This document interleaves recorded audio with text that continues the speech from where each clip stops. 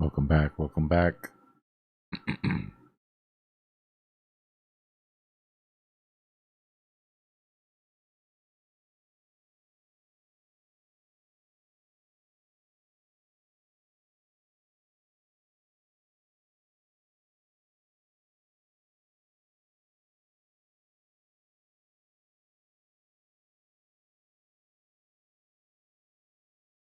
Dominance kind of looks like it's setting up to go higher, y'all. I know alts are really low right now, but let's check this out for a second.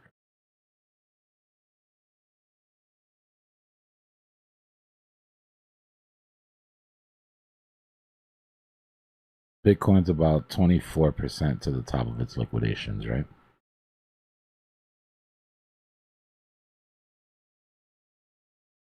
Go look at the alts or our main, sort of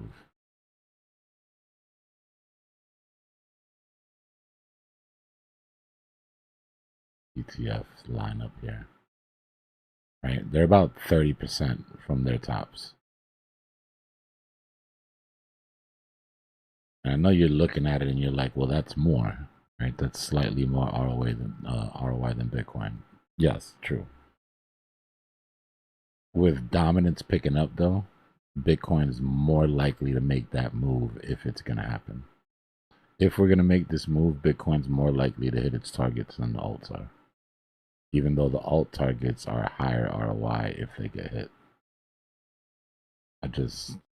Not financial advice. But if you're going to be stuck holding something, in my opinion, it'd probably be what has the most relative strength.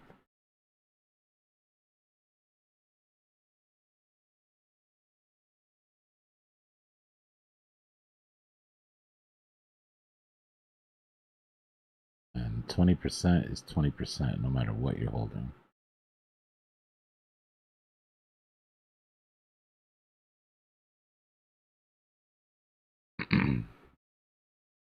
Use ETH as an example, right? ETH has similar ROI to the top of its liquidations, but it's weak against Bitcoin. So, in my opinion, right now, ETH trade is the same expected ROI as a Bitcoin trade with higher risk. Makes any sense?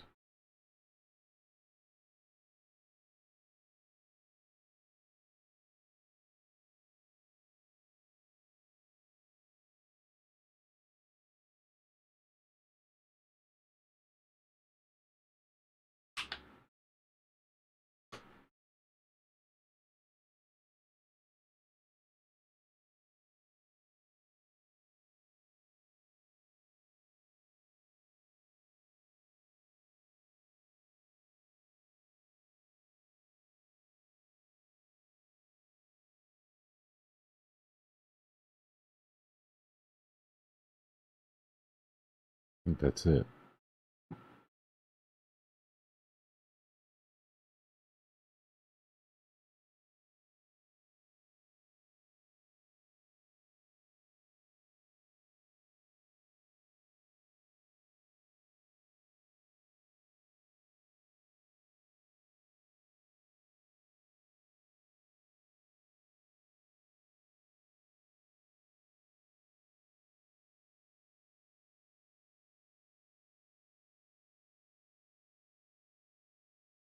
I wouldn't be very responsible if I didn't draw this out.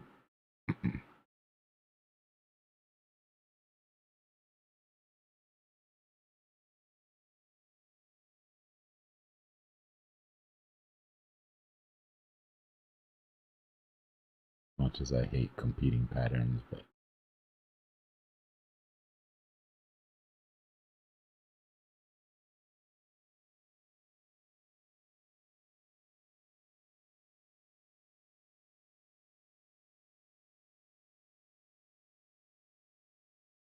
let's just make that yellow for caution.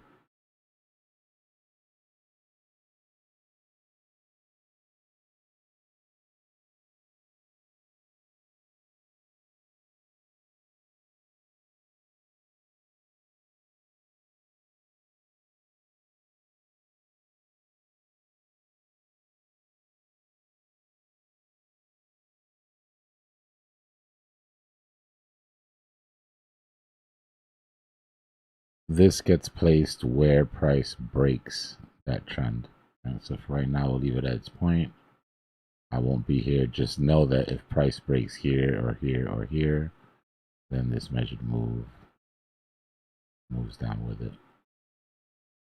I'll leave it right here.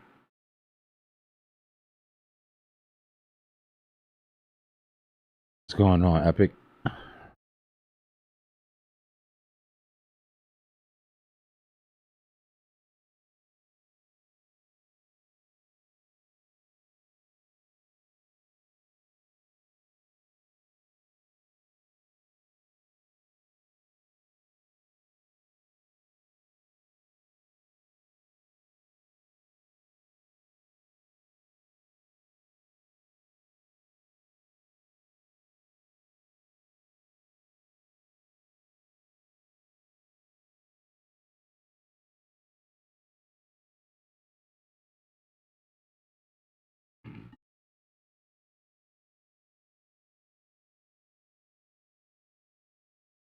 I wish I could buy some sleep.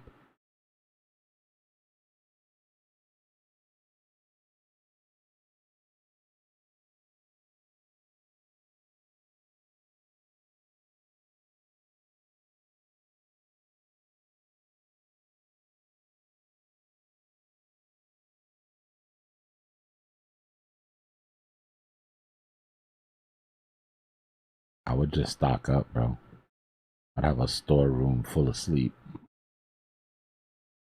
Go in there and grab some whenever I needed it.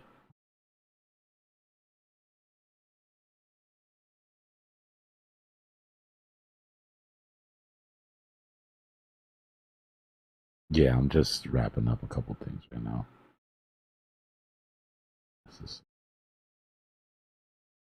I really want to see this thing either break or invalidate. Because I have a feeling when this retraces, it's going to be significant. And I'm not trying to turn an amazing trade into a life lesson. Oh, is it muted on this? Oh, yeah, I muted when I restarted the stream.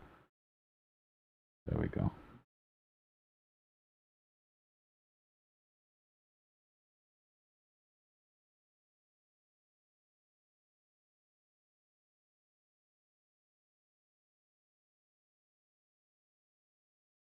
No, I don't think silver's over, but I also don't think that they're done playing with it. Which is why I'm very comfortable in my physical silver position. I don't trust these fools.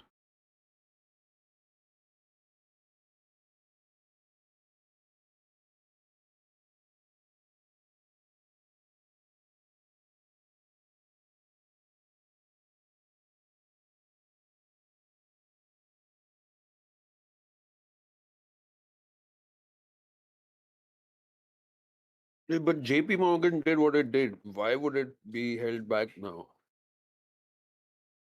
They weren't the only ones.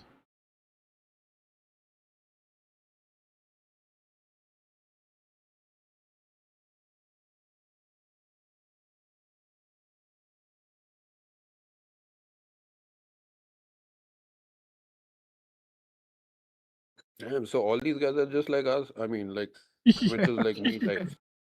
Yeah, bro. Honestly, it's the one thing that I learned that I didn't think, that I didn't realize when I first started trading, was that big money isn't any smarter than we are, bro. They just have more money to make up for their mistakes. They can cover their errors, you know what I mean? We make 2 or 3 mistakes in a row and that's it. But these guys, they just get to screw up over and over and over. And then what really pisses you off is when they get bailed out by the government. You know, it's not even like it's not even like they rescue themselves from the shit, right? Taxpayers do it. And then Damn, and they are respected and they get the money and the yachts and everything. mhm. And then when we take L's, you know, you just gotta pull yourself up by the bootstrap. Maybe you shouldn't have been so risky. You know, everybody's got life lessons to teach you when you take a L, but the big guys,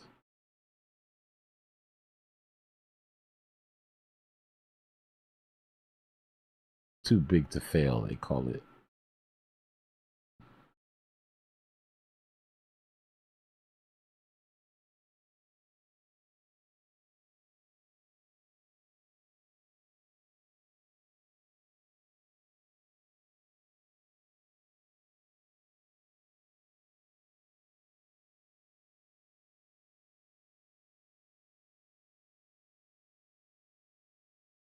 Dominance also made a double bottom on daily along with Bitcoin in a way. Yeah. That's why I was saying that if Bitcoin recovers here, I think it's going to be a very strong Bitcoin push, meaning taking chances on some of the lower market cap or the lower priced alts right now might not be the smartest idea. What I would hate to see happen is have a Bitcoin only push come up, clear some liquidation, and roll over, and then the alts are just sitting there waiting their turn. That never comes. You Papa know? now again. It's like, oh shit, it's happening, guys. Just wait. Just wait. Get ready. I mean, which would be true, right? For that to happen, what you would need is for Bitcoin to break out and sort of consolidate. While Bitcoin consolidates, then you see the alts sort of go and catch up. But if Bitcoin comes up, puts in the top of a weekend trap, and then just drops back to a CME or something like that. Maybe Bitcoin going sideways, right? Maybe during the weekend you can get some love on the alts. But the number one thing is Bitcoin needs to get away from these ranges and it needs to hold support.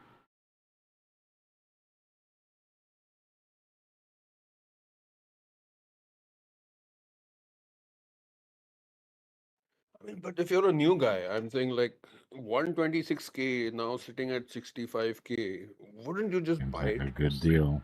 Yeah. Seems like a good deal.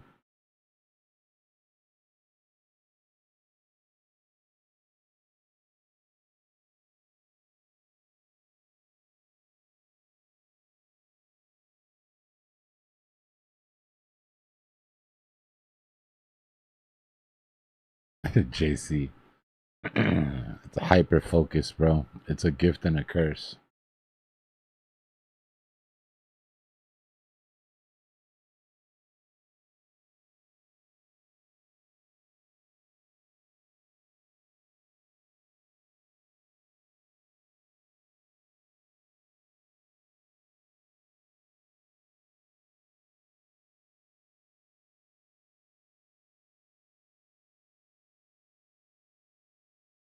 Yeah, no, don't get me wrong, brother. I love my sleep.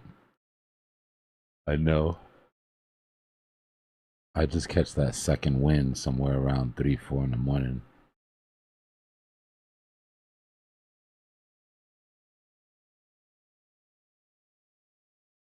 We don't know, but the chances are that our trap shorts are already set.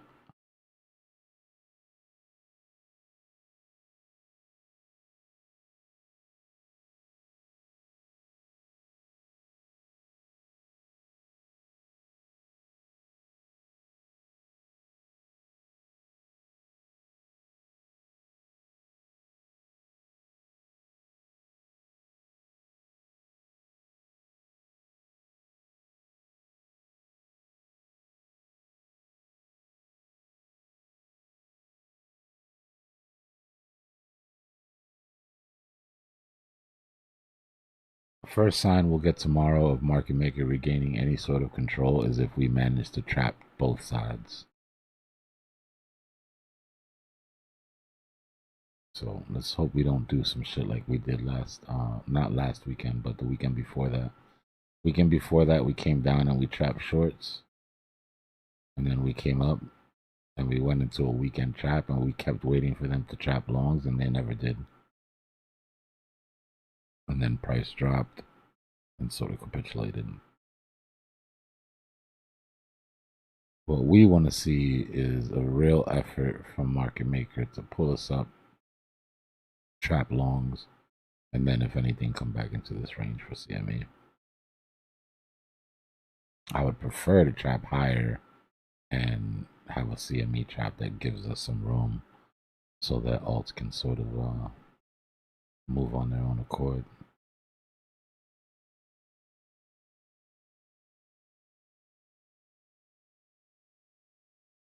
Yeah, low volume weekend like this, if anybody wants to come push price around, this is when they're going to try to do it.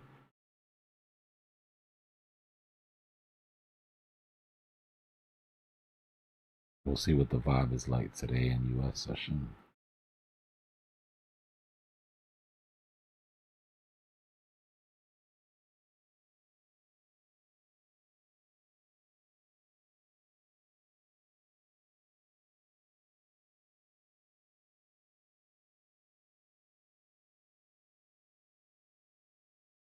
Yeah, there's going to be a lot of people holding their breath today, that's for sure.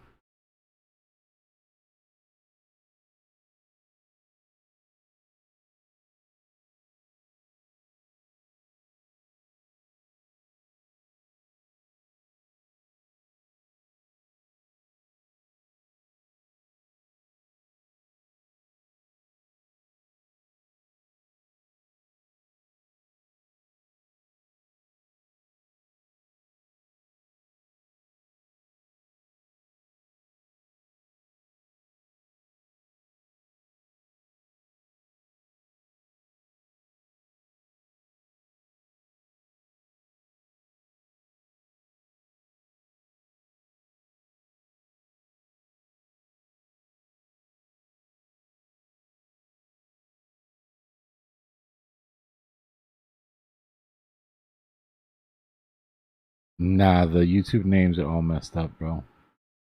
Everybody's got an at now.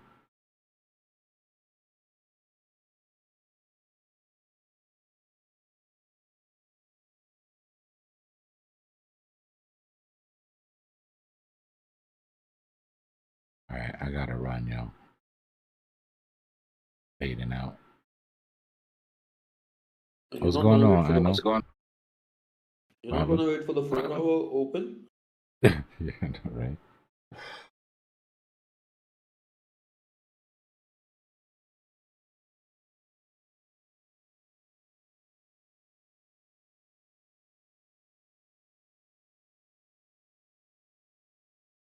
Right. Up.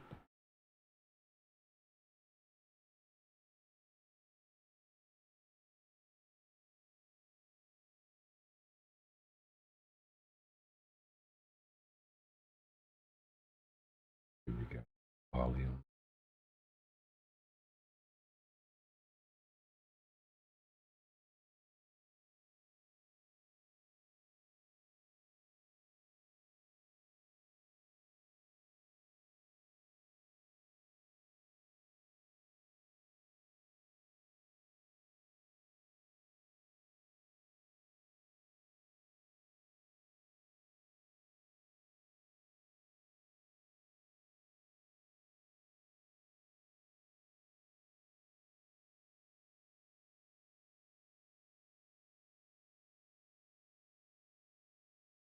All right, good people. See you in the morning.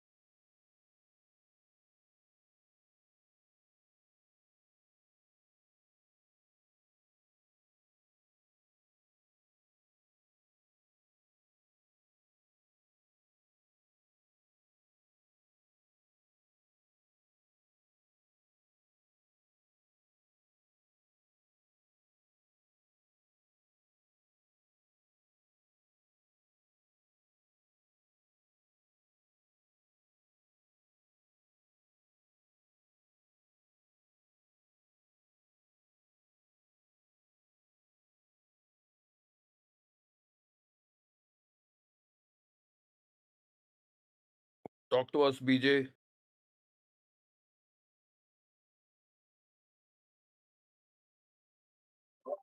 Hey, good morning. So we're on this seam right here. And you see how prices come up right now and busted through this descending angular right here and here. We're down, I'm on this 69 minute, let's go down to the 24. So this point right here is on this fan, and that shows you that we have to tap on the top side or come over that descending angular here in order to raise our structural level to meet this break up here. To stay, so we're trading within this fib circle right here. So structure wise, if we go to our lower time frames, we're trying to maintain that momentum above our 50 MA. See, here's the ribbon. This is the 30, or excuse me, the 50 MA here. Sorry, I'm just kind of waking up. And our price action has been over the structure. We did not raise our candle high enough up here, even though we got to this level to break above our structural integrity. Okay, in other words, we didn't get accepted into that spot over this break curve yet. So this little, forget my notes in here, but this bar is what we need to shoot for to get into this zone before it's too late and we fall under this line right here. So we do not want our candles to fall below 65,845. In fact, we really want to see movement right now sliding up this way and putting our bottoms of our candles here, because the larger time frame needs to have our current price action remain above the new structure that we're trying to repair, right? So that's why this descending angular is important. So if I take this fan and you just pretend with your eye and curve it up around, that's the flow that we want to follow. And then we want to break this line right here. So this pole is 11:06 a.m. So the time frame that closes at 11:06 a.m. is this 69 minute. So here's that time frame now with these candles.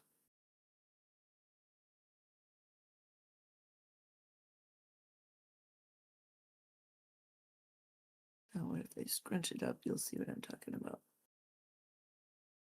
See how this the circle comes up and over, and there's what we're trying to beat. Our price action needs to rise to this level here along that curve. So you can see that if we fall on this line below this level, we are going to be defeating, right, that integrity right there, so that we're going to be trading underneath the 69-minute 50-day moving average, which is right there. So that's why we need to see our candles flow up along that curve from and break that spot right there. That is 67.7, right? So if you look outside here, that spot I have my finger on 66,769. I believe that's what it said. That would be your break line. You don't want to have that, because if our candles are facing down underneath here, this moving average is going to turn and flow back down this way and push us underneath this point. So that's where we'll end up testing possibly the 60,700 level or below right there. So our directional change needs to continue, and so far we're doing well. We're out right on target. Let me see if I can. What's your bias? Are you bearish right now after such a big No, dump? Or I'm neutral to bullish. I this is the point at which we need to see continuation now and turn.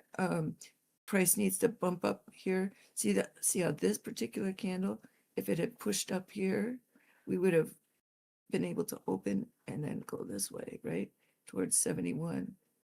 But if this indecision candle fails down to this point, then the structure is going to flow. If we go sideways through here and not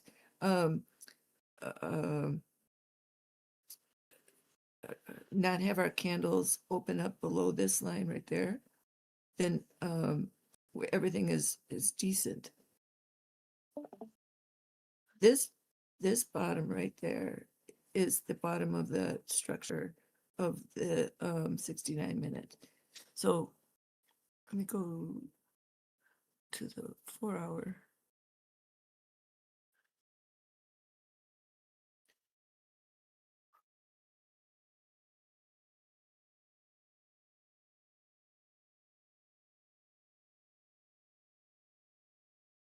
Here's our current candle. You see how it's crossing the if I put a straight line up here, we have to get over this angular right there. That's the most important one, that purple one. And we have to beat this descending angle, and then we have to flow up on that curve and get to this ring here. See that little line? That's the Williams alligator from the 4-hour time frame. Now look, I'm going to zoom this down. I'll show you where that.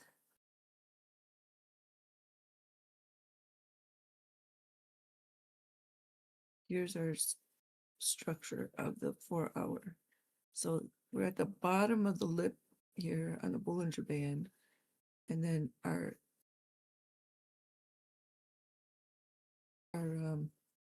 this is that line that I was just showing you, that green, but you know how it looked like it was coming out of the sky up there.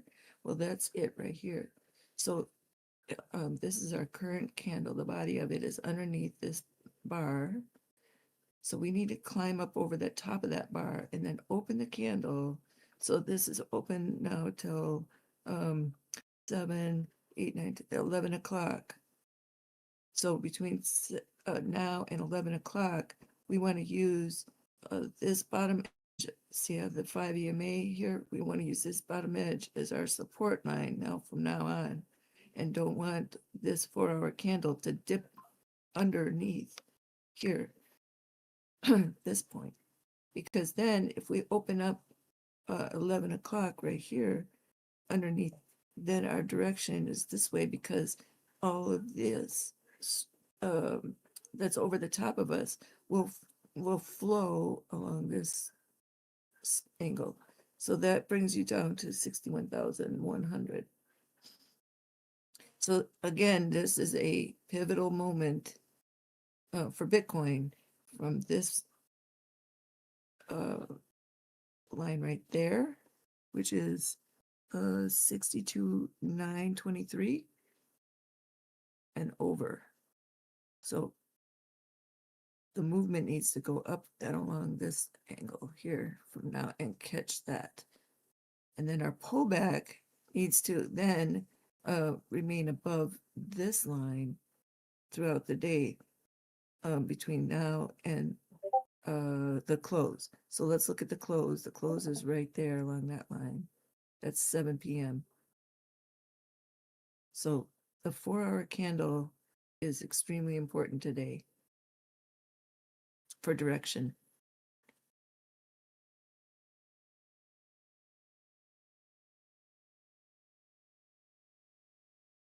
I mean, the previous 4-hour candle looks super strong, right? Yes. And you see, look here is the 5-minute.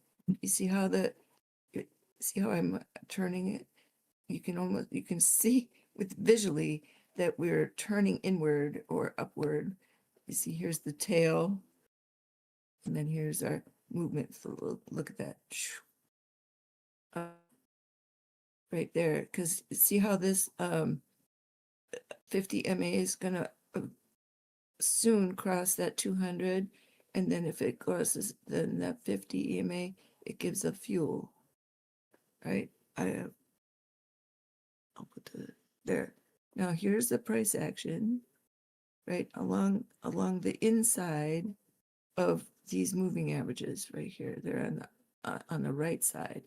So if price action remains here on this test above the 5 and the 13, right now it's underneath them. But if we can find support right on this tip here and allow time for these moving averages to flow forward, right, then we're essentially saying that our bottom is going to be what is now the top of this ribbon is going to be the bottom. So I could take an angular like this, and that gives me a move up to here, up to this point, which is 66.9. But we have to account for the pressure from those other time frames that are higher to not push down too much. If we push down through the bottom of here, which is 65.6, then we're breaking the integrity of this move above the 200, the 50, the 13, and the 5. So we want to continue that curve up and keep that 200 there from being pushed back under the 50 MA. The 50 MA is, of course, stronger than the 200 EMA. But look, you see this little cup kind of forming like a little shelf. That's the 200 MA. And it's below this yellow line, and then this is the POC right here of this time frame. So the volume profile goes from right just underneath the daily open to the midline, which is just below the POC. The POC is the yellow dash line. The midline of the volume profile is this yellow line here. And then the top frame is just above our current price action right here. And then you see the 800 is above that. This blue line is important because it's the middle of the wide Bollinger Band that I use. The bottom of is this cup right there, which is the flow underneath the volume profile, which brings us to yesterday's low right here. You see that blue line, and then you go straight down. So if we curve down and fall below that yesterday's low, that would be a very bearish signal right here. So we have to watch this line very closely right now so that we maintain this angular. So we're trying to find an angular support as well as a horizontal support above this structure of the above the 200 EMA on the 5-minute. That 65.7. So now if I'll bring back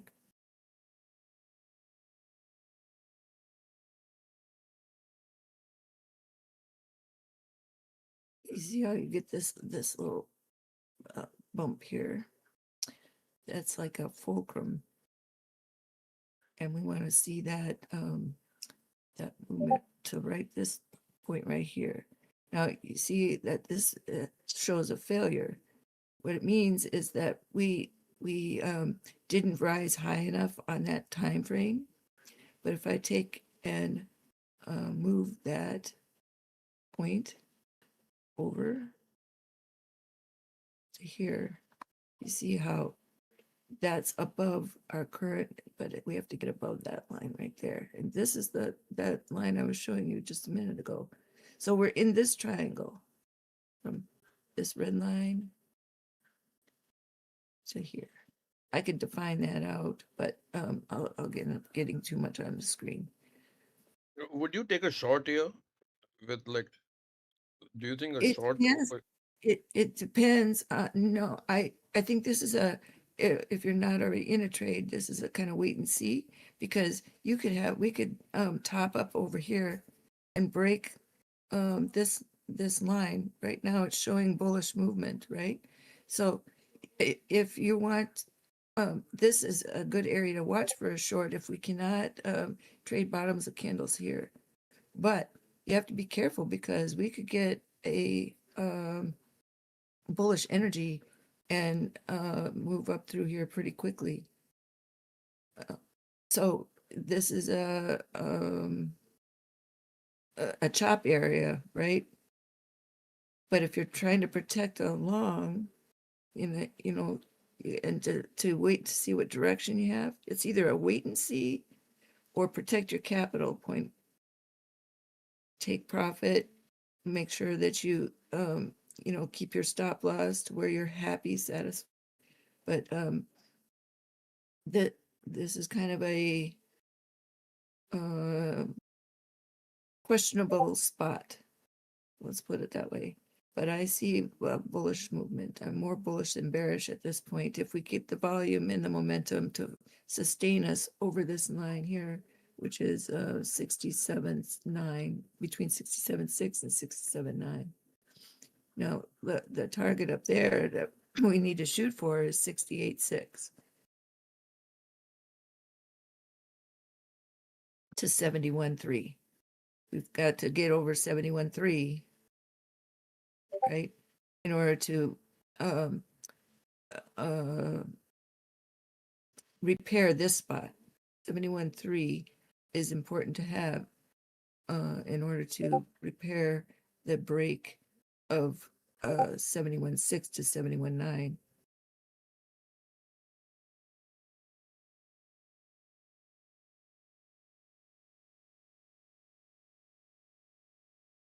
Let's see if I can define this better.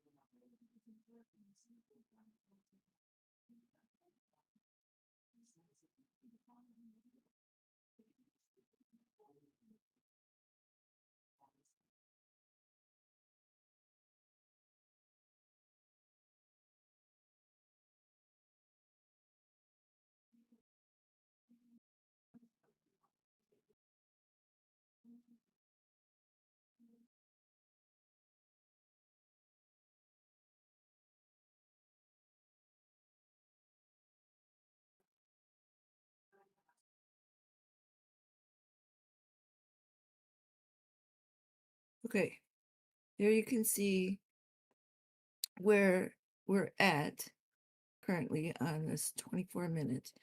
You can see the bulk of our price action is contained in this area right here from the last several hours. Okay, then this is our direction on that right there. That point right there is the 5 EMA. You see that tiny little yellow line right underneath my marker. All right, so the direction that we need to follow is up along this. On the vertical, we have to pass up over this top right there. But we also have to beat that descending line right there. So within our structure, we are trading within a structural framework here, and in order to maintain that and to close up above the current structure, we have to out of it to the top side of its curve right here. So see how the 50 MA has dropped down through this, and it's trying to find a bottom here. So if price can remain above the 50 EMA, and these small EMAs can follow through price up this way, it's going to halt the progression of the descent of that 50 MA out the bottom of that curve.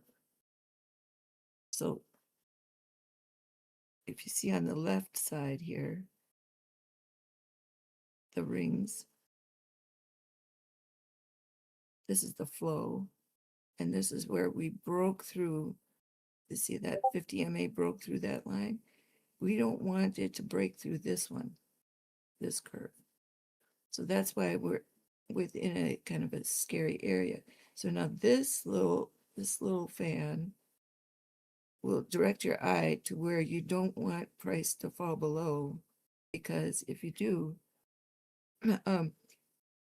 it will attack the integrity of this bottom structure that we're trying to form here. We want to end this descent and repair it above this line here.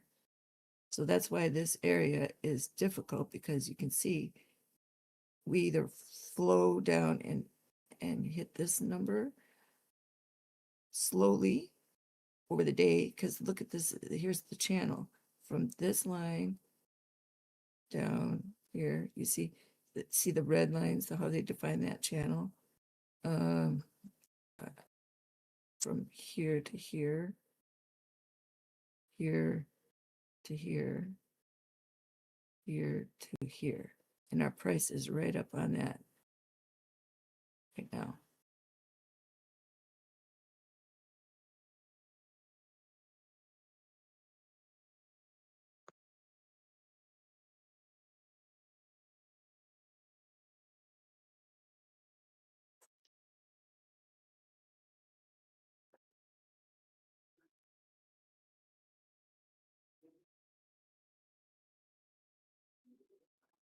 So I want to see for bulls, we want to see this candle here push up and start, we have movement along this edge like this, and then repair that spot. What we don't want is to have lost our fast moving EMAs right there.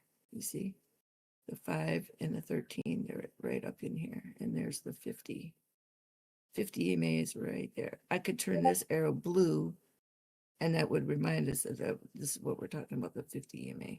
But so here's our chute that we want to climb up with. Instead, so you can see on the horizontally, these little blue angles on the curve, they turn upward. But if you get below this point right there, the flow is going to turn downward on that after this point. So it gives you that fishtail, and there's the line you meet. So now let me take this.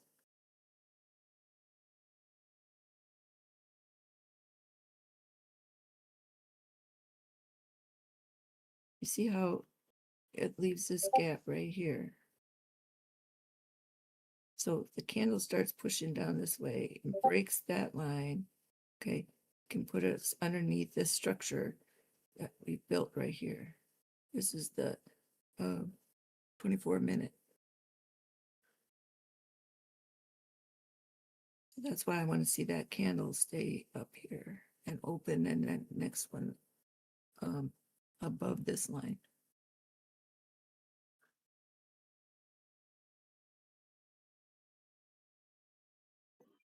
I wonder what that Oracle stock is doing, because I think that So this morning we're going to go down. let's see. The Dbloc we're talking about.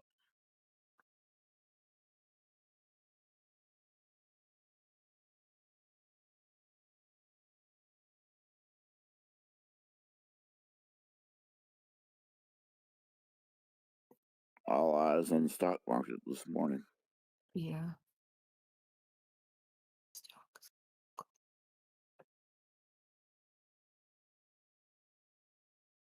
Which I think is going to go down, because I think that this was to be a 10% retracement, and it's done 10% yet. So maybe a couple more days of down.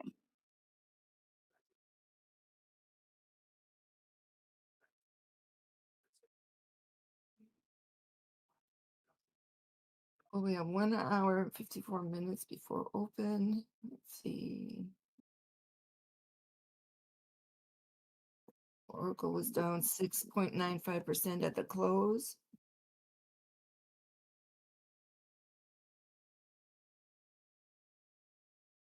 Will it continue? Uh. I wonder if there's any clues. Let's see. I don't know. Like, let's see any news. When did that come out? Citizen has reduced price target for Oracle shares from 342 to 285. But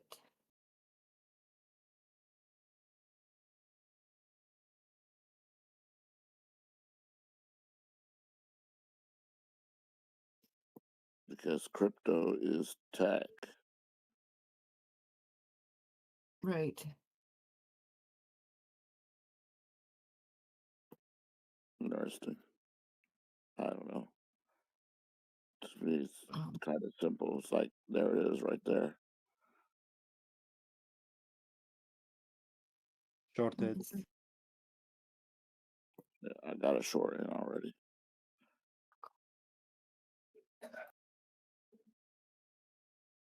Try it.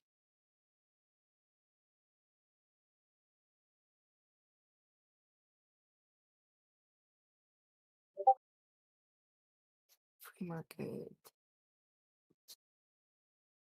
says 138.6.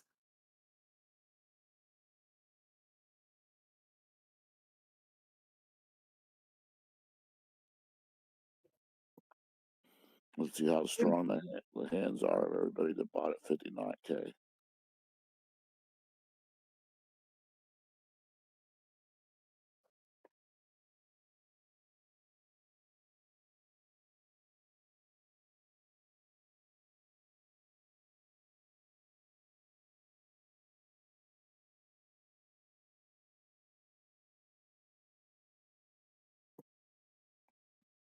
So when will we see Oracle move?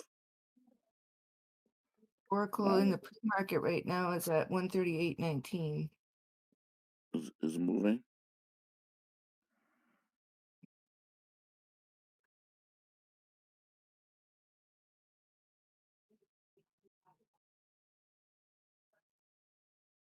Well, it's not open yet. I mean, the Oh. market is open until Okay. 9:30. 9:30 Yeah, Eastern, so 8:30, 2 more hours. but the Okay. pre-market is above current price. Current price at 136.47. In the pre-market, it's got Okay. price up 38. Okay, we got a little gap up in the pre and then open and dump. Who knows?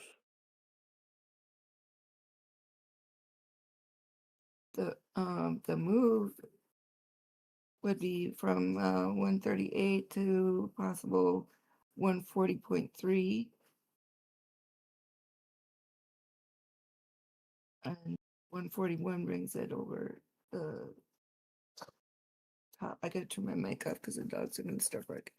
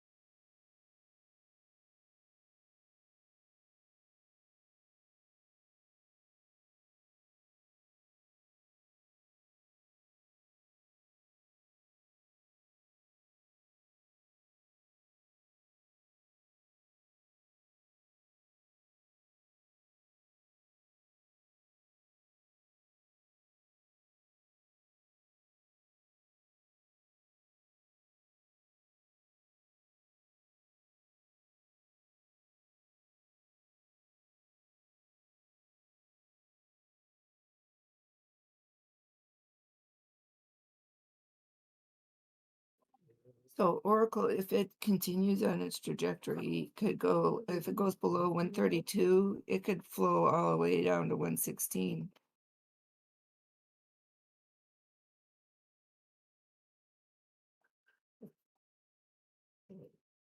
Oh boy. Yep. Let me see if I can narrow that down a little more.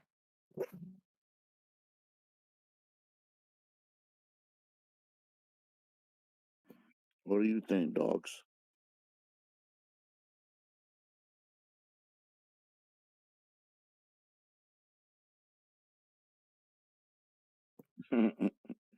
Usually he barks to agree or disagree.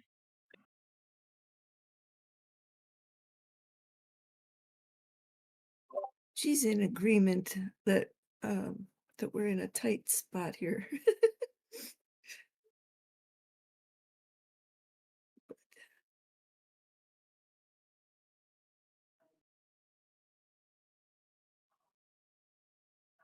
Where are you at with your silver trade, or did you get out, or? I had a rough time yesterday after I did good, and then I opened it back up at 73 again, and it went all the way down to 63. Yep. Yep. And I had to hold it all the way down, and then it came all the way back up, and I got out. So yeah, remember I was saying that there was 58 was there. I'm kind of surprised it didn't go to 58. Yeah, I got lucky. I was able to get up out of it. I'm glad you did. I almost got liquidated on it. All right, look here, we're holding pretty strong. If we can come up and get this break right there.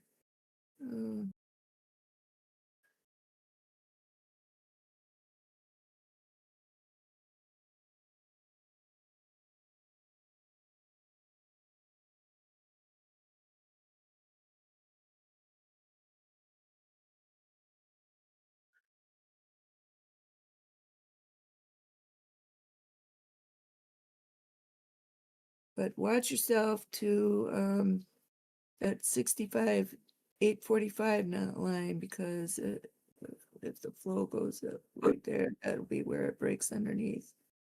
And then from there, we'll test 65.4.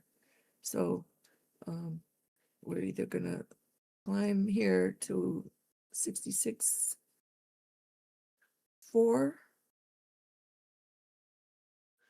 and then break above 67, or we're gonna miss this opportunity and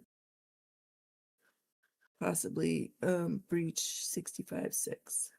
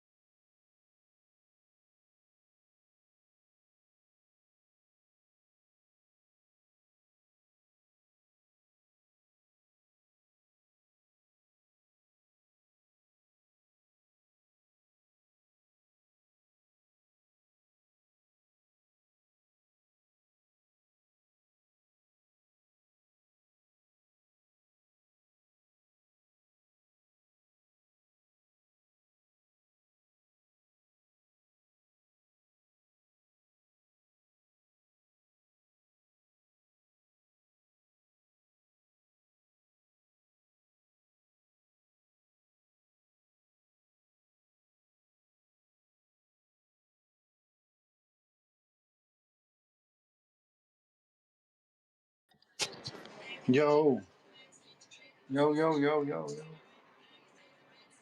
Hey, Emad, how you doing?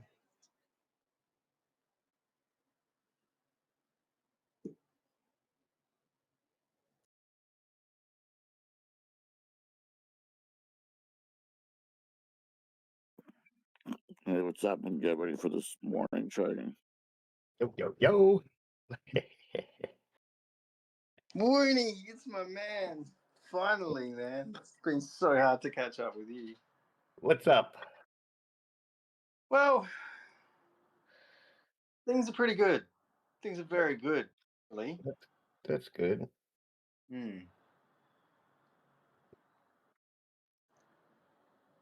Weenie. I'm training. I'm trading some trading bots. Trading bots. Trading Paper, bots. paper trading. That's cool. Yeah, training them. How's everything over there? Good? For me, good. Yeah. That's good. Yeah. Yeah. This year's been really good to me. That's good. Very Hopefully it continues. I will. That's guaranteed.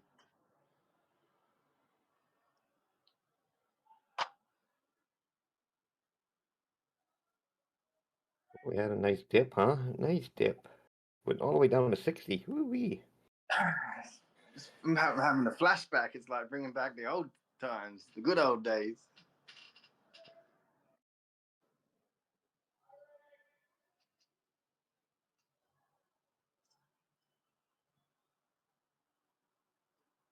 What are you trading? Are you just Bitcoin? I'm training my robot to trade like Dbloc. I'm finally got the Dbloc clone machine running. Oh, yeah. Cool. Cool. So we can finally win some money, Woony. But I'm gonna put Dbloc on 200x leverage. So see what happens. Dbloc. That's cool. I don't know. I think I'm some verification issue on my exchange or something. I haven't even looked. Luckily, I wasn't interested in trading because I couldn't log on very easily. So I Mexi? Yeah, but they sent some kind of thing saying that my account's suspicious or something. I don't know. I saw an email months ago saying something about a password. I wasn't even using it, so I don't really know. But they said if I touch it too many times or not enough, they'll block it. And I tried a puzzle and I failed and I just closed it. And that was last week, before the crash. So that was probably, an omen. Don't unlock the exchange that's shutting down. I don't know. I don't care. I'm quite busy at the moment, and I got these paper trading bots. I don't really until they're making. I'm not going to do. Well, these can be bots. I haven't even looked into a bot yet. That's the thing to do, I think, though. You can do it now. You just tell it in 5 minutes. I loaded up 10 of them in 5 minutes. Just tell it. Yeah, you just go do it, and then you go kill it, and then do another one, and then I got quite a bit of AI crunching going on, quite a bit, but a lot. That's cool. But it's as easy as that. Now you can just say it. Just when Dbloc's talking, just type down what he says, like just type it into the computer. And Thank you, sir. Thank you, Dbloc. Again, maybe he won't have to repeat it to me so many times that way.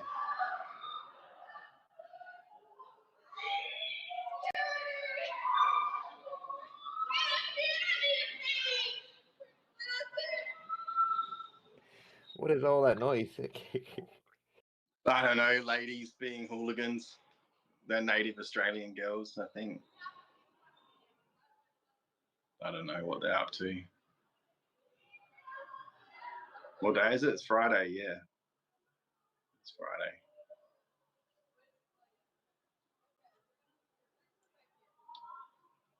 Yeah, I started a new job, Woony, so I've been really busy, which is good. and I had a bit of money to throw at AI, and then you just tell the bot, you go start trading bot. It's fun anyway in paper. That's cool. You don't even need it to trade anyway, right? It can do all the indicators and back testing for you, so you don't have to. Like, at least you got all your numbers summarized. They just have those right on the exchange that you use. Not as many as I can have running on back test. Like, nah. I don't even know how to go about that. I have no idea. This little bot will do anything you want it to do. You just tell it, it'll do it, and it'll do it better than you will. Anything? No, not anything. Like within the domain of trading, cryptocurrency or exchanges and stuff. Like, it's not going to make you a cup of coffee, unfortunately. But you could make money, and someone will bring you a cup of coffee. So I guess technically, yeah, anything, I guess.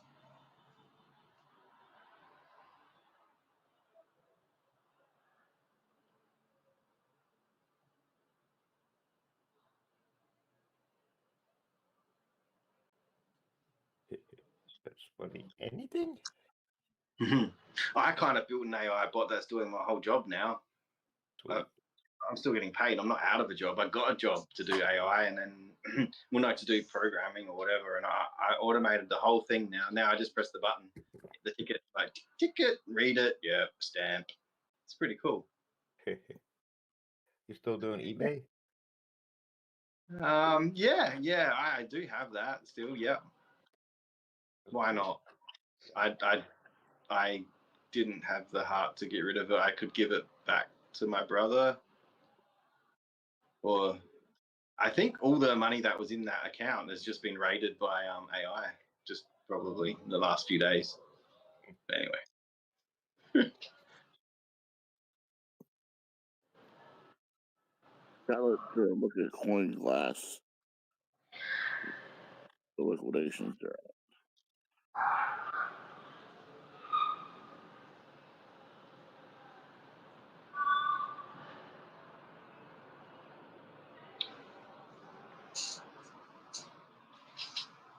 Yeah, it's what you want to keep a close eye on.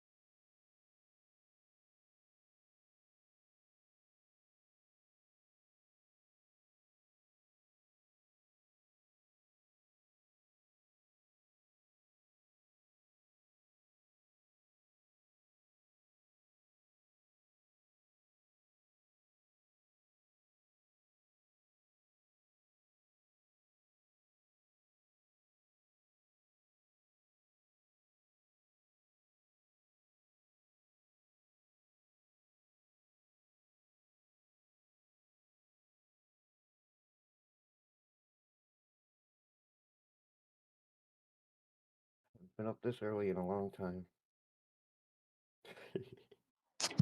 It's the morning crew. Yeah. What do you be waking up at dinner time? I've been getting up at like 8 o'clock at night and then staying up for the rest of the night. That's typical. I I didn't even sleep last night. I was programming and getting Friday out the way, so my Friday didn't go too badly. Yeah. Got the week early. It's like I'm done with this week. I got an appointment today, so I tried to sleep last night. Yeah, I had appointments too, and I don't want to, and I'm tired. And then they come around, they're like, meh. And I'm like, yeah, but like, it is the middle of the day, and I am busy as heck. Like, I ain't got time to entertain anymore.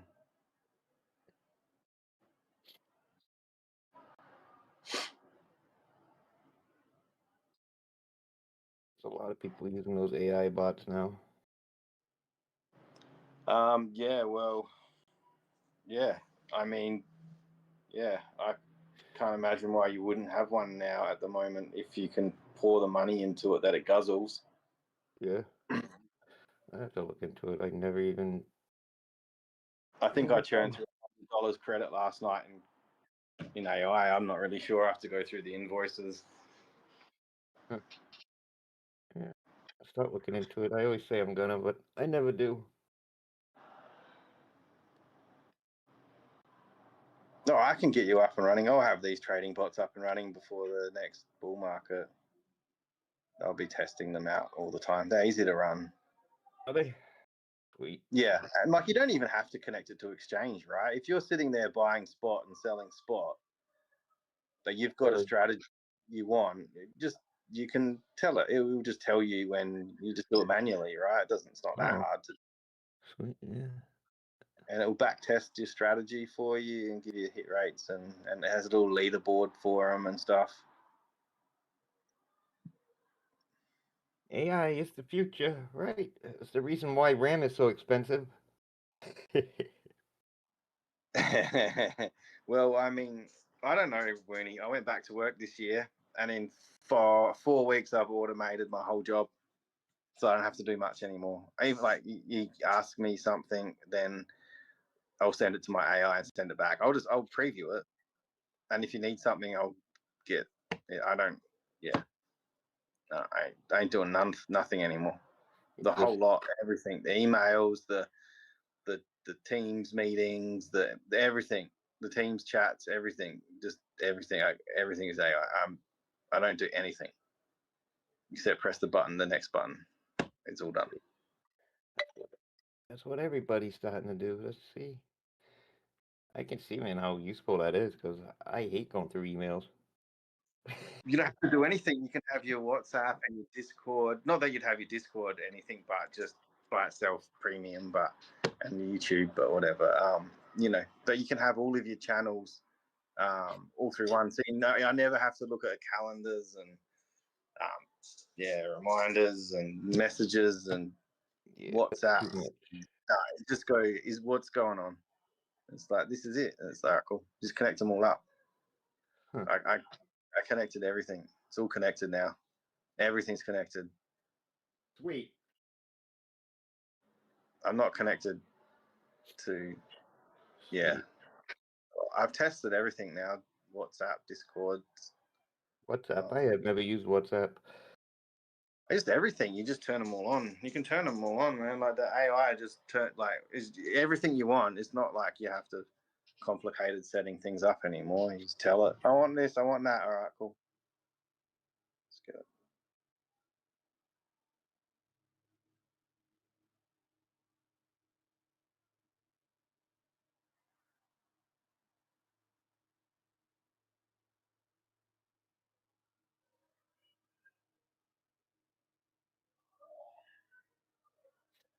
Have you been on here all night?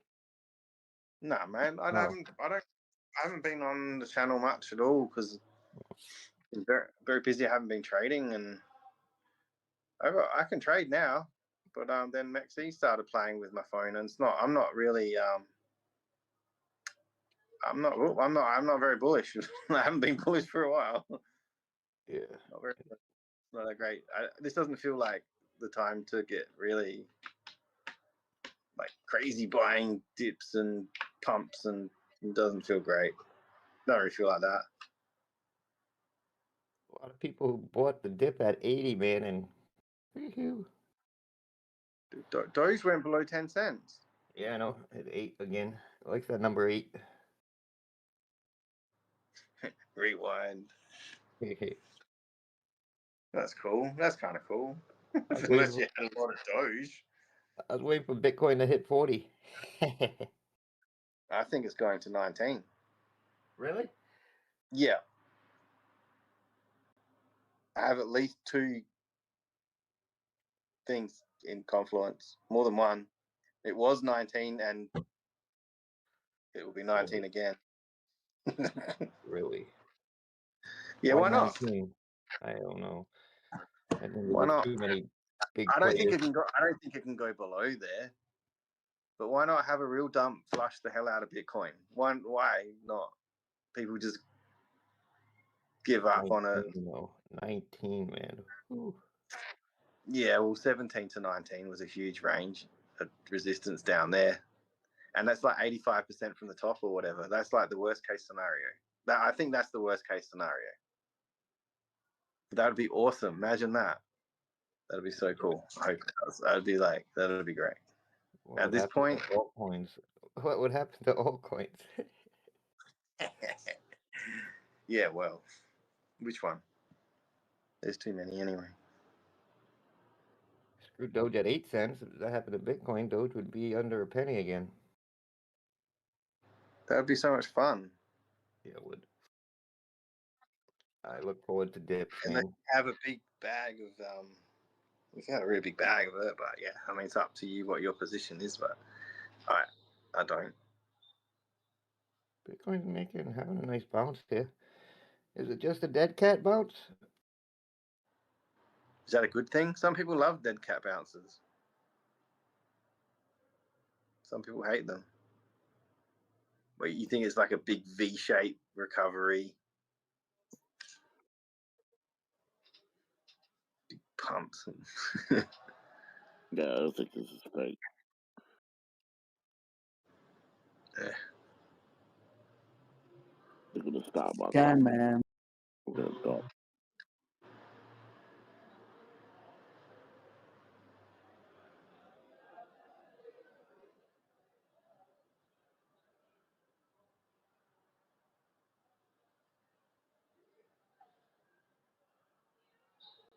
Be back though. I'm gonna get a coffee. Yeah, no worries. All right, be back. Yeah, good to hear from you, man. Hope you're keeping well too, Always. yeah, man. Yeah, I'm Yeah, all man. right. That's good. I'll be back on. Hopefully you're still here. I ain't going anywhere too soon, man. I'm gonna eat All some right. food, chill around. I'm around. I don't think I'm ever gonna sleep anymore. I'm kind of addicted to AI. That's cool. I don't. It's a long. I don't want to go on about it too much but it's quite astounding what it's actually doing. Yeah. All right. I'll be right back. I'm trying to make it quick. Get your coffee. Yep, Get I your need it.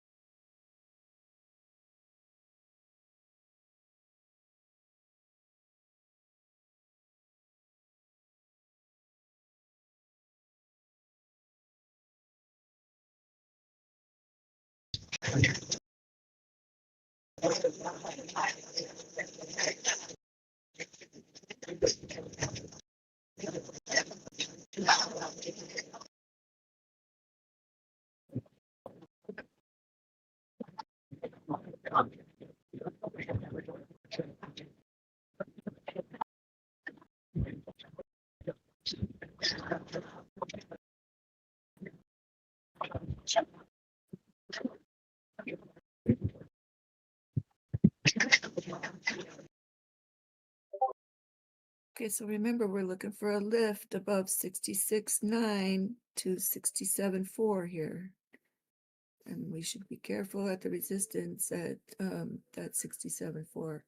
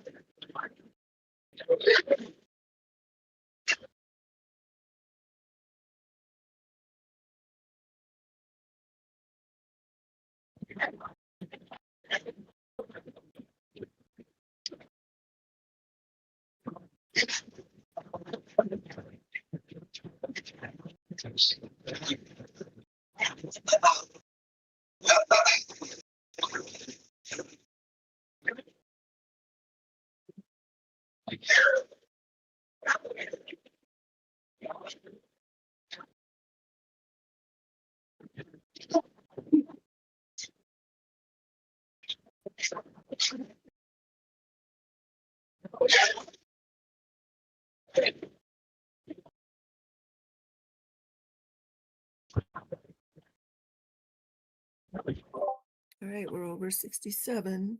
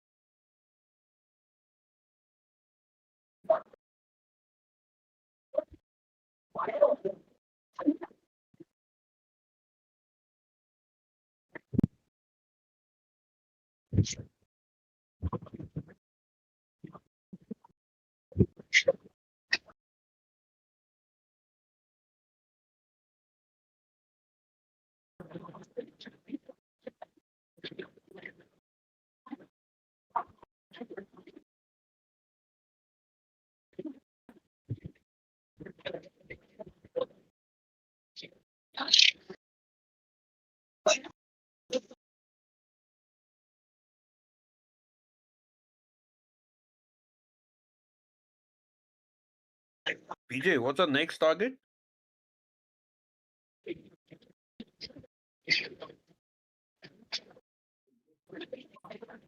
I want to see 67.4 to 67.8.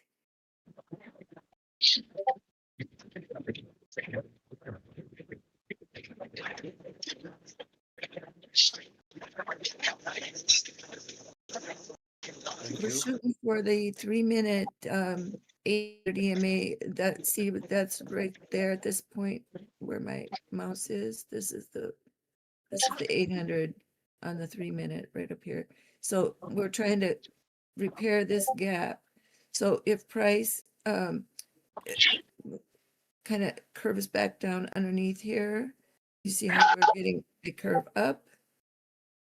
We need to maintain this with momentum and try to have that candle, slowly go up this ladder and close over these arcs right here in this blue edge. So rise on this angular and close up so that there is no more candles opening up underneath this line right here. We want to stay above that 50 or that 5 and that 13 and see how they're going to move up with price. And then you see this lift right here on the structure right there.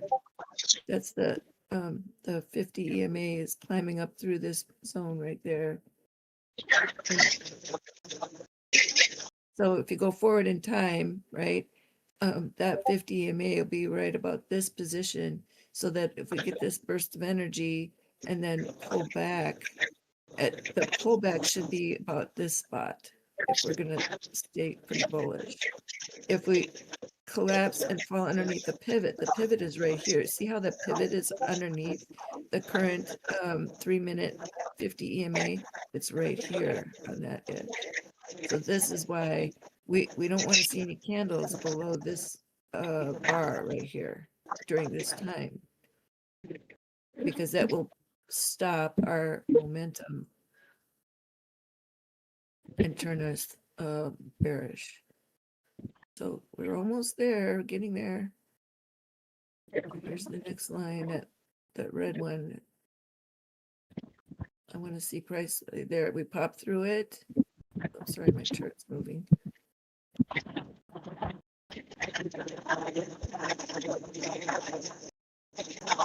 Now up here is that 800. Let's see. Sometimes it'll come up and get right next to it and tap it, but it doesn't have the strength to keep going because there's a lot of sellers that'll push that back down. So this is where sometimes you get that nice candle up, and then all of a sudden everything gets taken back. So this is why you got to be very careful here.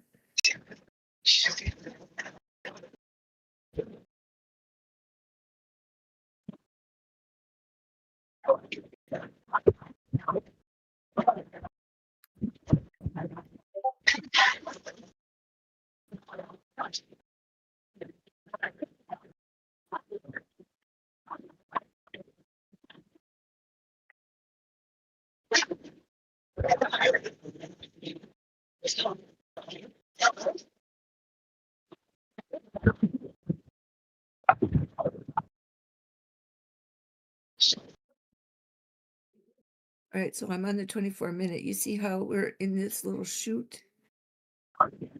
And then we got this little space to go through this candle. So let's put our line and mark that spot there. That's 8:36 a.m. So you see how where my pointer is? If you follow and go straight down, you can see the time. So we have from now to 8:36 a.m. We want to see if we can bust over this resistance. There we go. We're up through the top.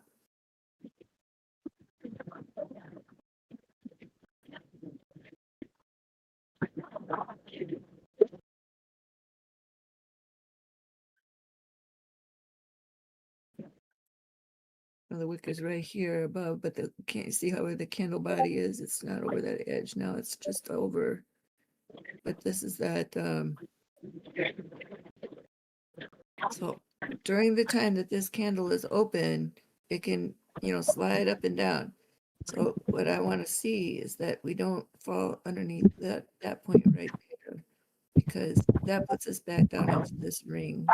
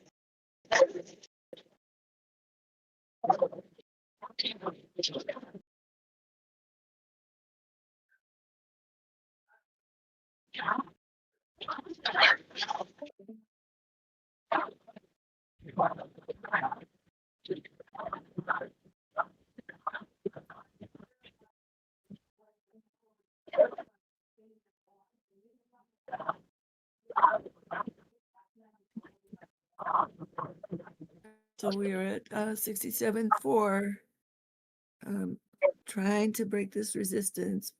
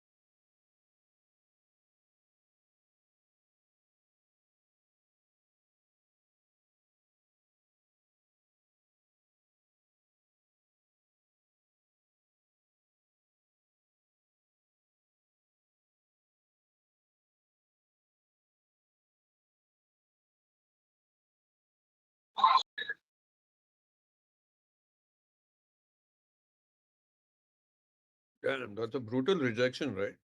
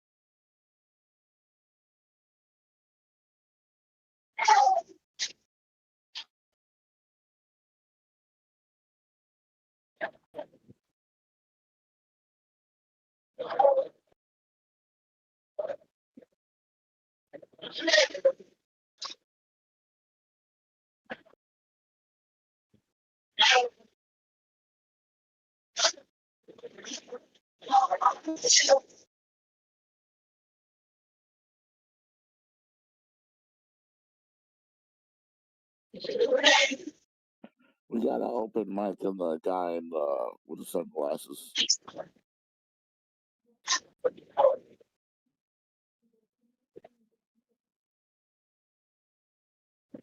All right, we're getting close to having a little bit more than a rejection here, so we need to climb back over 66,880 and then see if we can get that shot again. If not, we might go back down here and test the pivot point.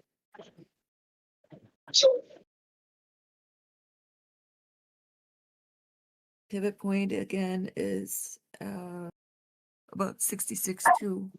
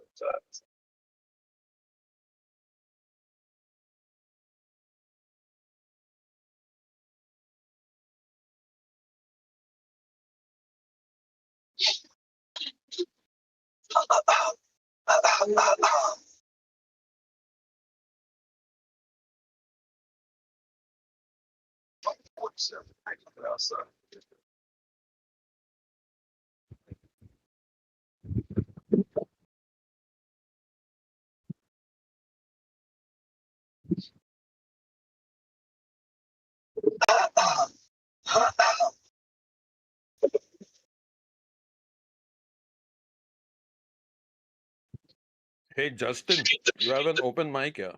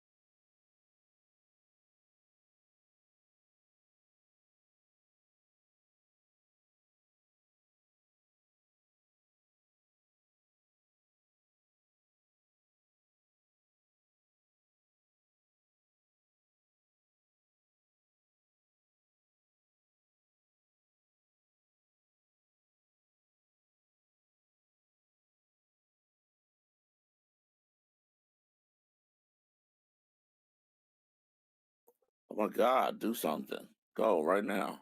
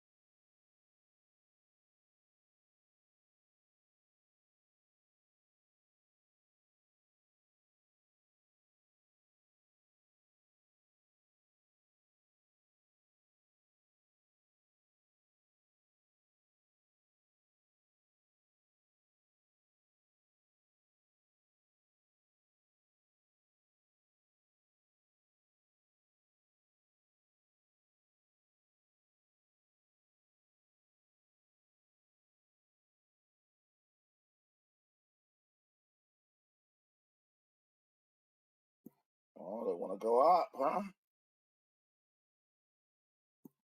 Okay, we'll see about that in about an hour and a half.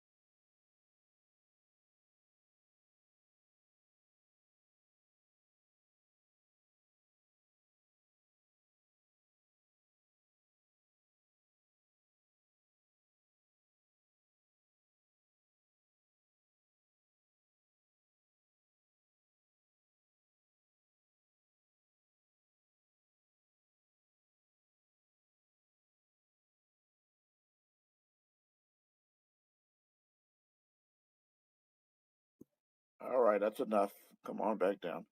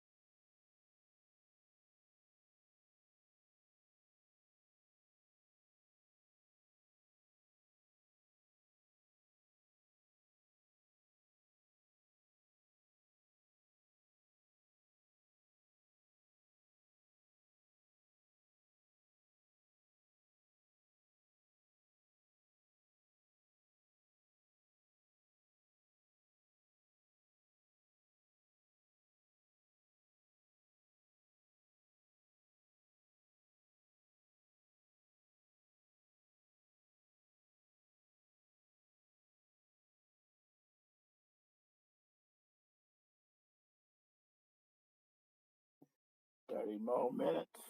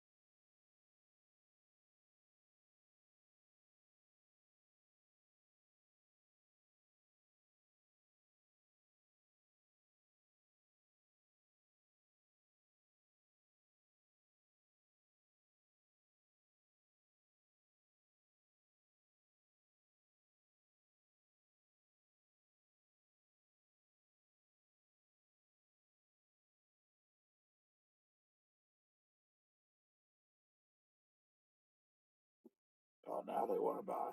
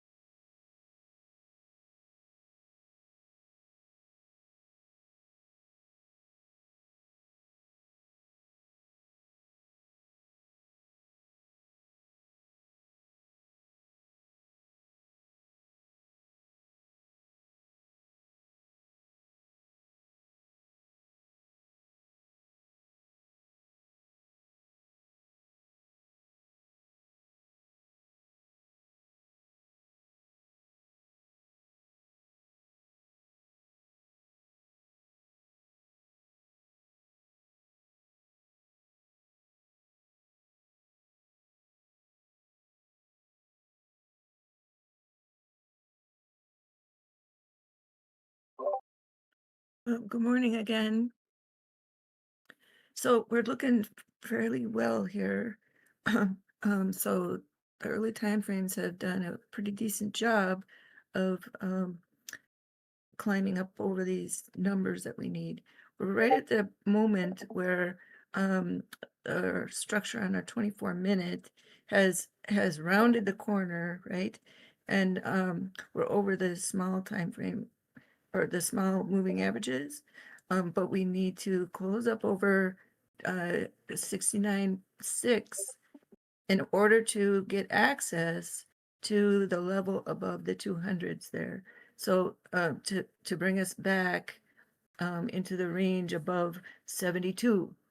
So what I would have in my mind is the move up here and consider this area underneath 71.6 and the area below 66,000 to be our range, or just, just above 66,000.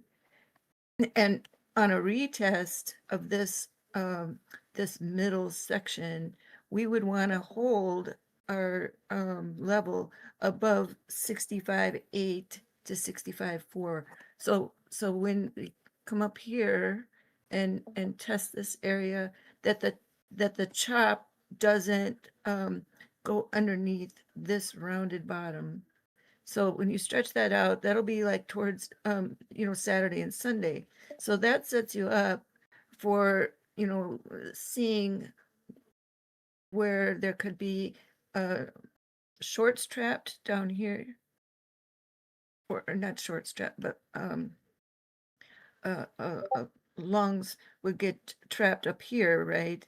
And then shorts, if they are underwater already, this will be the area, right? Unless they've already been liquidated. But this is what I'm saying. Here's the 50 MA. So the middle is being repaired. So we want to go to the upper middle above that 800. So that's between 72,000 and 79,000, 80,000, because here's the 800 on the 24-minute, right? So if we see our candles up and down, up and down, up and down, up and down, and cross here on the diagonal back or the pullback angular, you don't want it to come underneath that like 65 to 63 level, right? Because that would be under this 50 MA. And then that we'll want to leave that 200 behind. So we want the 200 to not be curving down. We want we want price action to be above this middle section from now on. So I would extend your daily open line here and use that as a reference from today's daily open, and then notate where the 7 p.m. Daily open is, and that'll help define a space, right? Because we tend to gravitate toward that. So if we close above the daily open that's here today, that's still kind of an area to be watching for over the weekend into the early next week. And so I'll show you what that 4-hour looks like.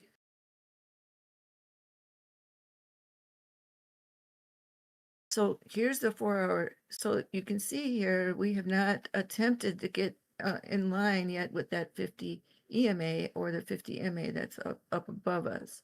So if I take a straight line, if this candle could go all the way up, close over that spot in one big swoop, this is the area we want to come up to. That's 78. That is probably because we've had such a nice move up from yesterday's dip.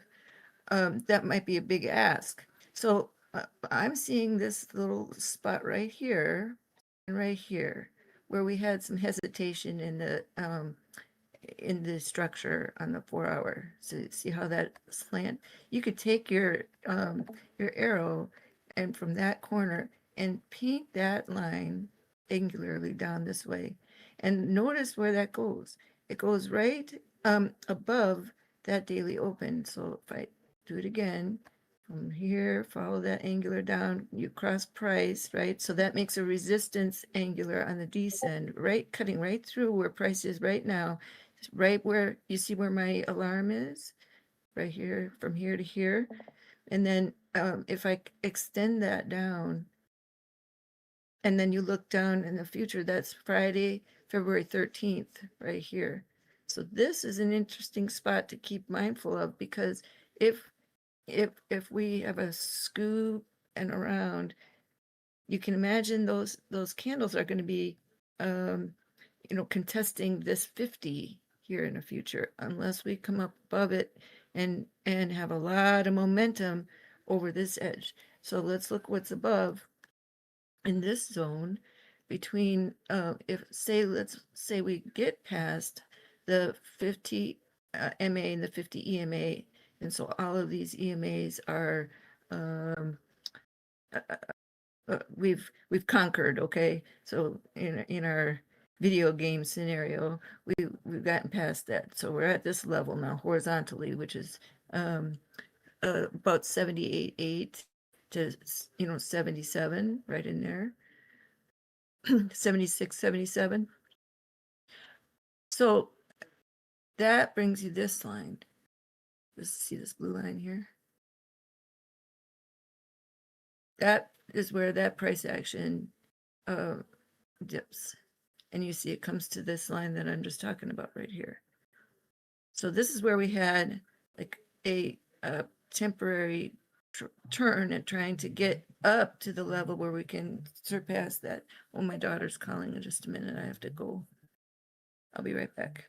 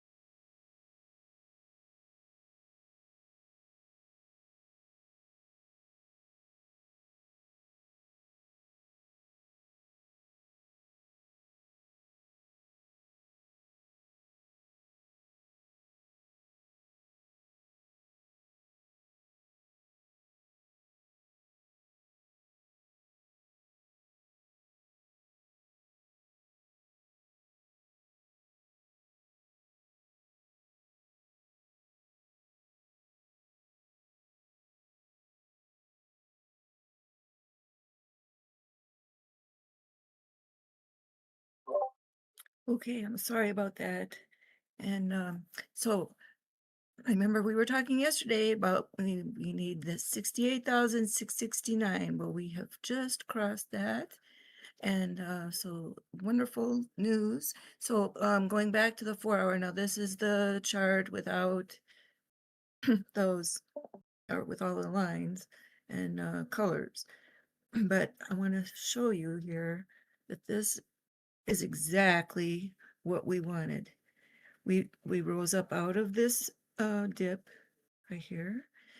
So this morning when we were speaking, I told you that we needed the small time frames to do their work and rise up over this edge so that we can repair the damage that we suffered yesterday on this dip. And remember, we were talking last night about this particular spot right here where it was a fishtail. Well, look at this candle in the middle on the 4-hour. It got right up through this center, but did not pass this level right there over 66.7. But then this morning, see how these candles got stacked? That's what I was talking about the other day. If you can take and see this is how it's being connected. If you slide these backward, they all make one big candle, don't they? Right? So between this pole, see where my little thing is? See how that goes from, stretches back there? Whoops, I just moved my chart. To here. And this is the future. And this is where we are now in the candle. So this space between 68,669, if you see that, that's that horizontal line right here, and this line is 70,089. That still has a spot here that's indecision, because you can see you've got a large wall of descending angular structure that we have to break above and sit our candle on top of here to rise above the dip. So here is our circular. Think of this as the clock, and we need to be above 3 o'clock from this center point right here. And our candle is right now just at that spot. So this was a bullseye yesterday, and I'll show you what that looks like. 5-day.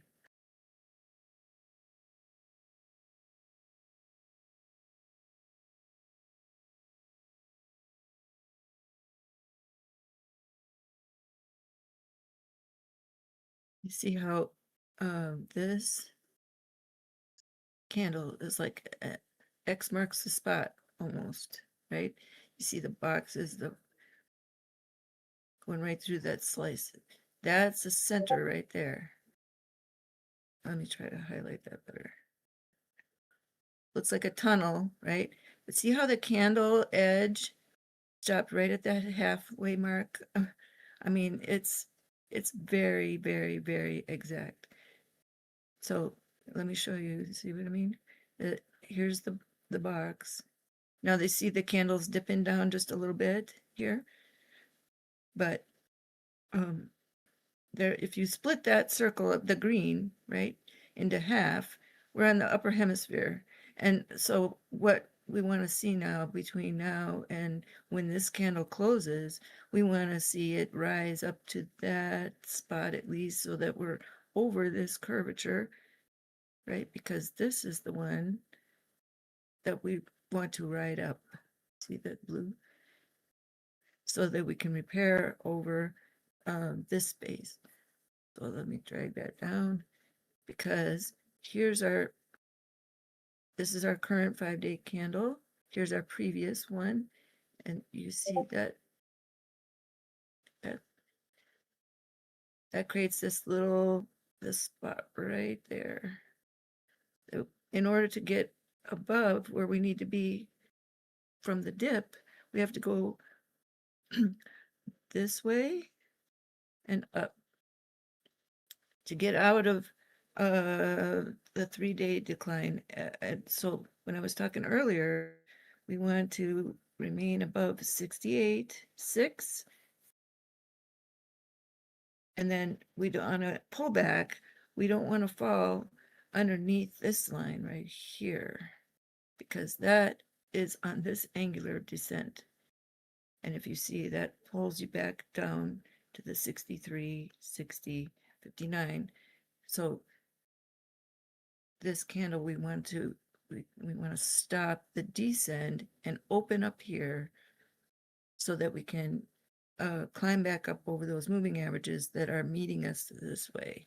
So price is coming up from the bottom, and we then on the pullback, you see this triangle that's being made here, that's down here, and then this is our bottom edge. You see that's 65.7, and then you have a dip from 65.7 through that ring. See how that makes like a skirt?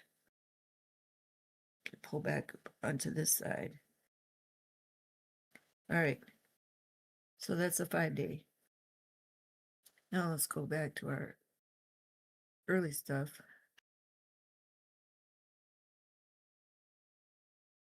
So the question becomes, okay, so where do we find a pause? Where are we going to take a breather to gather, and digest the price action that we've just felt between yesterday and today? That'll be the question. So right here on a 24-minute, you see the rise. Right here, here's the candle boom up, and then here's the 5 EMA, and then here's our movement from there. Now is the point at which we're going to say, oh, do we need to take a breath here and check on this movement? And if we do, if I go straight down and this candle falls on this line, it can descend underneath that 5 EMA on that curve, right? So let's say that it does this and it pulls back down here. And then the next candle opens up here, but price action dips it down. Well, this line right there is where the 5 or 50 EMA is currently. And that is 66,782, right? So think of it as it's above water, it's above this black line right there. We averted coming underneath the 50 EMA here this morning. We drove up over this whole structure right here. And now we need to see if we can ascend further past the 200. So I'm going to take off all this again and show you. There is the next level that we need to conquer, right? The 200 and the 200 MA, and then there's our 800 up above, and that is above yesterday's high, last week's low, and then the 800 is here. And if you take a horizontal and cut off the dip,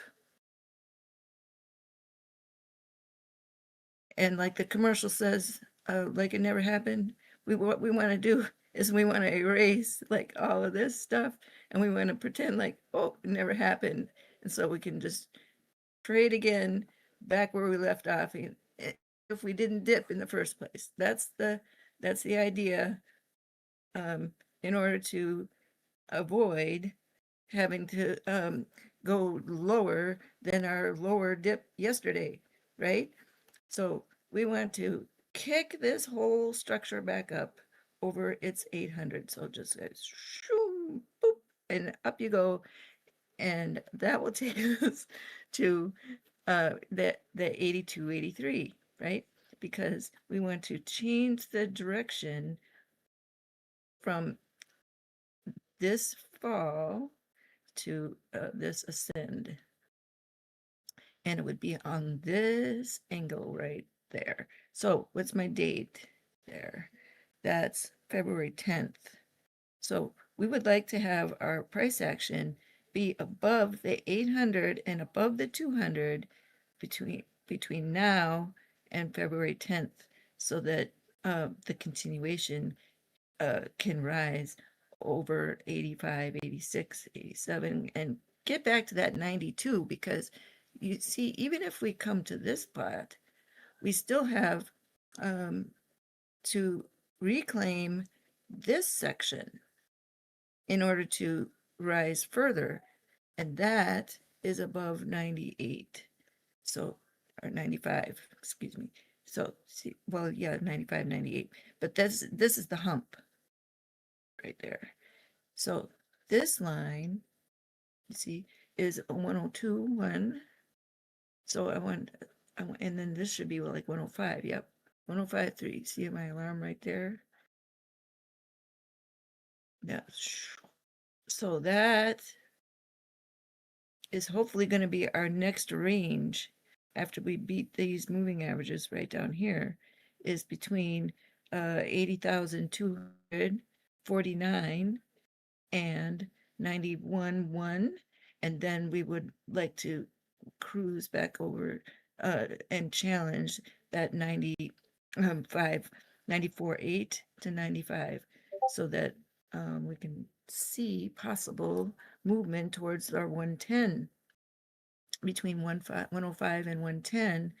And then we're going to have a little issue around 113 to 118. But first things first. We got cruise up there. I like how you said we got cruise up there, PJ. Yeah, we do. We do. And it's possible to cruise. No, you just made it sound chilly. We just got to cruise up there to the 90s, to the 110. I was like, I just started laughing. So let's look at just for happy thoughts, or just, you know, how we look at those lows, and you know, everybody says, whoa, we can go down to 40 and all that. Well, we can still. This is not over. Boy, I got a mess to clean up here. But let me just show you where this route could take us. Because if in fact this becomes our center, and we begin trading above 85, right? Then we have this level right there between 103, 102, 103, and 109. And then we also have to look forward to 127. And we can get a fairly decent idea of when that would occur. So I'm gonna work on that today, because this would be our base, and that right there is our point of control. That is that 84, 85 level. Okay, so it looks to me like I have a lot of cleanup to do before I can show you that, because this looks like a complete mess. So I'll forget that for now, because I'm gonna drive people crazy until I can smooth that out. So I'll be back with that, but there is still hope for an all-time high. But we have got to manage 108 to 109. That 109 and 110 area is a big deal. So, but I do see that it's possible if we can handle this fairly rapidly. And it looks like, look at what a nice job we've done, or Bitcoin's done, to repair the damage from yesterday.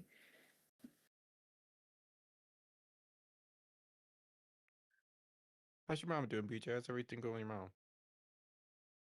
My mom is doing well. She's stable, and I'm waiting on the results of some tests and the cardiologist. But yes, she's going to be just fine. So I'm very thankful and relieved. Nice. Hopefully, you got a good update this morning from one of your family members. And I did. Yep. everything sounds good, BJ. Yeah. But that is just, something you never want to hear. But with good medical services and good timing, she didn't wait. Everything is a-okay.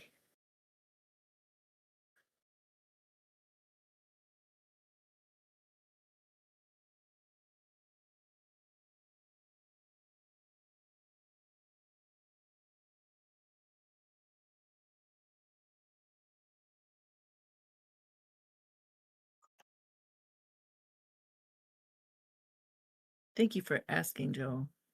I appreciate that.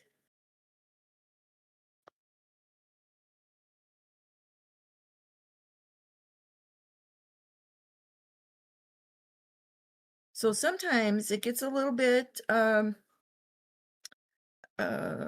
tricky when we're at this level with this kind of a rise in price. The sharp drop can come. So it's important to watch right here how accepted price is. And I would, take a line from right here, this 50 EMA, and draw it back up, and that will give you, kind of an indication of where these candles can slip and fall. And we just don't want to have a rollover over that 50 EMA in this. So this range from 66.8 to 65.5-ish is, kind of vulnerable right now, unless we spend more time a bit above the 68,000 to 69,000 level. So we would like to see an extended period of time where we're not having violent candles. We want a slow grind and to remain steady so that it gives time for these to level out and not be so steep.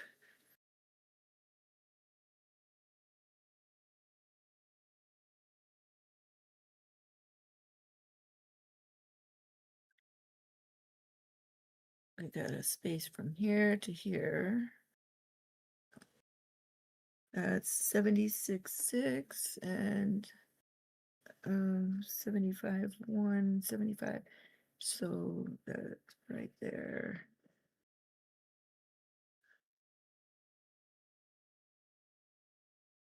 What is this? 12:12 p.m. or 2:12 p.m. 2 o'clock. So between 2 and 4 p.m. we usually have a bit of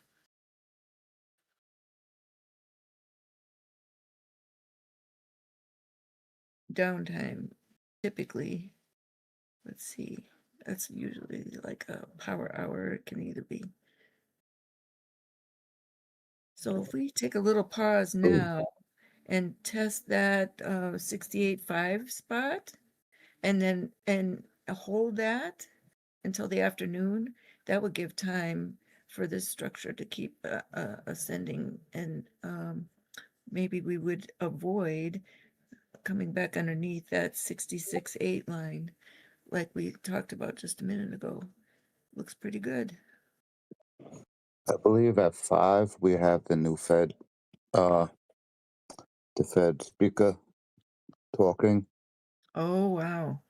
and I don't think anyone likes talks after market close by someone that Yeah. could influence the market like that. Yeah. But So, yep. you So, can double check that. But I overheard someone else talking about it. okay. Thank you for that. Let's see the calendar. If it, so Fed Jefferson's speech is today, noon.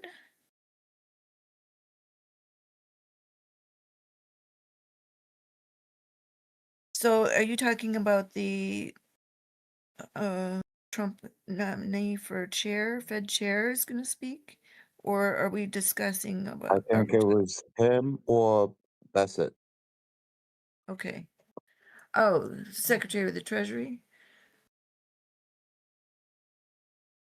Yeah.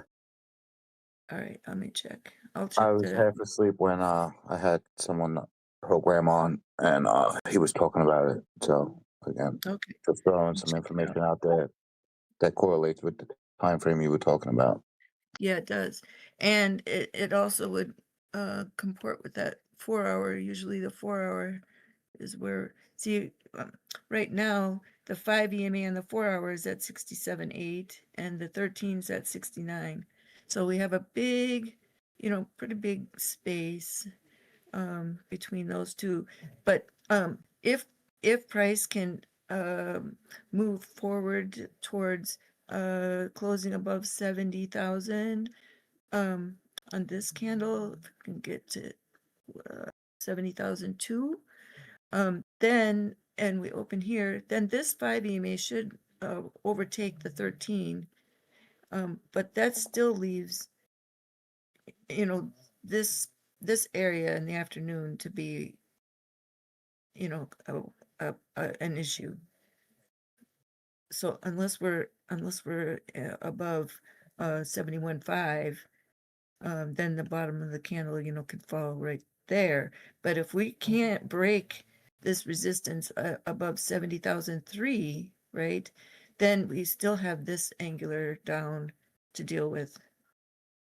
And the break of that would be here, right there at 67.4. Go ahead. So we got a W that is measured move is 72-ish. Also around that time frame is going to be, steamy closing and potential trapping of the longs. So we'll see what happens. Hopefully with this crazy couple of days that we had, market maker doesn't make a trap and we have a run to regain some of that lost ground. But there's also that potential of us running up and then us dropping back down to this price range, being somewhat the middle for the weekend trap and That's being trapped exactly in it. right. Yep, that's exactly right. So this is our descending angular. That's the major one, this purple. And that, you can see that the point right there is 68.5, okay, without using exact numbers, 68.5-ish. And then you see that descend, and then this is the repair. The repair is above that angular. So on this curve, this, right, this ring from the green sections, it's like 2 of them. And then that purple line is a straight line down that channel. Okay, so the dip spot that we need to be worried about is from that point right there, 67.5, down to 65.6. Because if we fall underneath 65.6 right there, then we're putting this move in jeopardy from me, right? This on 4 hour, this is the, let me just take off, you see the volume profile range from here. There's the bottom, and you see the Bollinger Band swoosh. And then here's the top. So we want to see the candle now close above, where at least where it's at or above right here. Where's price right now? Yeah, and so that we can get over this wall right there by 3 p.m. because this is the new candle opening right here, 3 p.m. So up and down, and this would be where we could wick through, but we don't want a candle body underneath here to open this way. If you that could go back to the previous chart where you had that pink box in the Fed and the fib ring, yeah, and I just would like to see what time that okay, potential drop is. okay. Yeah, Okay, so here's 11 a.m. yeah, to the right. Here's 3, Oh, and then right here there. is that's Friday. So Today. here's 7 p.m. Friday, right there. Yeah. So in between the sessions, Yep. and then that straight down line, that pink box, vertical Mhm. line. What's that? Yep. 8:30 Asian session. This is 11 p.m. here Oh, because I'm on the 4-hour, right? So okay. it's 3, 4, 5, 6, 7, and then 8, 9, 10, 11. So it's 3 candles, right? So we've got we have 3 candles to go. Is that correct? Or let's see, 7, 11. We're at almost 12. 1, 2, 3. So 3 o'clock, then 4, 5, 6, 7, 8, 9, 10, 11. So 2.5 candles on the 4-hour time frame. And this is where the profile is here. And you see how it encompasses the shelf is just above these descending lines down here that make this triangle, and the bottom of that is above or just below this one. So we're attempting to change the angular from descend to ascend right here. Real quick before you do anything, can you tell me what your value, the range high, value area high is on that? Just wondering, if we come out and maybe get brought back Let's see, the value area high would have been, wasn't that on your pitch 71.9? range profile or your AA. Oh, FP. okay, yeah, I can. Hang on, I just did something wrong. Yeah, okay, so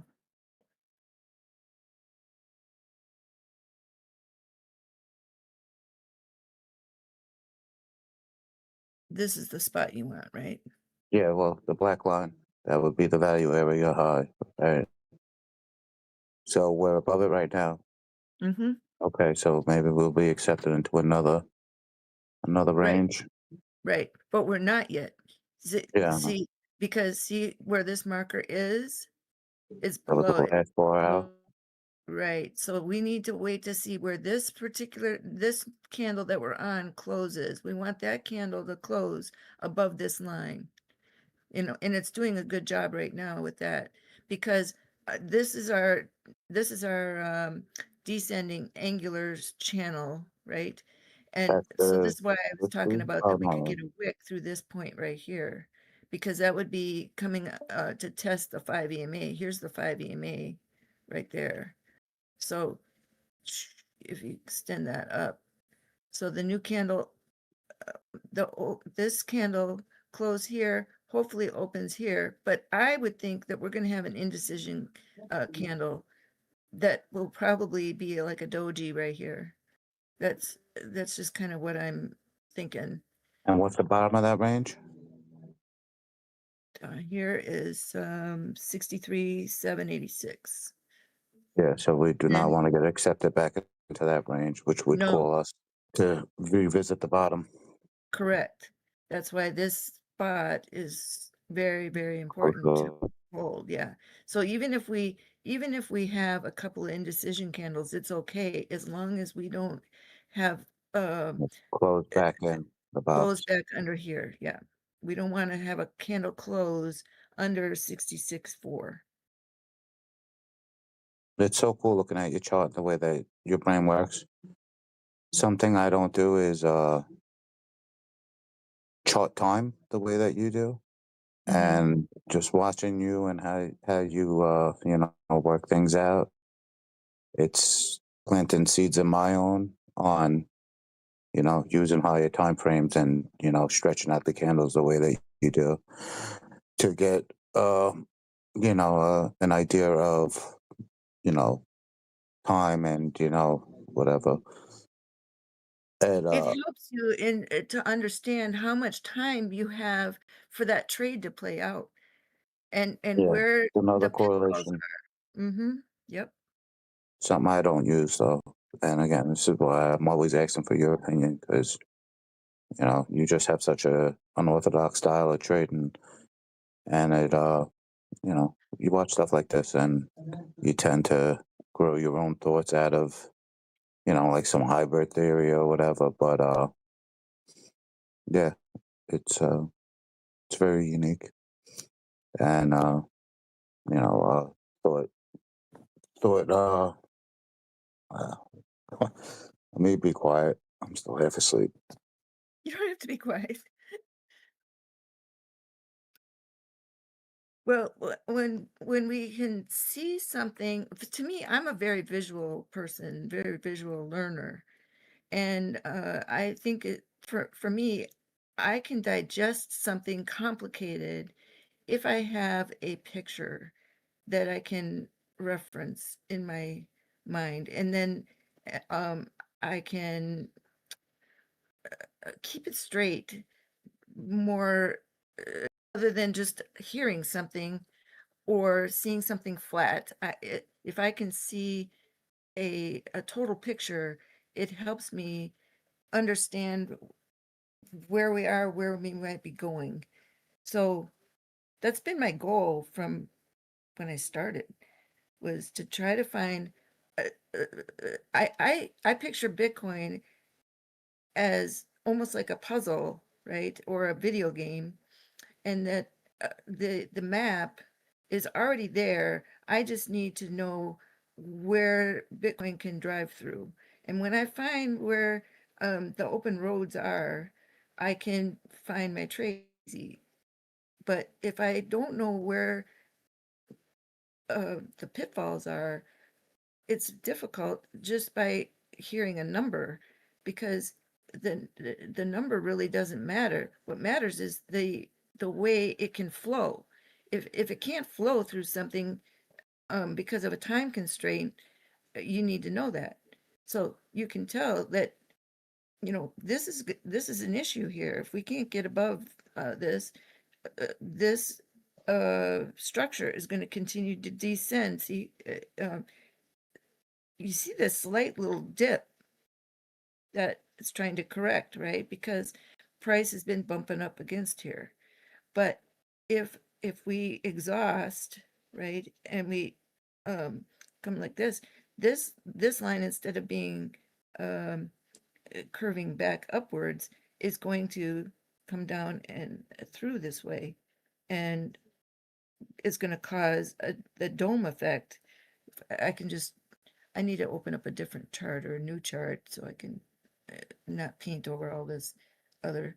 But if I just take my brush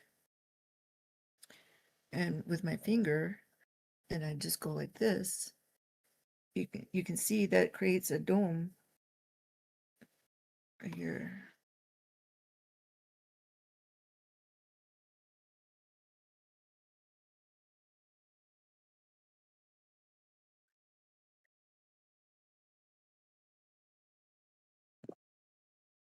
I'm sorry, I got lost in my own thoughts. How did That's you okay. create that dome? I just use a brush and my finger on my touch screen. Okay, And so there's no price points or whatever that somehow mathematically sound or they whatever. are, because look, without even looking, look how perfect the dome is. I've done it so many times, but I'm telling you, it works. So look at how it builds a wall that, we have to climb that wall, and it's the exact wall that we have to climb. And if we don't get over that wall, price is going to flow right down to here. And there's the point. And this is the point I just talked about with everybody before I did that. So there it is. If price isn't able to retain above 68.6 now, right? And we close above or below this level, this is the result. The candles can then just continue to descend past our quadrant. So the black line is our time quadrant, and you can see how this is that spot right there where we change the direction. You see, right along this horizontal. And that comes to this curve and this curve. So if the candle comes down underneath that arc, it's likely, because makes a triangle shape, it's likely that we test between 65.8 and 64.7 again, because where we would be outside of this fib ring here. And it brings you right to this point of 60,009, and then you go down here to the 58, right? So we would make a lower low than we did yesterday if We this don't were got to no time for happen. that. What? We ain't got no time for that. No. No, I'm joking. But before I forget, yesterday you were teaching about the fishtail, right? Mm-hmm. And you said this is where everyone's gonna be flipping. Should I be long? Should I be short? You telling me that and me being lost in the moment, I did exactly that. And whatever. Took took some hefty losses being whatever. So you felt exactly what I had been Yes. describing. So So again, for anyone that's listening, and all this stuff sounds a little alien, I can contest that there's like real logic to the way that this stuff works, or the unorthodox style of trading or charting that you have. There's been multiple times that her predictions, or whatever predictions, have played out, and that's why I'm always so intrigued on hearing how and why and where you're seeing things, because more often than not, your stuff makes sense, and that's just the stuff that I catch on and remember. But thank you, and You're welcome. That makes me, keep on. I'm sorry you suffered through that, but It's all right. it's I a caught a valuable revenge lesson. trade. I'm up 3 grand right now. Awesome. Okay. Yay. But here's a perfect example of what I'm talking about. This is our center, our nucleus, right? And this is similar to a hurricane chart. This is where I even got my not ideas, but I saw motion the same way in a hurricane pattern as I do in charting, and it works because you have a, a central zone, and then from there are outer rings. And when you start thinking of a chart as not being a flat, that it has uh, motion, right? And that motion circles outward, right? From a central gravitational point. And the price action is an expression of that the motion. Yeah, the hurricane analogy was good because you have the eye of the storm, right? Which is where like all the power is generated, but it's kind of calm. And then from outside of that comes the strength of the storm. That's right. When you speak about that, I think of the planet, right? And how we're covered mostly by ocean, and ocean is always flat. As in it finds a level, water finds a level point, but somehow the planet's round or oval, whatever. But being that it's round, and the way that you're talking about the chart being, whatever, roundish, also again, tying in the fact that the way that the market moves in waves, you know, and you can almost time the waves as surfers. You know, if you're into surfing, you can say, all right, at 10:45, we got this big wave. And then you find the next 15 minutes comes another big wave. And then now you have a pattern, you know, like it's almost like charting. And again, just the similarities. I don't know. You're, Dude, that is you're amazing. making sense. That is so amazing. So you've been a surfer. I attempted surfing plenty of times. I had a lot of friends that were surfing. I was into the beach life for a while. I just, I was never a good swimmer, you know, so I always had a hard time getting up. It was probably because I was mostly still drunk from the night before at that time in my life. But, yeah, I lived like on a beach with campers for a while. Well, like every summer for a while. But, yeah, that was, you know, many years ago. However, you know, from being, friends with, you know, real hardcore surfers, you know, I Mhm. had conversations that made me understand how, you know, how you look for waves and, you know, The right time to find to capture the waves and all that. Yeah, that's really stuff cool. like yeah. And again, just speaking about nature and the correlation to charting. It's really cool. Another thing, your charts always remind me, I don't know if you're familiar with the tree of life. Mhm. It's like so many circles, I think 12 or something, and they interact. And the fishtail that we were talking about is like a fractal of what happens between the overlay of those circles. um, yeah, pretty cool stuff. Pretty cool stuff. You can see that fishtail right here. See this pattern? Right here. Let me put that up again. Here. And it makes that kind of a U shape, right? Either down. This is the point of decision right there.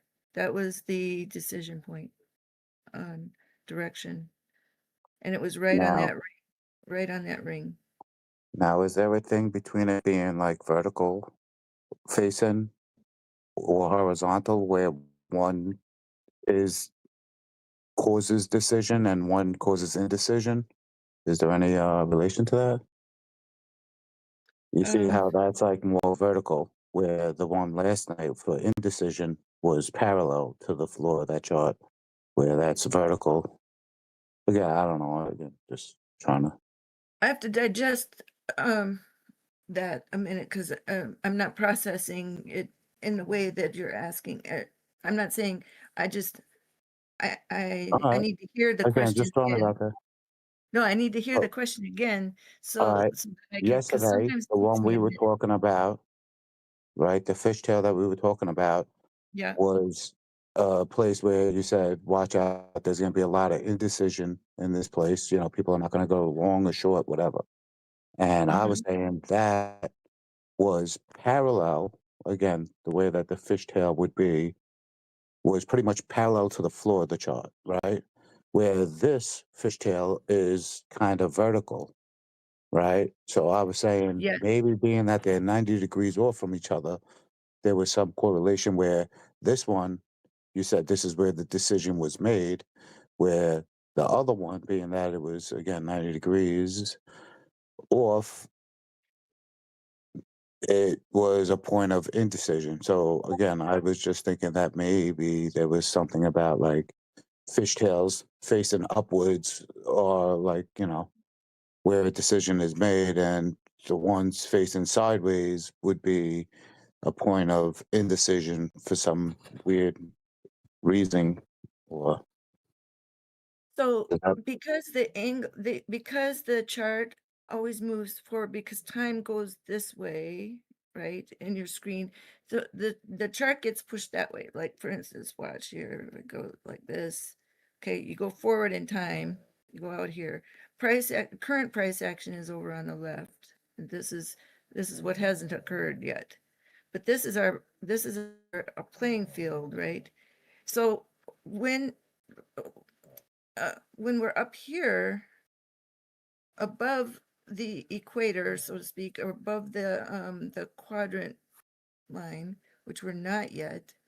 See, we're not quite above the whole center in our, where are we? I just moved it too much. The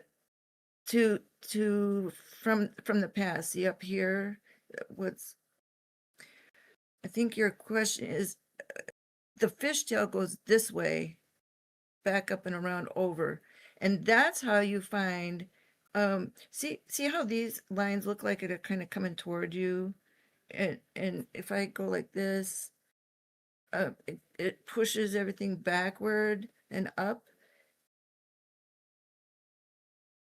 Yeah, I see that. There you go. And then as I do this, all of these lines go down, and Yeah, they almost it's zooming out. become, yeah, that now look what's left underneath, back behind, what you don't see, right? So from this angle on this side, we go up and around and over. So time goes this way, but what was possible on this side of the chart over that arc becomes possible on this side of the chart, and it creates this dynamic there. And this is our points. This one. Now these are numbers are huge. Don't look at that. Just look at the structure. You get this pole right here on this pole, this one, and this one. And so the fishtail over there was downward and this way and this way. I wish I could draw it. And then this way would be where the fish heads down that way, and then the loops go this way and this way. You get it? I do. Again, it's not to get too deep into. I was just, again, questioning whether there was some correlation or if it made any sense to you, being that, again, there was like It two does. opposites and the angle was opposite, and sometimes these things have correlation. But yeah, I didn't mean to disturb you in where you were You're not. leading that No, conversation. no, you know what? I'm gonna see, anytime somebody asks me these kind of questions, it helps me, because then I can go back and I can think about that longer and maybe find something even better, right? So if we don't Yeah, we're say building, what we observe, plant and some somehow seeds. look at how messy this is. And there is time when I feel like my brain looks like this, and then all of a sudden things will get clear as you keep going and working through. There comes a moment when there's all of a sudden this big clarity. I think I remember talking to you guys yesterday about this rotated box. That's the angle that we were on, was a rotated box, and where we could dip from. So now if I open up, look at that edge that it creates, and down to that candle and then over, right? So if I open that box up right here, let's do that. I'm sorry, the dog is snoring. I'll move her. Oh, that was Open. Emad snoring. No, it's the dog. Okay. Nah, because So she has I'm the gonna take that narcolepsy or whatever. box and I'm going to move it forward.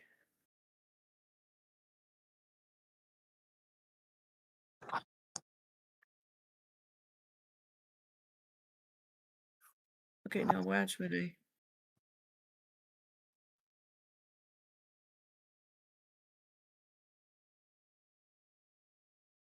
Oh, we're over 70,300, you guys. Yeah, we flipped the 5-minute 800 to support, which is huge, huge. Yep, huge, you guys. Look here. Here's the rings. 1, 2. So we're now, look on the edge right here. We got perfectly awesome. All right, so this is the point. This is the point we need to rise up over now and get back up into this rotated box. over that ellipse there. That one. So let me Now, is move that this. box going to be resistance and support if we get over Yeah. it? Yep. Because look at it. It takes into consideration this ring right there, where we What dipped. price does the candle intersect with at? Yeah, right there. That's 70,788. Okay, well, our measured move hopefully takes us in. Hopefully the next candle opens from there and stays in.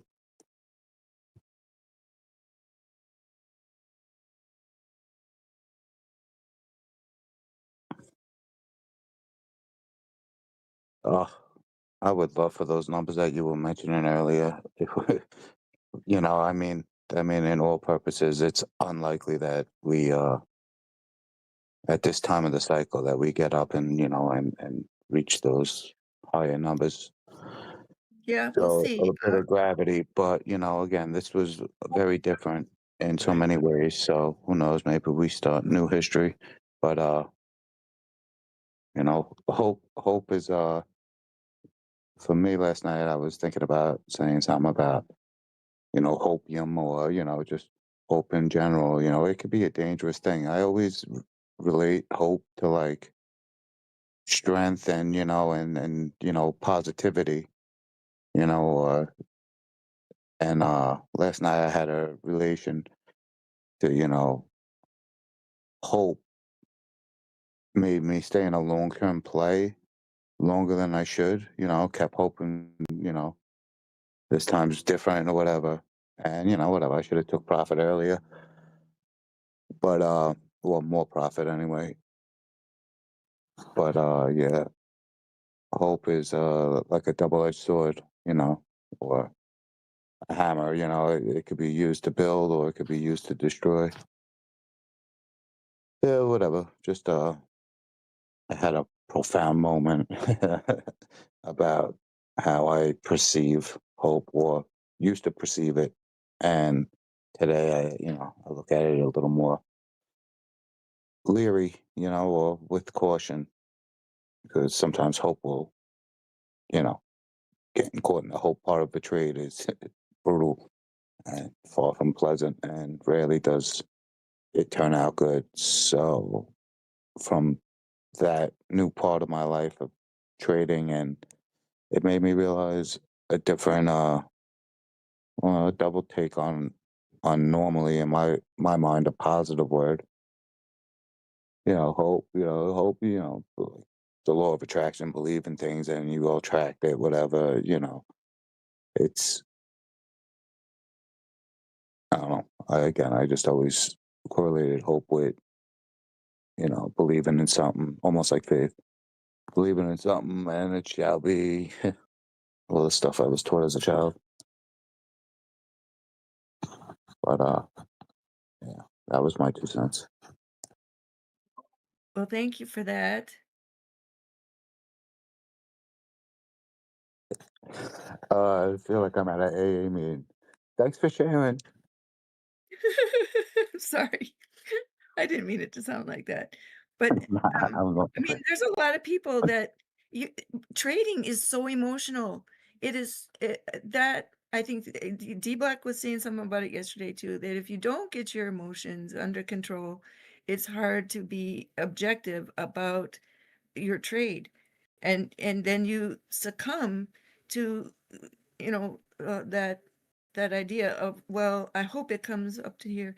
No, you need to be objective. Look at it like a business. You wouldn't stand there and let 15 cents. You wouldn't walk out of the store if they owed you 15 cents, right, for your change. You're gonna stand there and collect that change. You just don't walk out of the store leaving stuff behind that is owed to you, right, after you pay and you got change coming back. I mean, you might in a few times, but I doubt No, it. I get So it. why do we It's more leave like money on you the pay for a table in the service church, and you don't leave right? without getting it. Yeah, No, you don't. So exactly. And yeah, we should see the way that we spend money or whatever, leverage money in these situations the same, where it's easily it's easily blinded or whatever delusionally viewed as. So yeah, there's a connection that we need to take. There The is. Yeah. frugalness of real life and how we handle money versus this magic money, or so it seems, where it doesn't, we treat it as if it's not real, or at times. I know I do. Yep. And all of a sudden that couple cents that you leave on the table turns into, if you come under this candle too much, all of a sudden you're underwater bleeding. And then you say, well, how long do I have to wait? Well, you might be waiting, and you might go to zero because in leverage trading, the computer takes it from you. When you run out, you're Or borrowing. more so, Hmm. that couple of cents that we left, kind of, not being frugal or, like whatever, reckless. If we were more on top of it, that couple of cents in a different position could yield us a great income or a great profit. So, Yep. in that theory, we need to be Selective. more selective on how or what, you know, at what point the risk is worth the Exactly. And the juice is at worth the the squeeze. time, it's the leverage doesn't reward you for being early. It punishes you, um, because if you're stalling too long, waiting, it's just going to eat you alive. So it's important to have the right position size and the right timing, and know when that time is up. You know what? I think the leverage is where I kind of got delusional about almost the value of money. Because it's like, oh, whatever in my mind, it's $50 or $100, but it represents $30,000 or whatever, whatever leverage. Mhm. And then it's like, I don't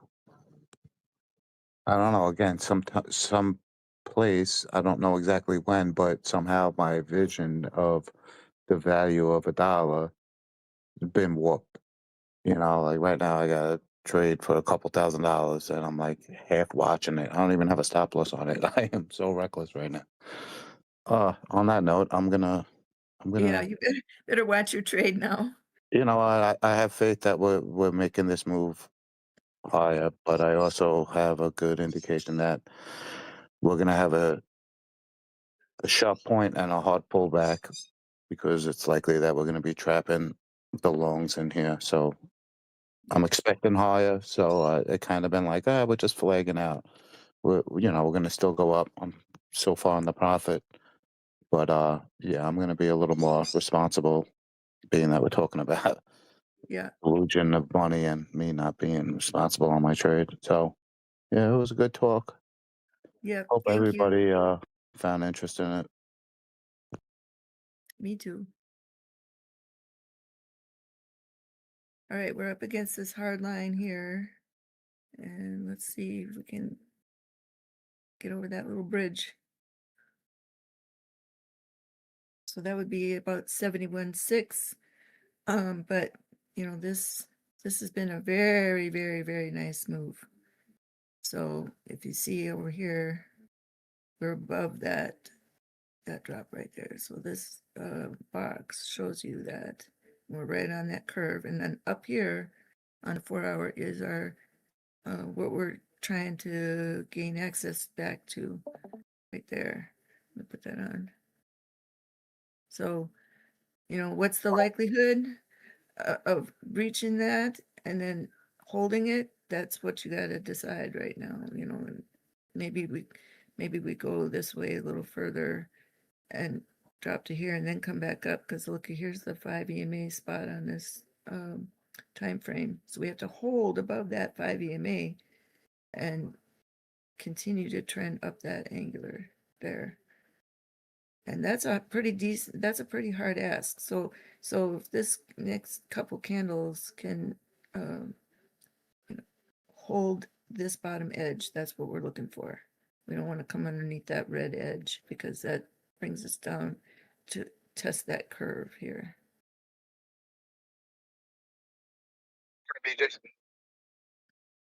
Hi. All this work charting and explaining that you've been doing the last few days. Appreciate it. Oh, you're welcome.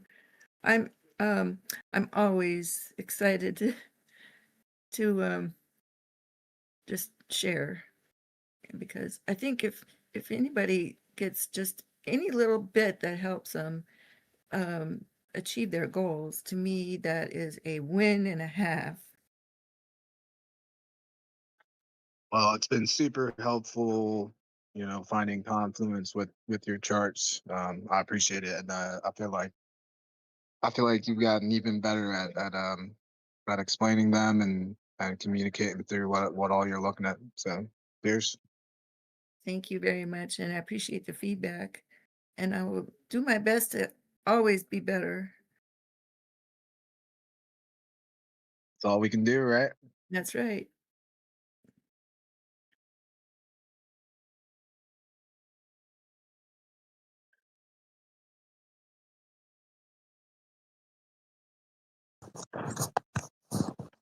I really don't like that saying. That's all we can do. No, that it's a lot to do to consistently strive to be better. But it's very admirable, and it's a great trait if we can build upon it and make it seem as if it's just that little thing. But it's hard for a lot of people to consistently grow and you know Yeah. Fair enough. I didn't mean to diminish the work that goes into that at all. You're right. You're right. Again, I'm not even don't take those words as firing shots or nothing like that. It all comes from just I think you're a owning value you're owning the week. Sorry. of striving in these crazy circumstances. I mean, we all know people people do crazy things when losing money, and whatever super high stressful thing that we do, and to strive to be better every day in these crazy circumstances is a great big positive that again, I just felt like it was selling it short a little, and whatever. I don't know. I'm a little delirious. I didn't sleep much in the last couple of days, but I got a little sleep, but I don't know, a little delirious. It's a little How'd hard you to do? sleep. Did you take your second eval on that? I did. I failed my second. I'm on my third. Oh boy. This is my last one I'm taking for quite some time. Well, I did the thing that I know not to do, and which most like a lot of prop firms don't let you do, which is I left my trades up overnight, and I was close to that point already, and I was like, man, I did pretty good last time. This time I am like I tried doing too many trades to make up for and like revenge trading, and that's like I knew what I was doing wrong there. So today I'm I'm in profit. I haven't I'm trying to go back to kind of like precision trading and just I'm gonna trade only the ones that I know or that I have good confirmation and good confluence, and instead of just jumping and being like, oh well, Yeah. I know it's gonna keep going here. I know, you know what I mean? When you said that you were, the way that we were talking, whatever, yesterday morning, I believe, or the day before, it's a little jumbled together, but it was a 9 a.m. open, and you were like, oh, all right, well, I'm just gonna, I'm short here, I'm long here, I'm playing the range, and every time we go up, I'm moving it up, and I was like, again, I was like, kind of analyzing the concept because it's different from the way I trade. But, I was looking at it and I was like, oh, how does this make sense in my trading style? And you know, for me, last night I got rudely awakened by overtrading. I had like 15 good trades yesterday. Like I was killing it. I never trade like that. And I had a new sense of overconfidence, and I started being reckless with my trades, and I had a nice drawdown. But I think it was because of the rapid movement that we had, and at times it was easy to make nice profits. And when that slowed down and we started to get some sideways indecision, like me and DJ were talking about, it was easy to get chopped up. Yep, and that's what. So like what I'll tell you is like I'm all about transparency here, right? So and that's the only reason I'm even talking about it is like I would love to share my journey, but also to like share my what I learned along the way through these prop firm evals. Um, but what I did, like, so I was like, oh well, I wasn't gonna hedge, but like I was like, oh, I know it's gonna go. I know it's going here. Like we have all this confluence, and of course it doesn't go there, right? So, and I've had this conversation with another member here where one of my biggest issues is taking profits when I should and shooting for bigger targets. And I was like, oh well, if I ride this to where I think it's going, which um which at the time was just sub 60,000, right? I was like, well, I've got a good position in. I like sniped the tops, I sniped the bottoms. So problem is, at that point, what ends up happening is I have to like lock my profits with the hedge, right? So instead of trying to do it the way I've been doing it, what I'm trying this time is I'm just gonna be in and out, and instead of trying to get the eval done in just in these like in what I see is right now as like this fast moving market, yada yada yada, right? Is being okay with taking like 1 to 3, maybe 5 trades a day, right? Good confirmation, good confluence, and going back to what I've been working on, which was if I'm out of a trade, and Emad was talking about it. If I'm out of a trade, instead of trying to jump back in, right, and and um, and then overextending myself, over trading, having to hedge in response, and then having to constantly move that hedge. So if it's like, oh well, now price has gone up further than I thought it was going to go, so now I have to move my shorts up, and so like instead of I being get in the phase content of reacting, management, always yep, always having to react. yep, Maybe something that might help. Again, I'm sorry, I forget my no, by thoughts. all means. I just wanted to throw this out there. Maybe it would be helpful. I also have a hard time taking profits when I should, right?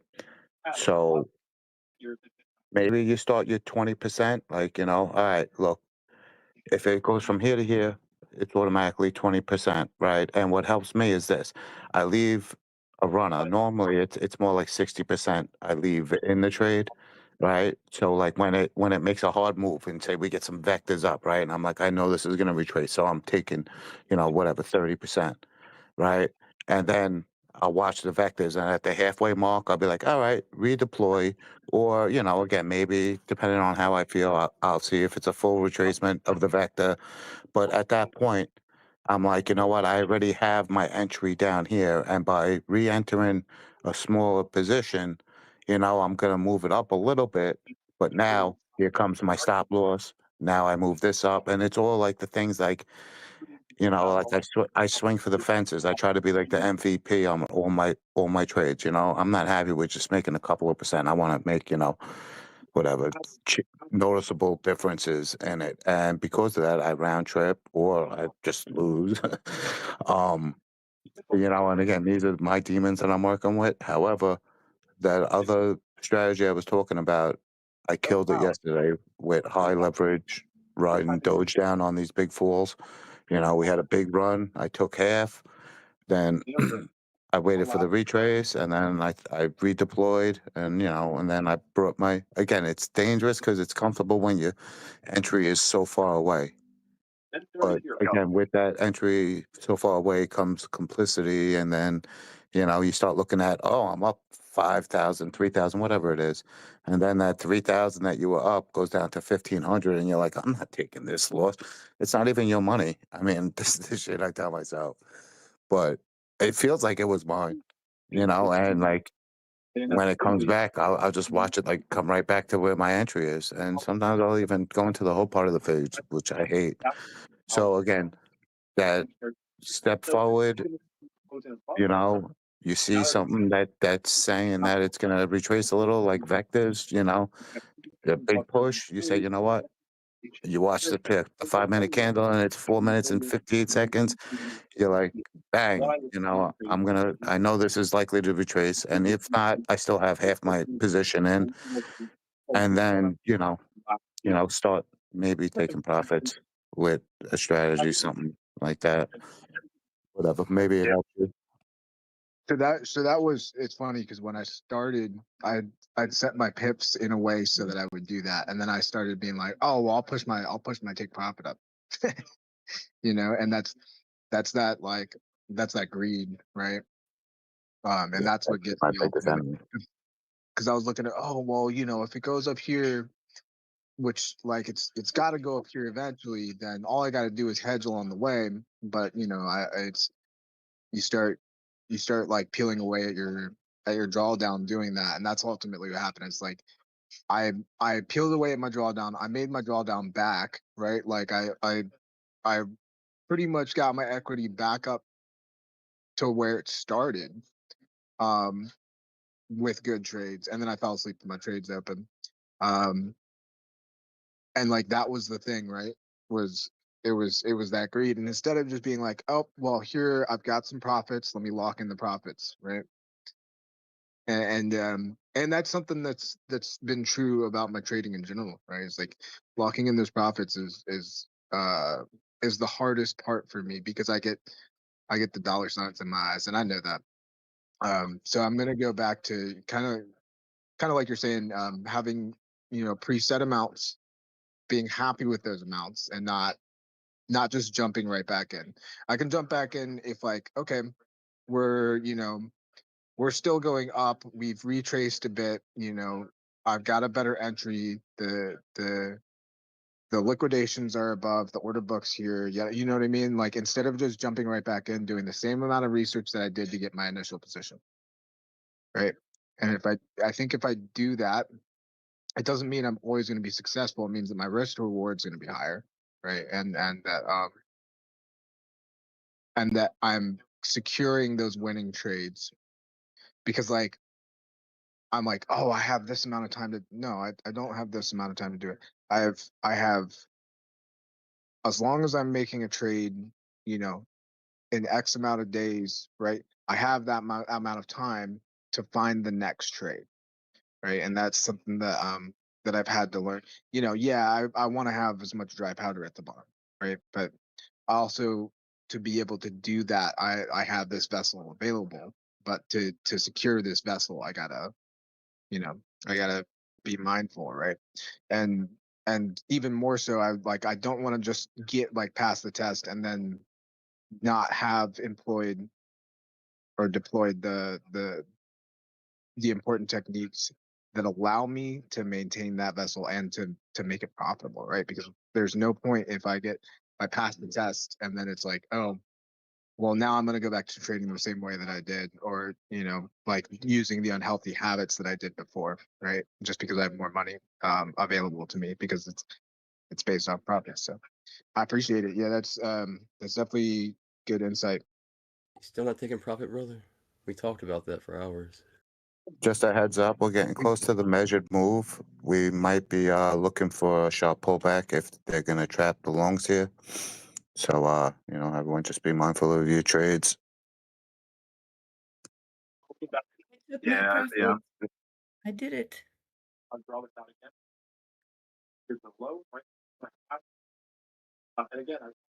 Yeah, I was doing better with my own trades. I wasn't doing so well with this. I started getting like, oh, well, I could get this get this done in one eval, and that's the exact same thing we were talking about. So yeah, I gotta lock it back in.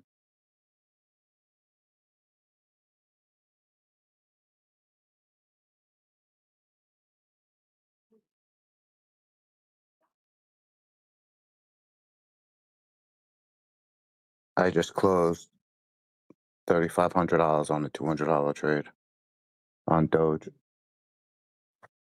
Winning.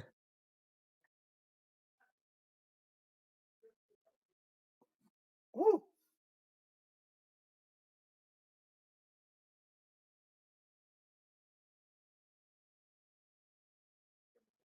Right, we could get this extension up here, but it's gonna get riskier as we go up through here. What's the extension you're looking at? Out of curiosity. I'm looking to see if we can pop up to 71.9 and then 73,000 right here, 73.3. So 71.9 to 73.3 is the extension up there. Yeah, that's 72 to 73 range. Yep. So I'm basically waiting for price to show me something at the top or a strong reversal of velocity downwards, and then it depends because I might, if it's a very strong stopping volume with good confirmation, I might short it from there, but we'll see. Because we could go sideways, right? Yeah, 70,711. I would be cautious of if we can't see this little space between that rectangle and the white versus see this little wedge triangle. That's where this is right here. This little spot is where the 200 EMA on the 24-minute is coming underneath the candle. So let me show you that here. So that's gonna be a point of contesting right there. So I can't get that.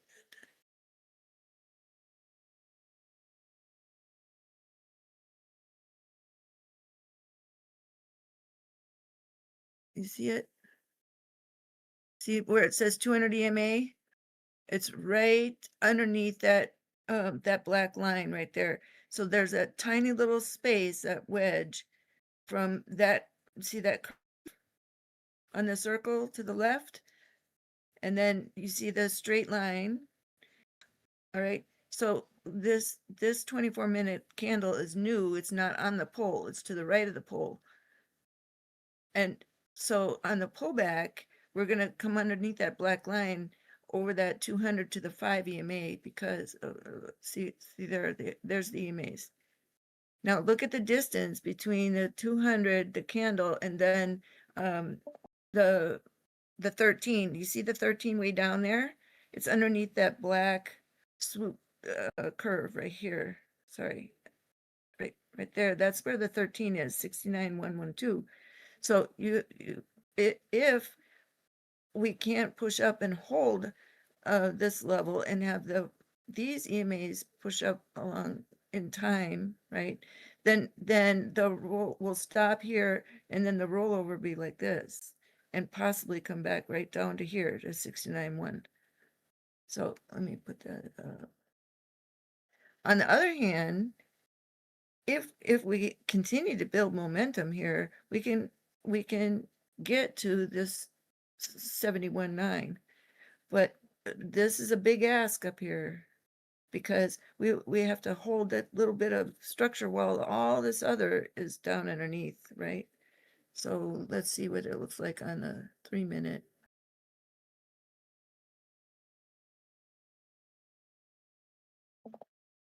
There's we've come up from underneath the water right there, and then here's our 50, here's our 13. I'm sorry, this is so dark, but I'm not going to take the time to change it. And there's the 5. All right, so here's our baseline now, our new, hopefully our new bottom line, at least for temporary until all this structure moves up. Here's the point of control right there. You see, it's just above the tip of that cloud, the ribbon cloud right here. And so price action is flowing, moving towards gravity upwards. But it's leaving, you know, a big wide area to fall back through. And look at that, see that topping right there? Now you'll want to see this candle beat those with strength. And then you want to see the structure move up through as well. So here's the 50 MA, right, that orange line. Now, if we could look over here, whoops, that's that in between 70,089 and that bottom right there of 68.6. So if I go all the way back here, that's that point. So we're moving up above this bar, and look at what is underneath there. That's the 800 right there. You see on the edge of my screen, and then there's the 200. So the 800 is above this box where I have caution, and then the 200 is coming up through, and that 200 is going to overtake that 800 pretty soon. So this is, we're rising, and so we want to watch where we start topping out. This is the spot here that we have to break over. We haven't done that yet, but we're getting close. All right, so there's that rectangle.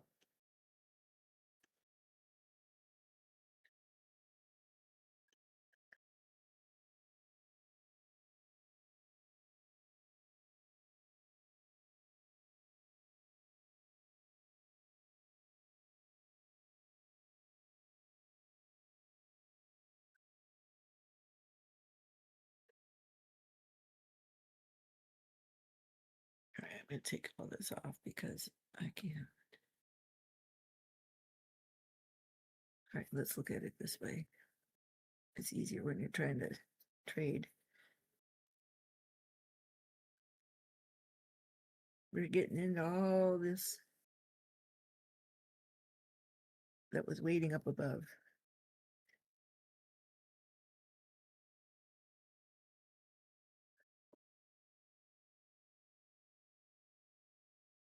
All right, so here's that 24 minutes. So now we've crossed the 200 that we talked about, and we're on the verge of the 200 MA, which is right above us. And then check out, oh, see how these colors are light because my background is so white. I'm sorry about that. Here's the 5 EMA, and there's the 200 is white. Okay, look at they're both underneath the wick of that this candle that we're on. And if price continues to rise and we form a bottom up here, this 5 EMA will cut through the underside of that 200 and leave the 200 behind this way, right? And then we also want to see the 13 come up and challenge that 200. So we, like a horse race, you want these EMAs to start lining up, and all of them we want it lined up over that 200 MA there. So we want everything to rise up over the top.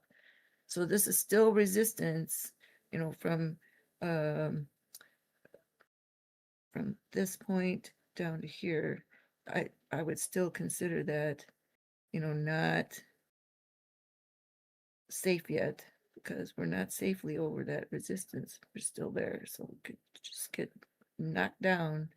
And then there's the bar that I would watch, 67.7.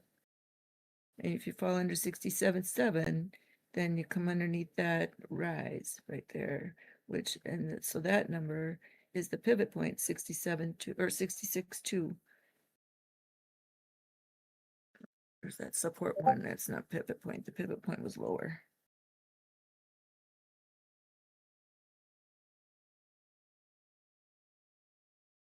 What a pretty move, huh? So exciting. Different mood today than yesterday. You think we keep going up, BJ?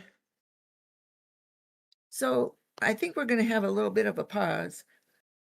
I don't know the extent of that pause, but I believe that we're going to work on breaking this, and it'll just be a matter of if we stall too much and fall underneath this line of 67.3, 67.4,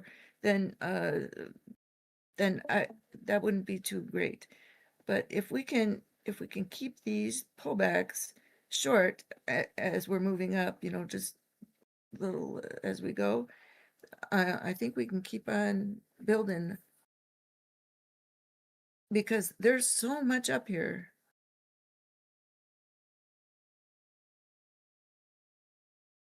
But you cannot get a false sense of security. You just can't, because of the this has been a very nice move, and it could be very well at the end of it. I mean, I closed most of my trade out. I did well enough. I could have held on a little longer, but I just didn't, because once we start rolling over, it can come sometimes to go swiftly. So I would watch this box right here from 68.5 to 67.5 closely. Yeah, if you think about it, you know how many people didn't take profits and then we had this drop and they're waiting for any type of bounce. So as soon as it turns and starts to look a little suspect, it's probably going to be a fast drop because everyone that didn't take profits is going to say, "Oh, I'm not doing this again," and then that can create a cascade.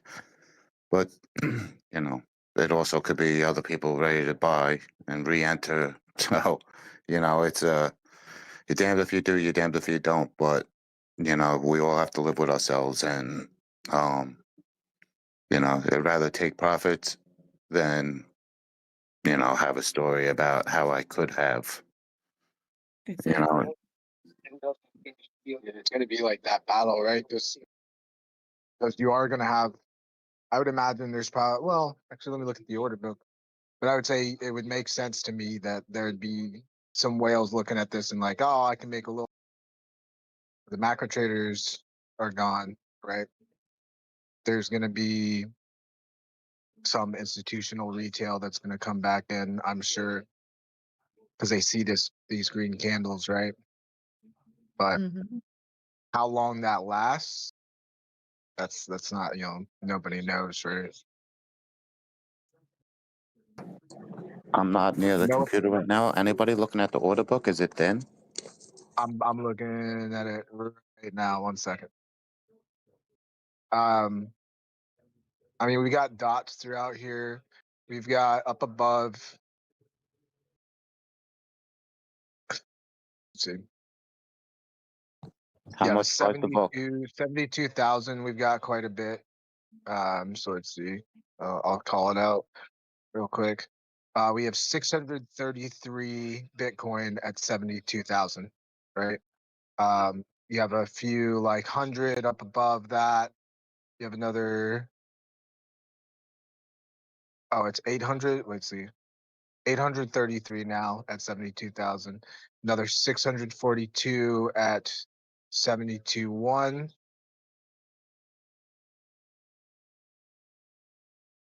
Yeah, that's the end of the measured move. 111.50 at 72.3 and 292 at 72.250. Then it gets thinner up above. So we have another 100 at 72.7, 204 at 72.9, and 149 at 73. Then it's super thin up until you get up to 73.9. You have 128 and 105, so it's still pretty thin. Which one? Which app are you looking at? Which website are you looking at? This is through Kiyotaka. Can you see what Dbloc always shows, and that's how much buys the book? How much what? Buys the book. It'll be like how much the book is worth, I guess. I don't know how to It's set that. usually he has a box in the corner, and it'll be like 58 million or something like that, or Yeah, I can see if I can find that indicator, but yeah, no doubt. Thank you. yep. If I do, I'll let you know.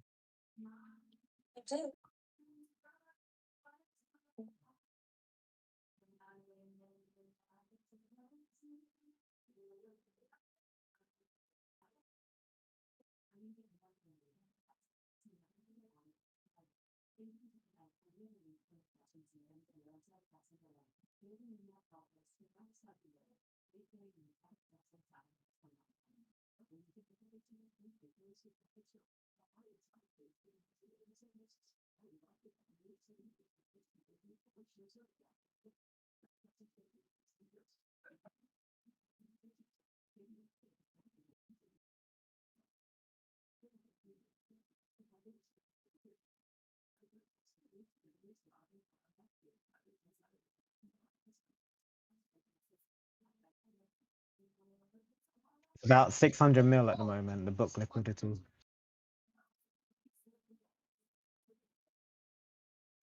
Surely somebody wants to take their profit. Yes, I'm done. I'm going. I'm not going now. Okay. Yeah, this Come on. area. I don't get I got you. feedback. Cats. If you open it, You know, you gotta pet the big ones. Mr. BJ wants steak dinner tonight.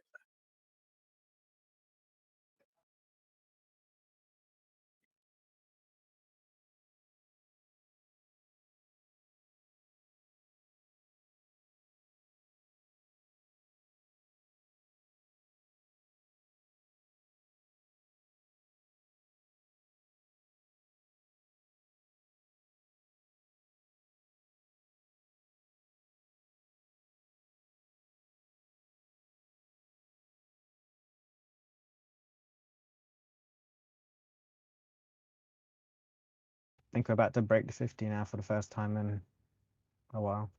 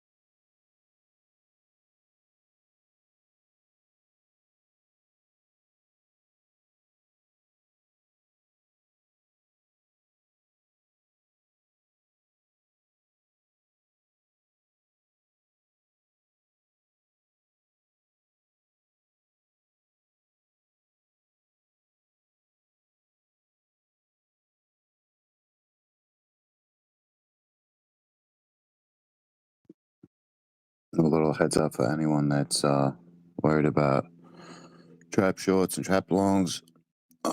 Zoom out and look at the volume. I don't think we got it yet, but I think there's gonna be one more push, and I'm whatever watching the volume, looking for the reversal. I might ride this a short back into the weekend trap if it seems like that's the play. But again, we're getting close to that sell wall. Yeah, I don't think we made it yet. There wasn't enough volume.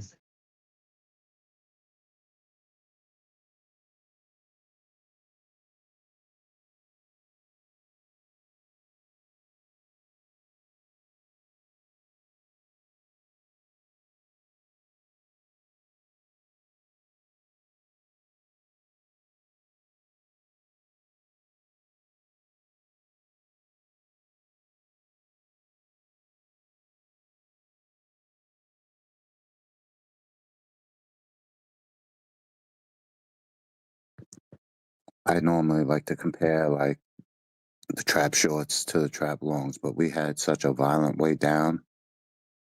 I don't know if it's going to be like relatively equal volume spikes, but yeah, just thinking out loud here.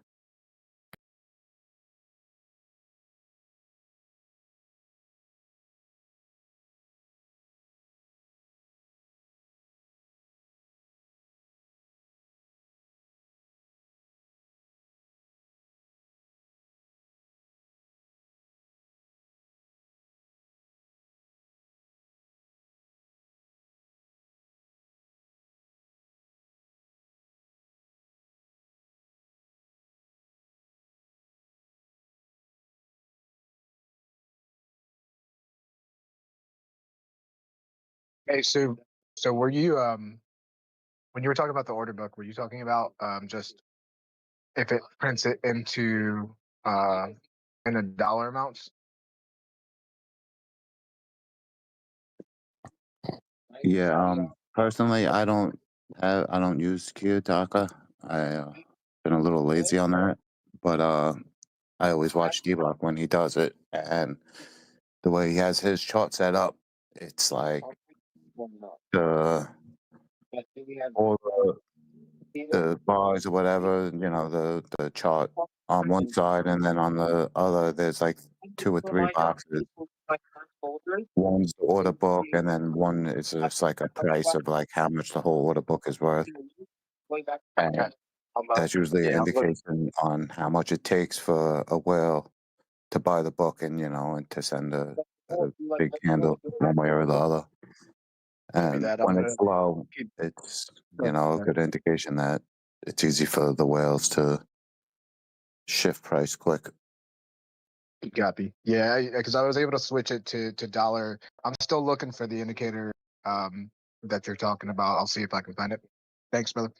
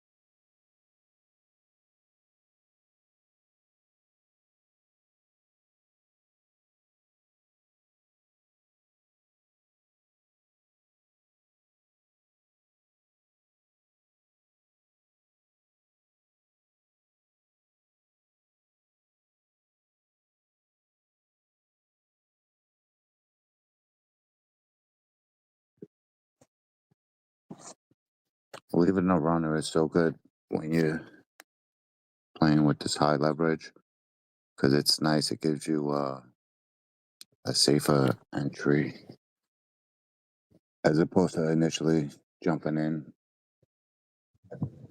straight up.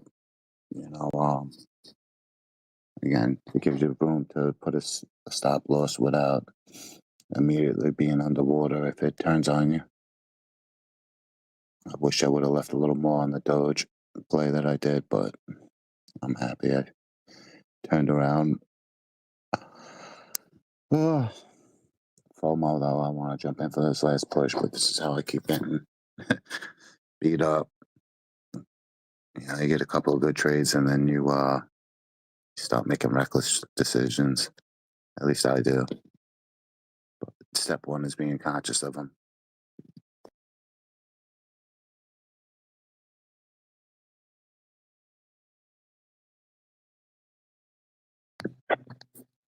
I think I'm gonna make a new room, Traders Anonymous.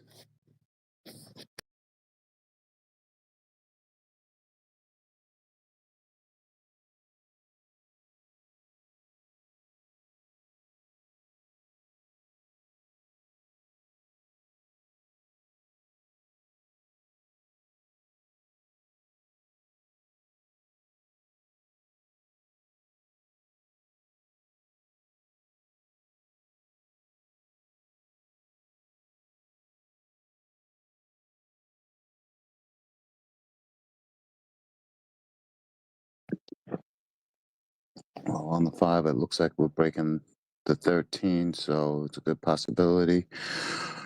A run back to the 50, or at least on Bitcoin, maybe we retest the 800 on the 5.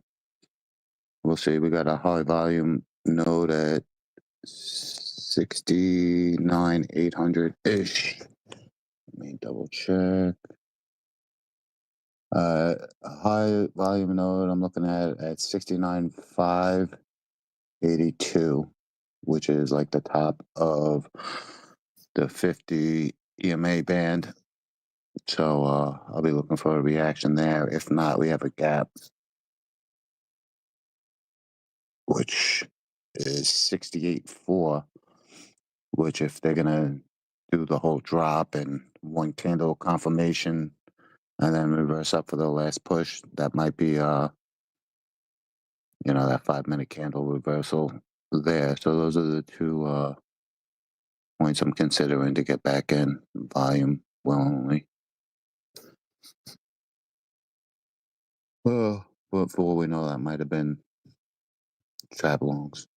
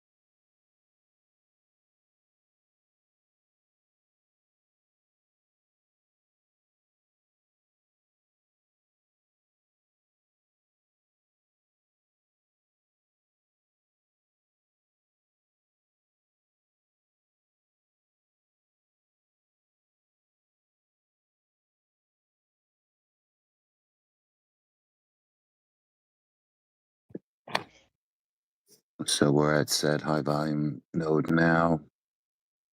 Coming up on vector reclamation. If we get bullish engulfing, it looks like we're gonna continue up. And I'll probably partake. Didn't Dbloc say when we get up here to remember what type of market we're in? Yeah, definitely.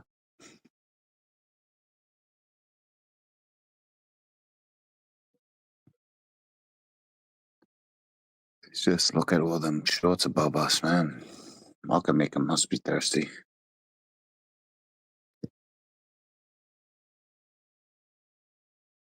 We'll see it in the order book. It's starting to light up.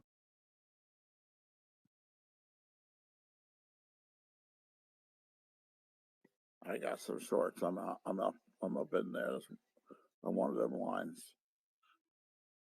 You caught the top here on Bitcoin? Up whatever this top is. Right here. Yeah. I was tempted, but I was bearish this morning. It didn't go too well. yeah, I got chopped up this morning too.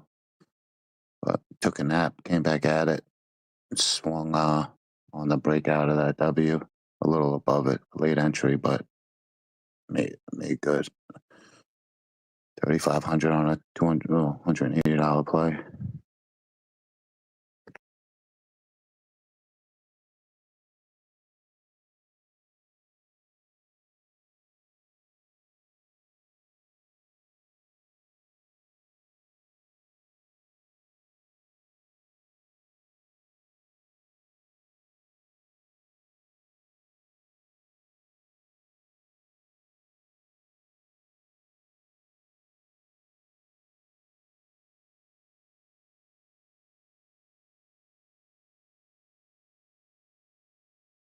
I think that might have been trap longs then.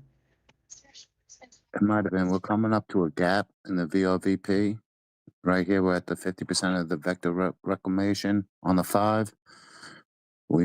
There's a possibility of us pumping up, but it looks like it's pulling back. Like I said, we have a gap to just under the cloud. And then, yeah, that might be the trap. But we'll see. Volume will tell. Yeah, they still have a bit of time, so they could do one last pump. So. I mean, market maker been losing control. Or maybe he just let his foot off the brakes. But we know he has motivation up higher.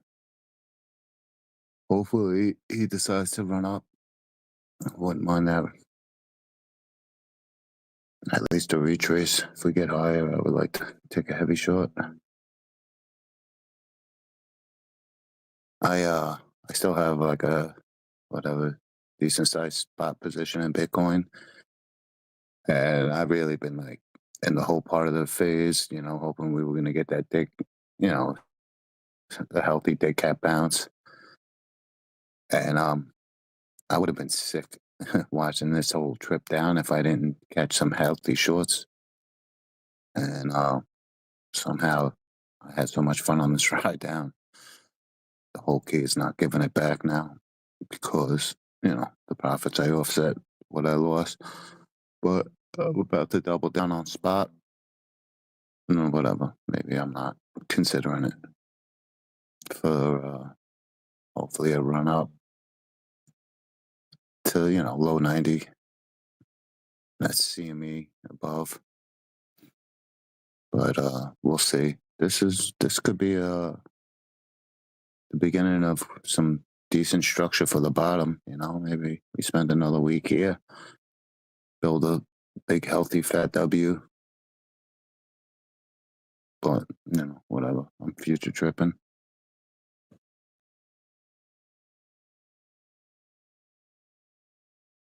I don't know if I'm with all that because we still broke the macro structure. We're still in a bear market, and we still haven't got to the bottom. And this is a bounce already. Yeah, I'm not looking for any moves up now. Yeah, I'm a diehard bull to a fault, obviously. But that's yeah. We'll see. We'll see. We'll see. We'll see. That mindset gets me wrecked all the time. Oh man, you gotta laugh at it. Yeah, no, I did good. I did good the Bad last for me couple of today. days. Yeah, I thought we were gonna repeat that fractal down at like 5 this morning, and I played a couple of heavy plays, trying to go short, and kept getting chewed up. Yeah, they got me.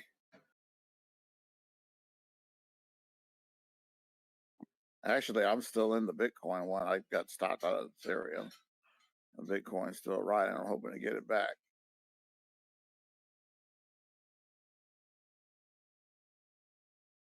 I opened up a fresh one over here on a really horrible altcoin.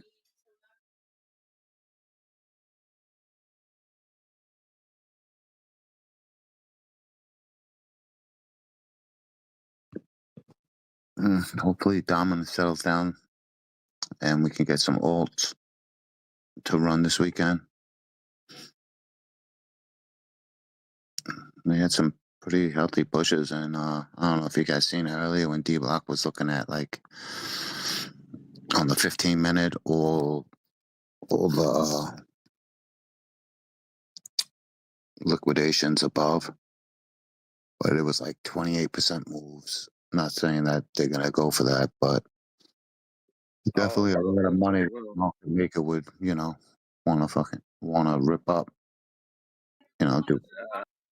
But again, more looking to catch a top on that and ride it back down.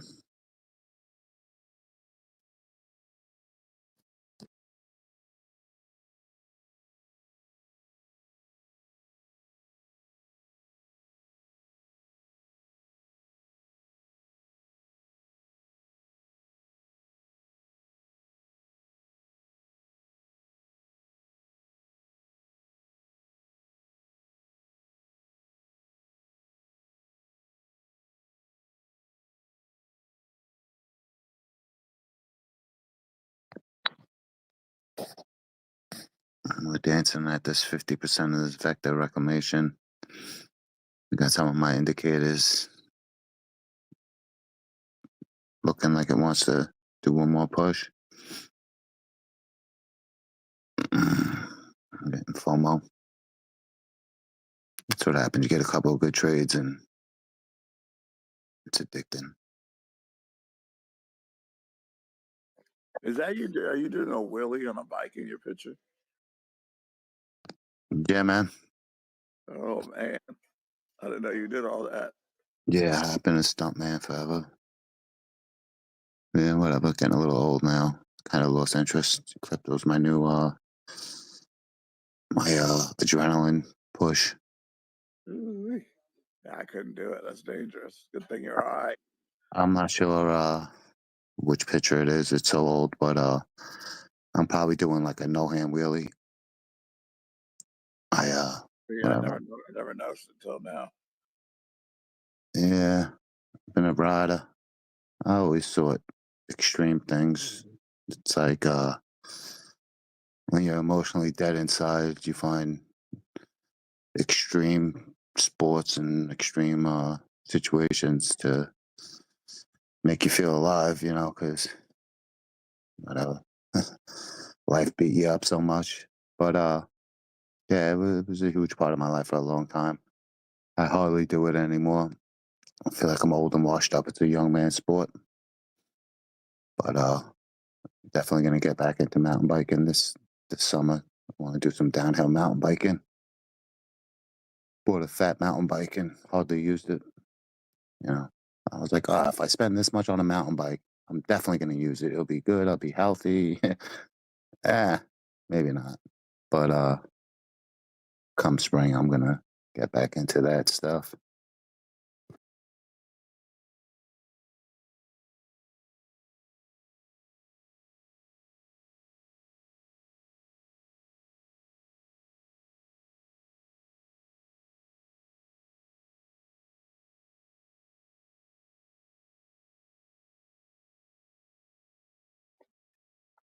I wonder what Oracle was doing. Oracle stock.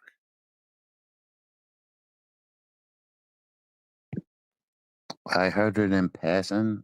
I know Alphabet and a couple. They did good, but there talks of putting more money back into the country, so it's less on the dividends or whatever. But I thought I had more to say about that. Yeah, disregard what I said. I don't know what I'm talking about on that on that subject.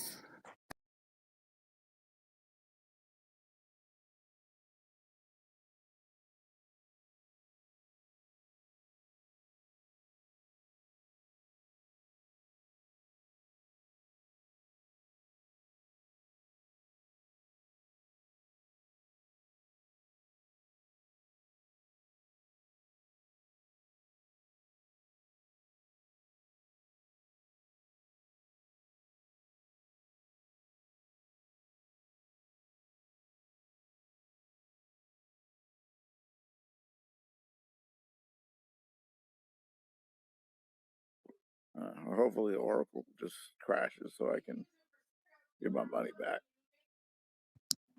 Imam, when you're looking, what do you use to find these overextended coins that you short? Oh, I just go on weeks and I just go to everything and just Or something. put in order of whatever pumped up the most, and then I go look at it and see if it's just like if it's some coin that's been crashing all year that just pumped out of nowhere, or if it's something that was just listed and it just pumped up really high, is the better choice. Yeah.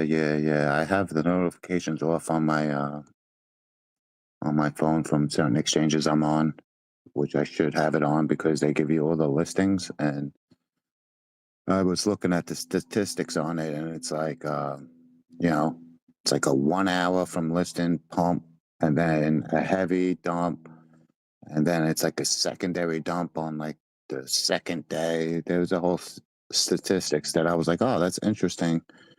I'll definitely remember this, which I didn't.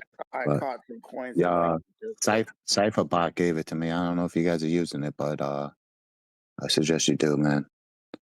So I've been going on this Velo page that Dbloc whatever used, and whatever. But on it, it has some really good top gainers, top losers, open interest changes, and top performance sectors. So I've been kind of playing with this. This is how whatever. I'm not even gonna show the coin that I've been playing a lot, but I found a coin that's been like top volume for the longest, or with that whatever in the top 8 or whatever often. And I had some really crazy healthy moves on this thing, or whatever. High volume moves, both up and down. bad tokenomics, like high inflationary coins, where they're just constantly having sell pressure. Oh man. I wonder if I can make CypherBot give me a daily update on new coins listed.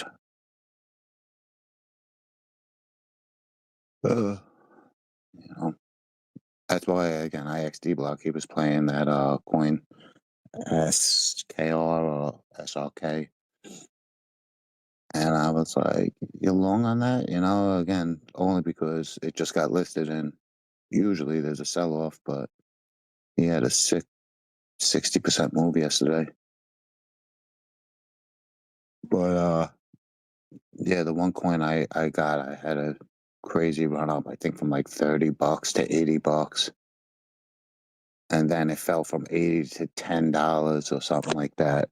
And I didn't really capitalize on the short, but I killed the long, and then I caught the deadcat bounce at the bottom and made whatever, like $6 grand. It was crazy on like a $200 play, but since then I've been kind of getting chewed up by this coin. But it's whatever. All that made me kind of itching to try to play these coins that are either newly listed or being delisted. I would like to catch a nice short and ride it until the wheels fall off.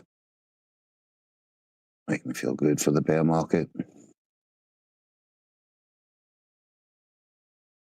Yeah, so this Velo page is really good for whatever, sifting through the stuff. Looking at top losers now. 20% down on the hour. Useless. Didn't you change? You were trading this Chinese coin? Whatever, it has some type of Asian characters.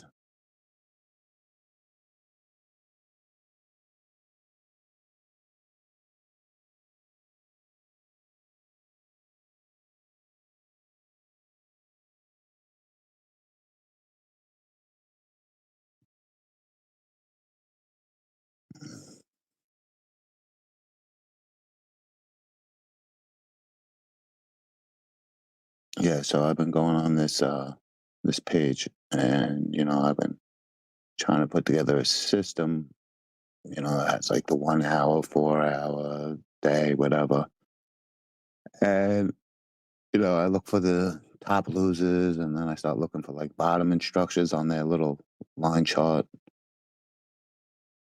And I caught a couple of small plays on this. I'm still just flirting with it, but I'm trying to put together a system that wins more than it loses with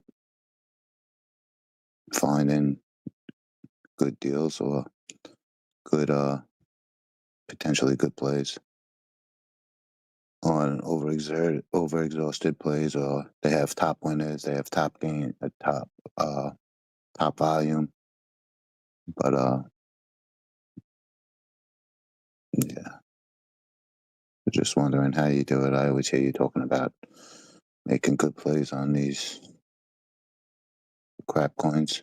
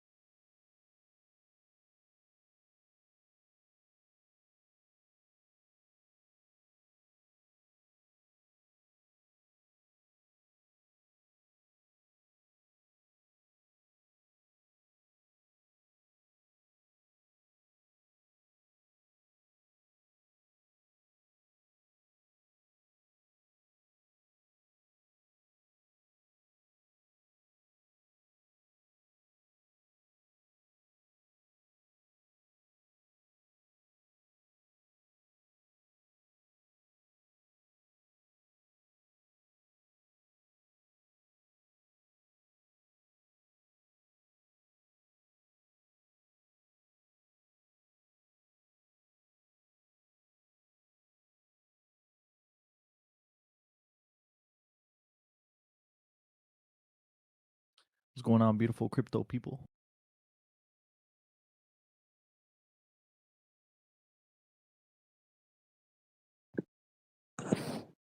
I'm considering taking a position. I've got a suspicion that we might get one more push here. We have a high volume node on the 5-minute that we've been dangling on with a nice drop beneath it. But it also happens to be the 2020 all-time high we might be catching support on. And we've been suspiciously dangling on this, very last of the high volume node before a drop. Vector reclamation. I caught a couple of good trades and I want to catch some more, so probably not thinking the most clearest, but feeling a little bullish. If we get some volume, I'm probably gonna take a swing, close stop loss. Do you look at the daily chart? I have an idea. I was wondering what you guys might think about it. I'll pull it up right now. So here's my idea. I'm thinking we get back above this macro support, start getting people bullish again, and we target the CME gap, like close the CME gap. And I know 74 I'm or future tripping really hard right now, by the way. So I'm like, I'm kind of just looking into the future. But I think, it's possible we come above the macro support at like 70,800. And then we target the CME gap, close that, and then golden pocket retracement would put us at 83.9 almost. And then that would be a good place to like enter a short or revisit the high volume node at like 89.8, which would be daily high volume node. Then go short there for like full. Then we start dumping again and get the full measured move of the bear flag. yeah, I'm hoping for the same thing, but it's again, it's a less likely play in my opinion, but I'm definitely hoping for it. And that would you say 89-ish or something? We have that other CME gap at 86, and I don't know, I just have a suspicious feeling that this ridiculous drop that we had is going to come with a bounce, only to be retraced. But yeah, again, I would love to play that. I think so. I'm gonna wait. I'm gonna wait for this to kind of pump a little, and I'm gonna look for a short somewhere. So we were sort of looking the top of the ladder. earlier, and there seems to be kind of a buy wall just over the measured move, which is 72-ish, 72.1. I think we had some some orders, which that's the biggest problem with this pump is you have so many people that are underwater and looking to get out. So most of these pumps are going to be dealt or Followed by come some massive with a dumps. lot of people sell-offs. Yeah, I agree. I'm trying to be okay with taking one of the lower sell-offs instead of riding this thing all the way down. But I really want to take that 88 CME gap and sell there. Long term, they're both right there. Closing both of those CME gaps would be like a bearish retest of the daily bear flag because we never actually retested that. We just dumped straight down. I know. I'm so hopium over there. I'm like, it's just a fake out. I just kept telling myself all these delusional things. Like, no, we're definitely gonna get it. We can't keep falling like this, only to find out that we fell way harder. Yeah, the stages of grief right there, man. Yeah. But again, luckily, I was able to catch some shorts on the way down, which made it fun, exciting, and a lot less painful. I actually had fun, even though, again, I also am hoping for,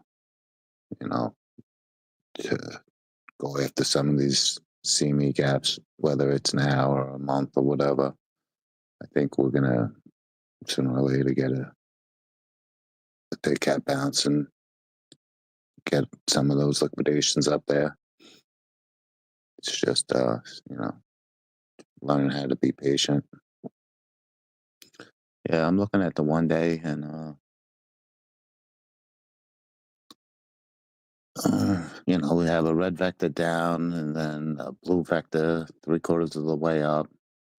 We still have another 5 hours to close this, but normally that's like a bearish candle pattern, red down, if we don't blue on the engulf way the up. red one. A week, that's a week, yeah. But we would like this to turn green and be, uh, whatever, bullish engulfing, exactly. So right now it looks, more like a lackluster. Yeah, or again, I don't know. I personally think we're gonna, either likely to build something here. This is right across from the longest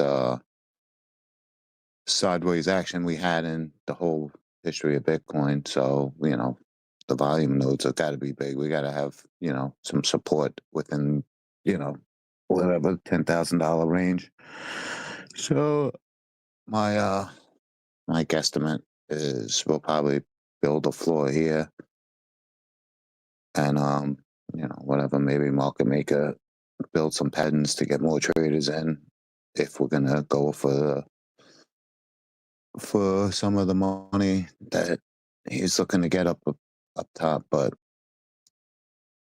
very rarely is it like a flush move down to a banging move up. Like they let it build and marinate to make it cheaper for them to go after it, which is a lot. But I think if we spend another 3-4 weeks in this place, how much more those liquidations, how dense those liquidations would be above from everyone trying to short this to, because the way it looks, if we drop this fast, this far, this fast, all the bears are going to be expecting, $25,000 Bitcoins or, whatever, they're going to be expecting really low. If we came this far, this fast, they're going to be like, oh, this is only the beginning, let me add to my shorts or whatever it is. So again, I think that the volume above is going to marinate and, maybe he makes some bearish patterns for a bit and eventually a bullish one and go up and rip it.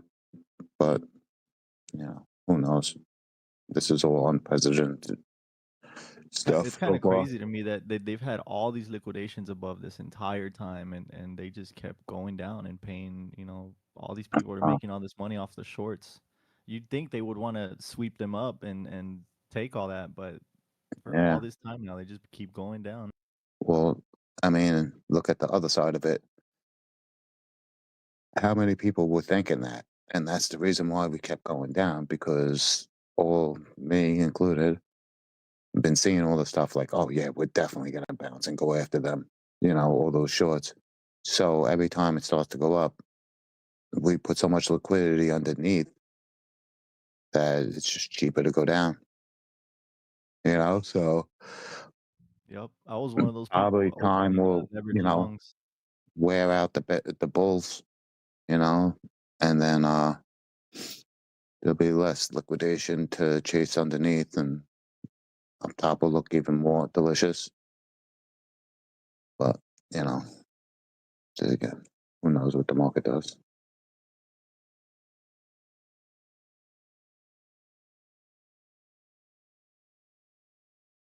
We shall see. I think we're gonna start stair-stepping our way back up here and close these CME gaps in the next few days, maybe next few weeks.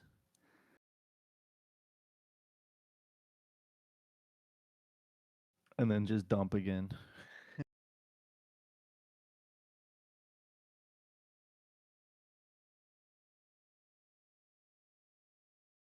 Anyway, either way, I think I'm gonna stop leveraging so much. I'm gonna start buying spot because these are like some good spot prices in my opinion.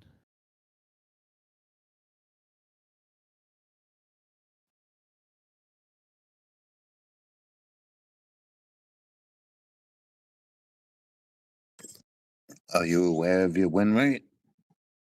Me personally, I don't keep count, but I mean, if you have I've definitely a had high a win rate, much better history, like buying and holding spot than I do with leverage trading. Leverage trading, I tend to get some good wins here and there, but over time, I'm pretty sure I've lost more money leverage trading than I have actually gained. And I think it's easier for me just to like not be stressed out and just buying and holding spot.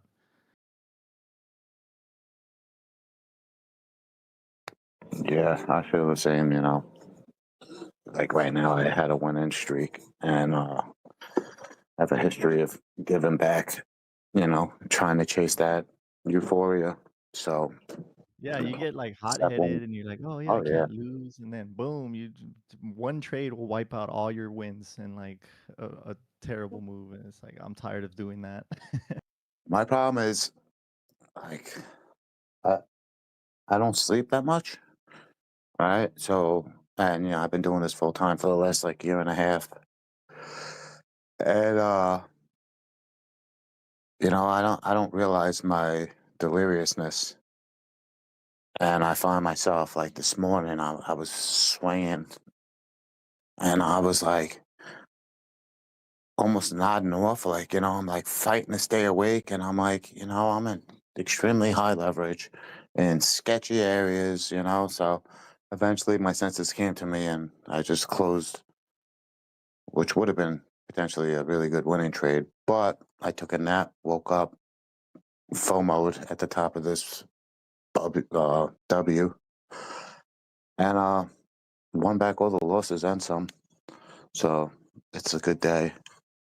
But yeah, I have a habit of putting myself in precarious situations and then, you know, you know, beating myself up about poor choices I make. But I know when rested, I definitely trade better. So Yeah, it's good to walk just away talking out sometimes. loud.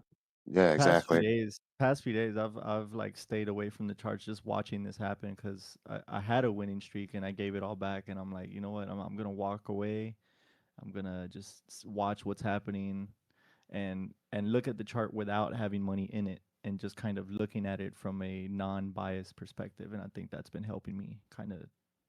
It hasn't been stressful at all. Actually, it's been helpful to look at it without money in on the line.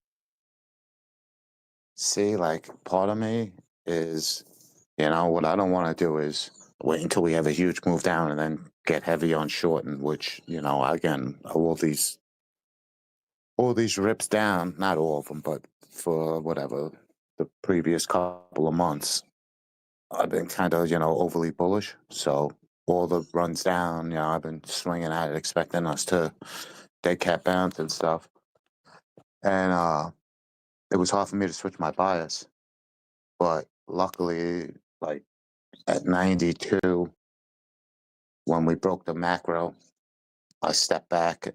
And then from there, I was like, you know what? It felt wrong because I'm like, I'm already late. This is probably the last place I should start shorting. But, whatever, just watching candles, watching these patterns break down over and over. And, like, not paper trading, but mentally, like saying, I should get in here and then watch it play out.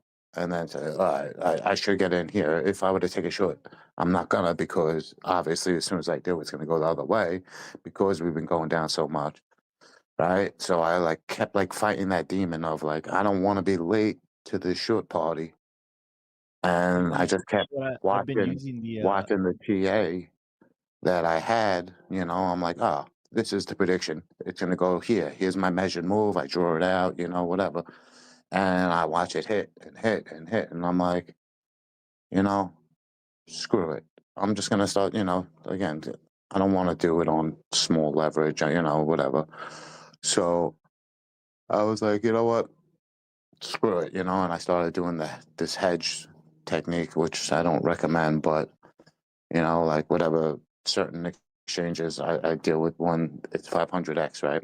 But it'll be like a cap of a $200 play. So I'll do $100 short, right? And this is like whatever, which I feel is like the likeliest spot where it's just going to fall out, right? So it's a little late, but I'm like, I don't want to, it's like a vector down and then half recovery. And then I'm like, all right, this is where it's going to fall.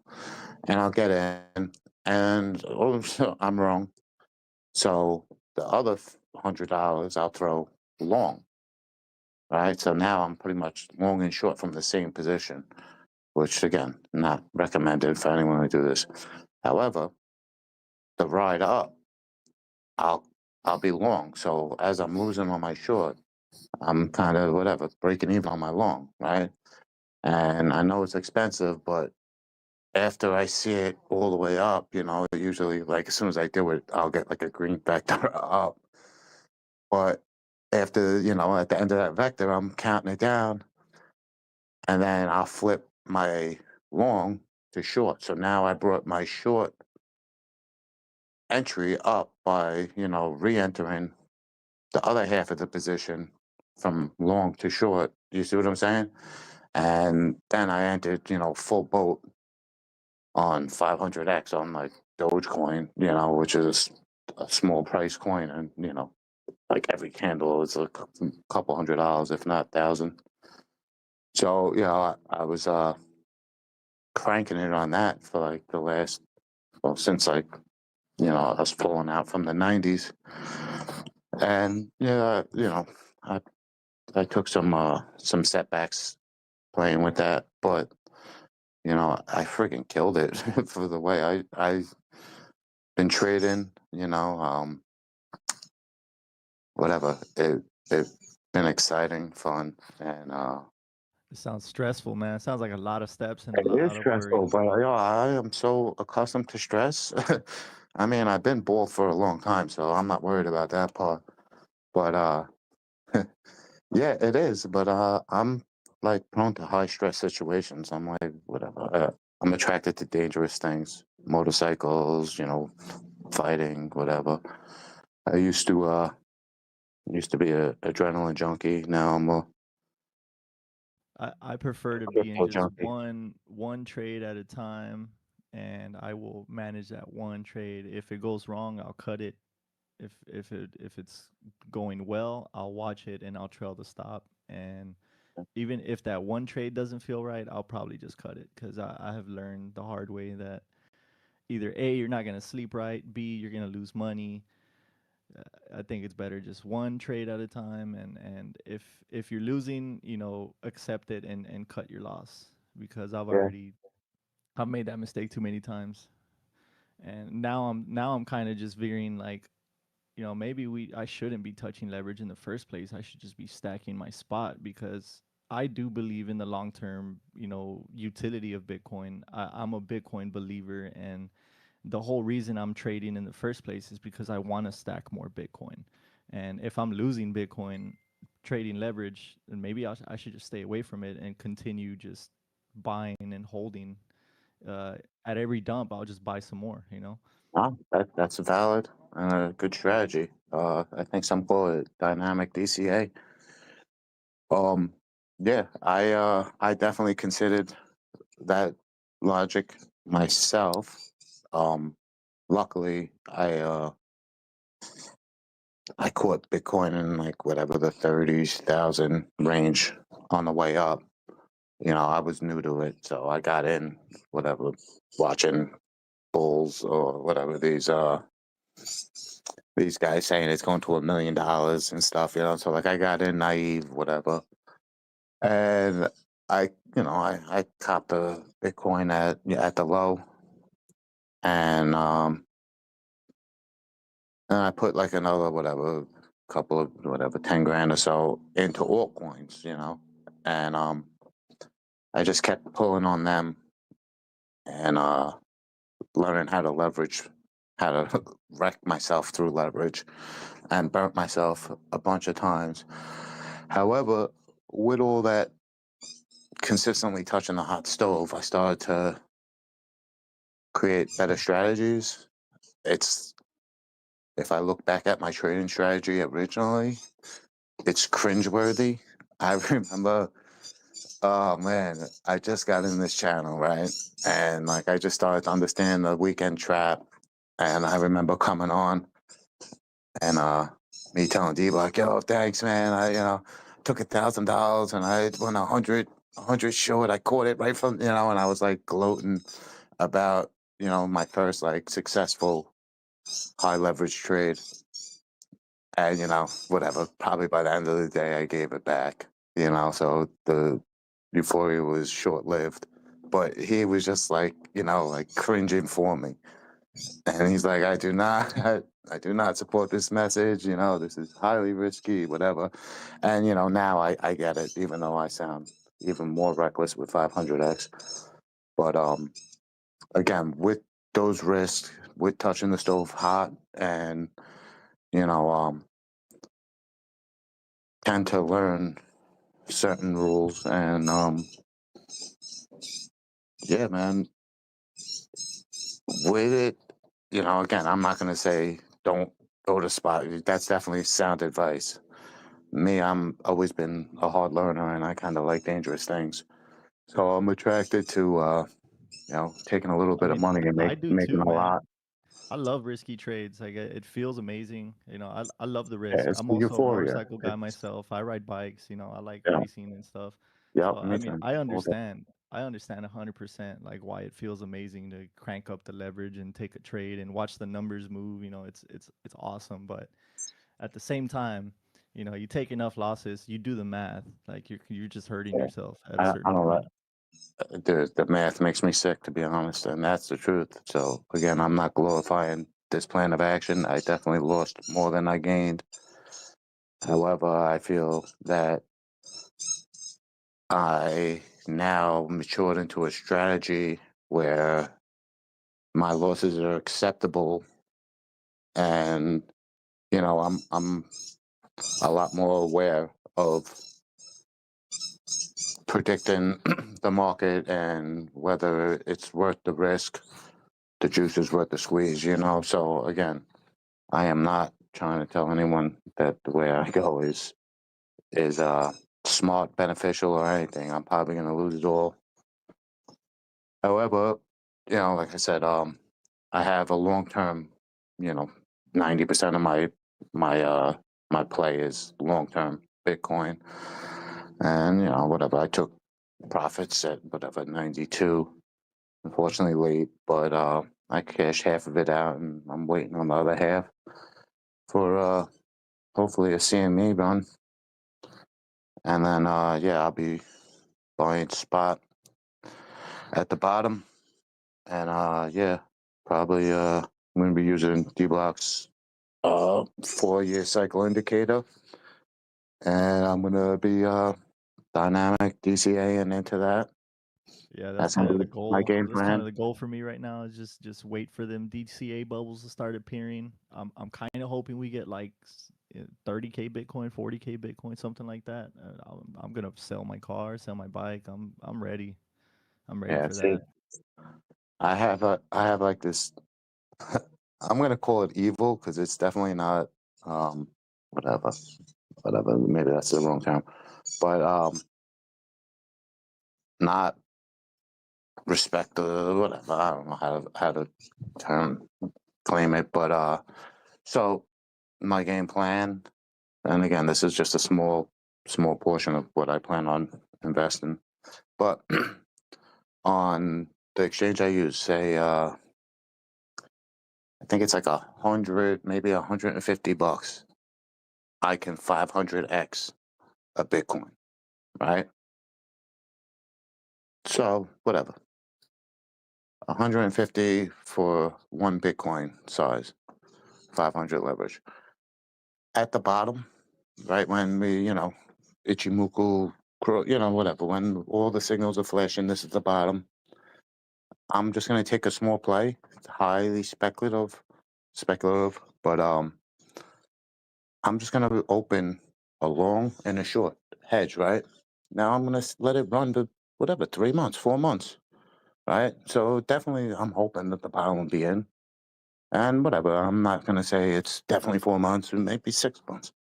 But the idea of saying for $300, I'm going to have 500x long and short. And then after I'm sure the bottom's in and we moved away enough, then I'm going to cut 20% off my short. And when, we get a little further, 20%, then I'll cut the whole thing, move my stop into profits, and hopefully ride a leverage play, whatever, for the next 12 months, 18 months. Again, just the idea of leverage to me, it's a small play, for that to just buy $300 worth of Bitcoin.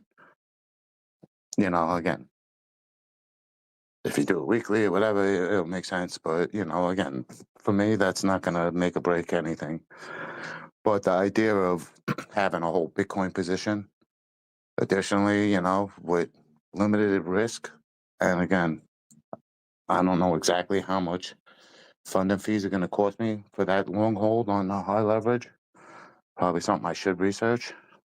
But I would definitely, if you're like trading leverage at all, I feel it's important to know like the leverage equation they use for your fees and all that. I'm sure they like most exchanges will have an equation that shows you like what their funding fees are, the maker taker fees, and like how much time you spend in your thing and how much that's going to Yeah, cost you.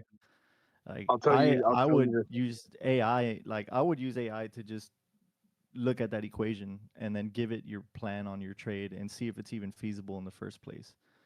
Yeah, I'll say funding fees are like the number one thing that's wrecked me.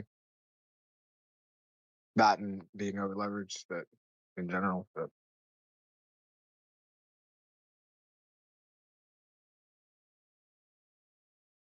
I'm kind of like good. I've had trades where I had a precision entry, like I closed in time and I still got wrecked, or not wrecked, but still yeah, still definitely took a made loss. less than what you thought. No, I'm aware of the fees. Again, I'm not aware of how much the fees will be over again, definitely AI, that's a great idea. One I didn't have in the notebook. So thank you. Yeah, heck yeah, definitely. Again, this is just like a whatever, evolving theory that I would like to, again, I don't know, maybe I'll do 1,000 more, 1,000 short, and make it worth more. Again, I don't know, we'll see. I'll play with it with AI, and again, I would rather be a sniper and just be able to snipe a great entry and not have to hedge it and all that stuff. But I'm not that good. But hopefully by then I'll be better.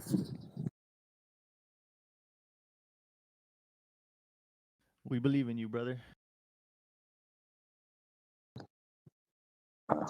Good to know. At least someone does.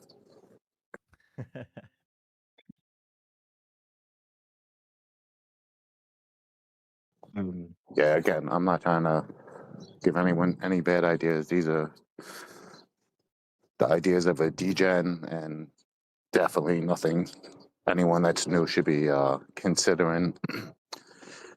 Play with high leverage, play with leverage, period, then you're likely to get wrecked. And as I know, as this man I'm speaking to knows,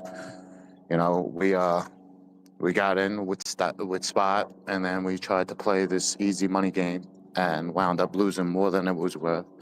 In the end, we both wish that we didn't learn it or didn't participate in the action. So just a word of advice from some people that got a couple of bumps and bruises from it.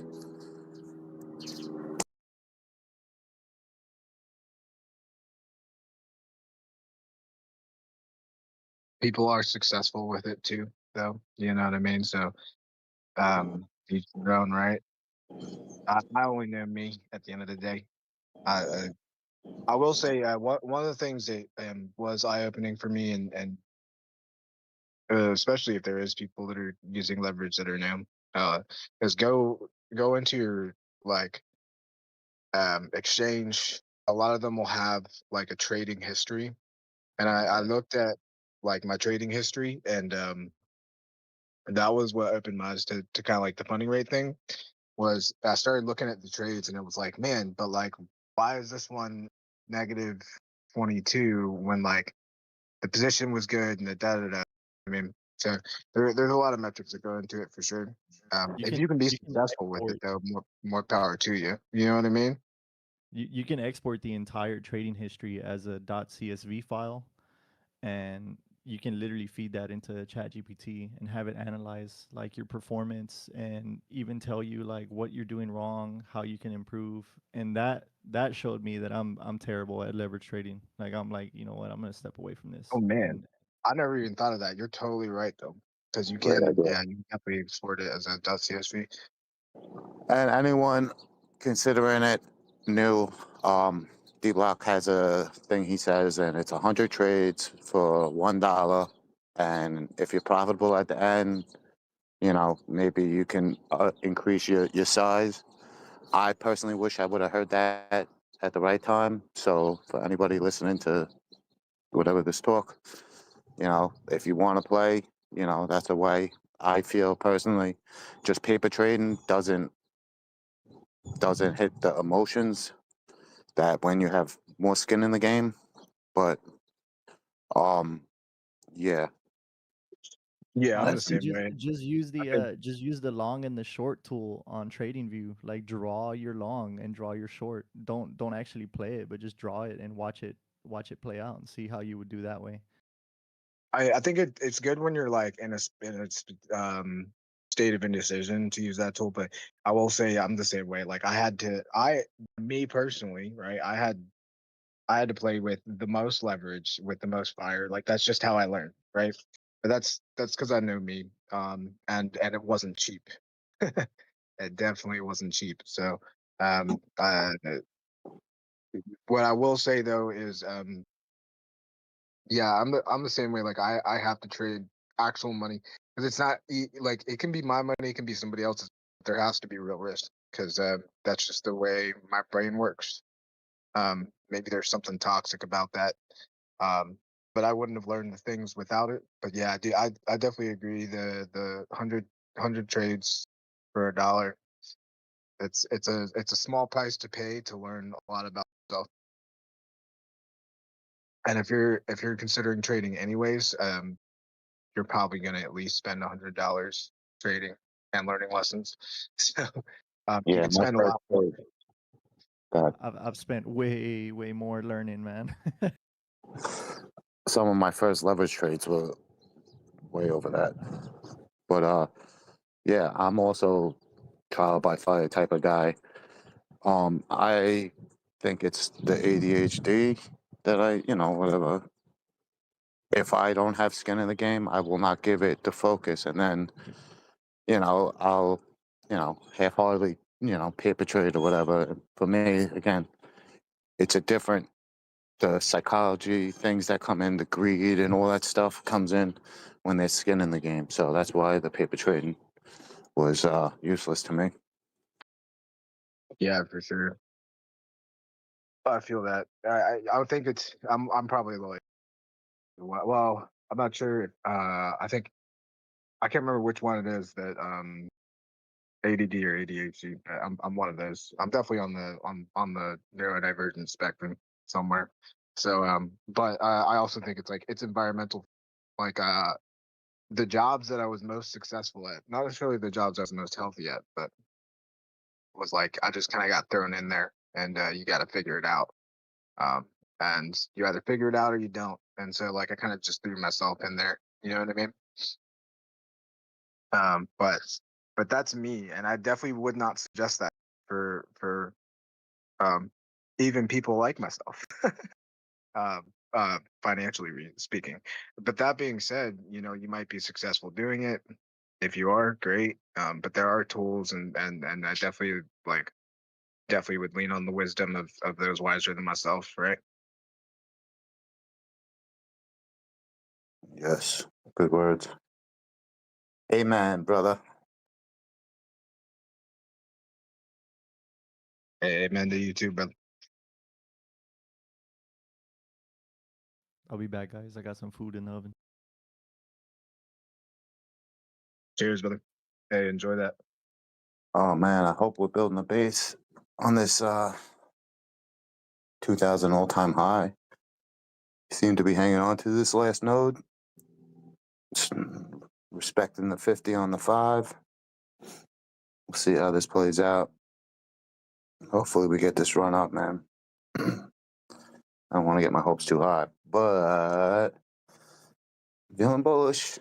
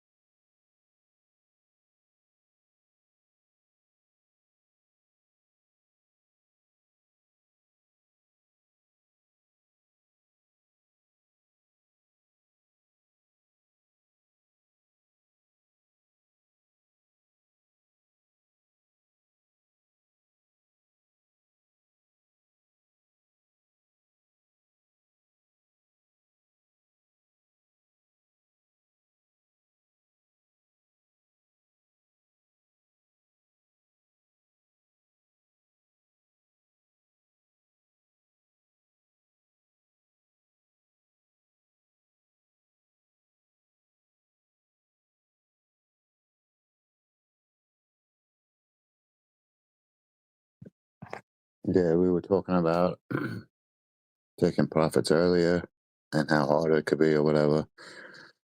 But looking back, I am so happy I took the profits that I did. It doesn't feel right, and I think Dbloc said this. You know, a good trade doesn't feel right when you take it or when you end it. If you wait for comfortability, you probably regret it. Yeah, it always doesn't feel right until like later, right? That's the thing. Because it won't feel right until you see it play out, and then all of a sudden you're like, man, if I had, if I traded more like this or whatever, but not to push ups and stuff, but um when you look back and you see that the problem and I think I'm similar, like I chase the adrenaline a little bit, and once I have good trades, that's when I'm like most prone to continuing that pattern of behavior. You know what I mean? Or continuing thinking that I'm going to get the same results with a different market, right? And but you got to shake those things. It's I do feel like one of the biggest parts of trading in general is like you're constantly at a battle with your own psychology. Um, and it's like it's better the more you neutralize it, but I mean, you know, you really got to face that thing in you. You know what I mean? And like that's a thing that I think that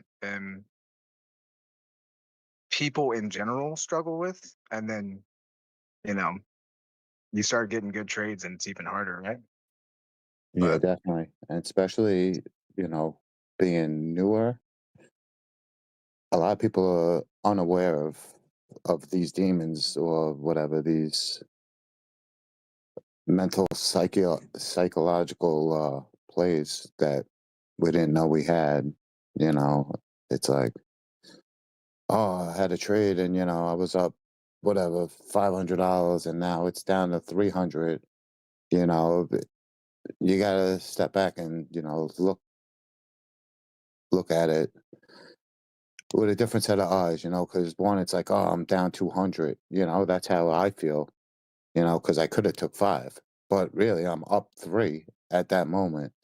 And, you know, just got to take a breath and look at it and say, the likeliness of this, reversing or not. And, I'm consciously aware of how many times I've been in that position. I could have closed a winning trade, and then I only ended up round tripping, and that's a win compared to, you know, letting it just wipe me out and getting liquidated.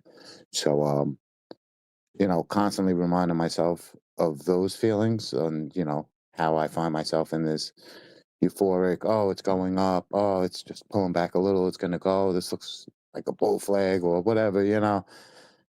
And then, you know, I'll switch the time frame or, you know, whatever, remind myself that I could make a choice to close a 1 in trade or at least take half. And then, you know, whatever, if I want to let it run, let it run. But at least I covered, you know, the fees. And, you know, I'm aware of the habit that I have, which is a horrible habit. And that is, you know, putting money in and just losing, you know, yeah, over a bunch of trades. But it's all because I'm swinging for the fences and, you know, I'm not in the play. You know, so in my heart, I want to be a swing trader, you know, and I want to catch these long trades that last for a long time. But apparently, I don't know how to pick them that well. You know, I think I caught bottoms, you know, only to I find feel out that like it wasn't. So listening to you talk about your trades, I think a lot of your problems would be solved by just turning the leverage down significantly. Like instead of using 100x or 50x, you try like 5x, 8x, you know. I think you do a lot better in my opinion. yeah, I have. It's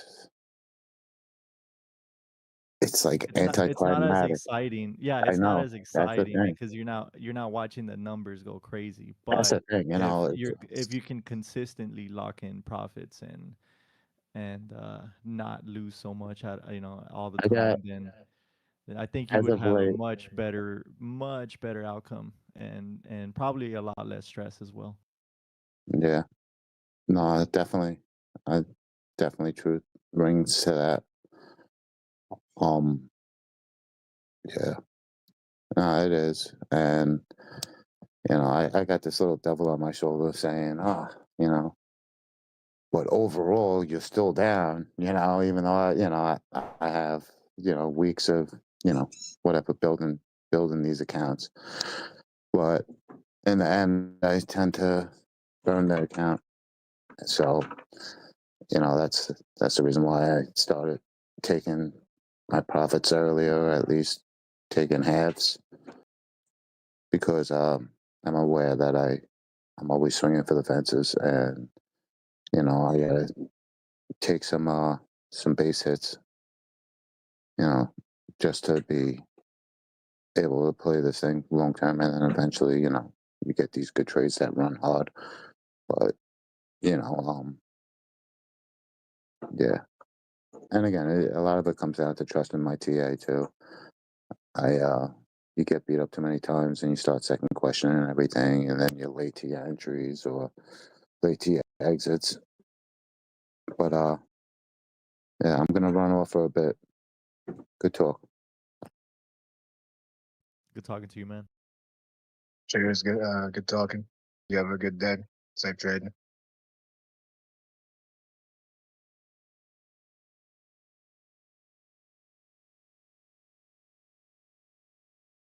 I had some beans on the stove, man. The water evaporated. I had to go put some more water on them.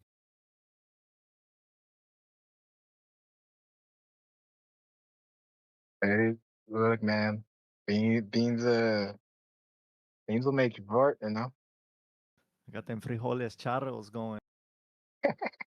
Them charros beans. Your buddy. And some chicken too. I'm hungry already just thinking about it, but yeah, I gotta babysit them a little bit. You start talking about that chicken. Rolling the Mars, man. Make me.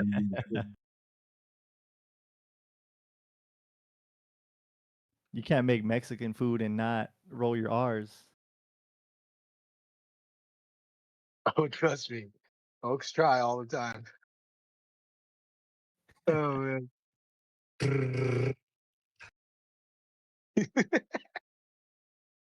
I don't want a quesadilla. I want a quesadilla. I don't know. Sometimes I'll be wanting a quesadilla though. So sometimes I want a quesadilla and a chicken fajita.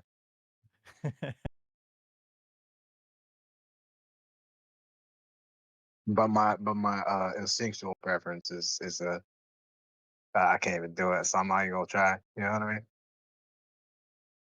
I got you.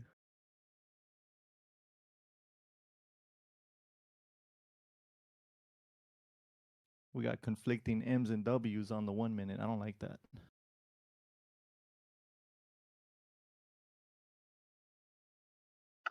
Yeah, we did that kind of like every stop on the way down was like that a little bit. You know what I mean? Yeah, it was W's turning into bearish channels, followed by massive dumps. Yep. It was like lower high, lower high. Sometimes it'd be like slightly higher high, and then turn into a wick and be done.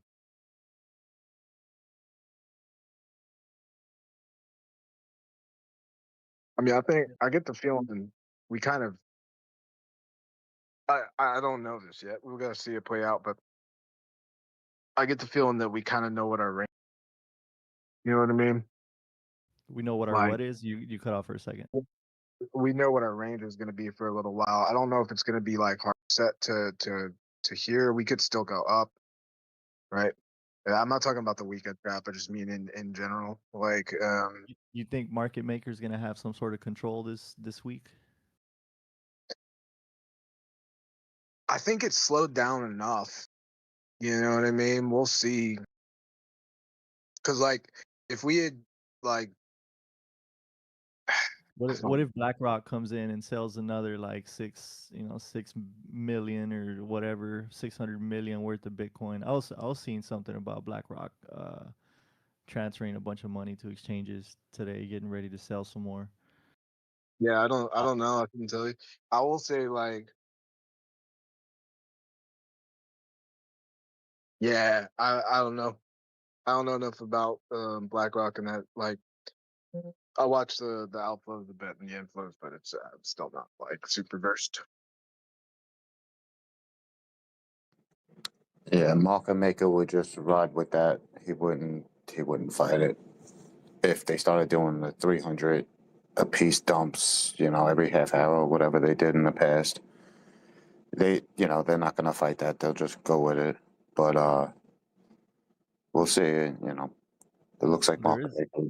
there's a bunch of 100x longs under us. We could dump a little bit right here.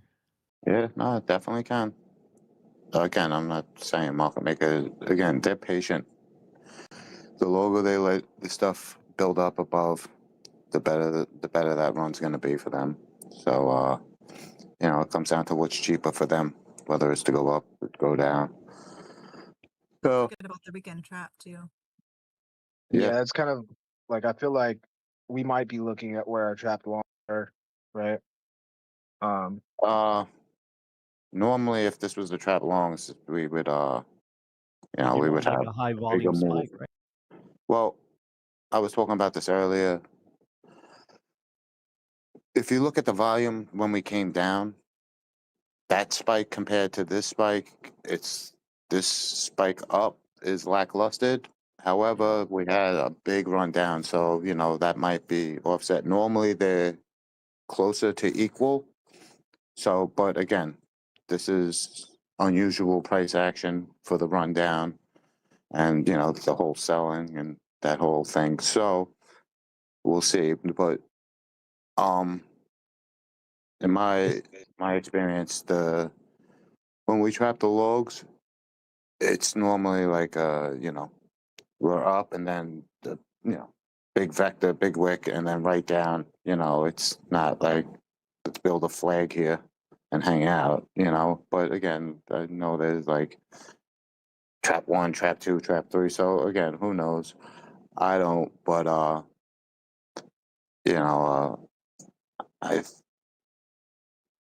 I'm like 50-50 on whether the longs are in. I have a sneaky suspicion that we're gonna go up. We respected the Feels 50 like on the 5. We're bouncing off the 800 on the 5, respecting it. It also happens to be the 2020 all-time high. So, you know, I don't know. It's almost like we're building a little floor on this. This might be the area where the weekend trap ends up in. I think we might have one more push higher to trap them. You know, I think if we trapped them, we would have broke the 50 on the way down.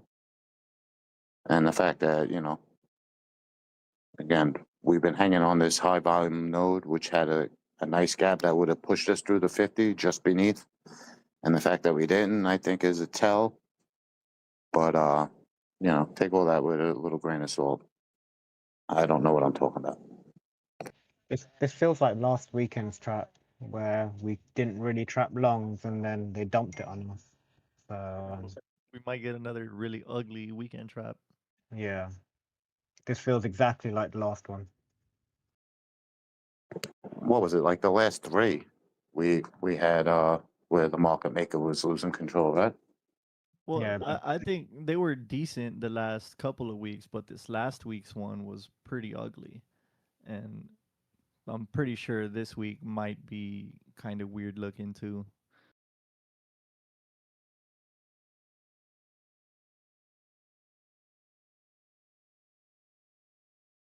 But who knows?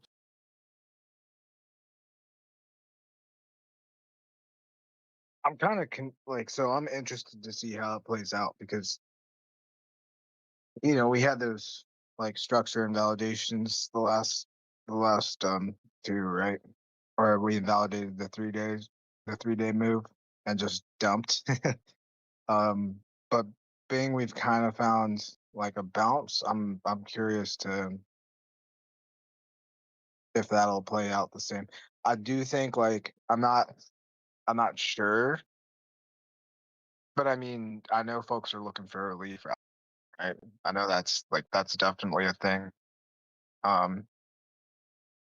So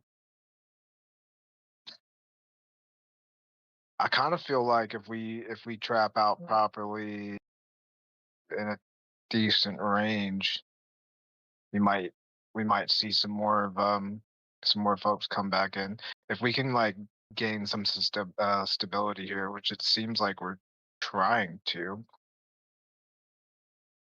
but I don't know. What do you think? If we build a floor here, false move down, 3-day up type of thing? Yeah, I'm not expecting much. Like, so if that's what ends up playing out, I don't expect like a lot. I'm trying to curb my enthusiasm for the 3-day up. But that being said, I mean, it would be a good way to go get those liquidations.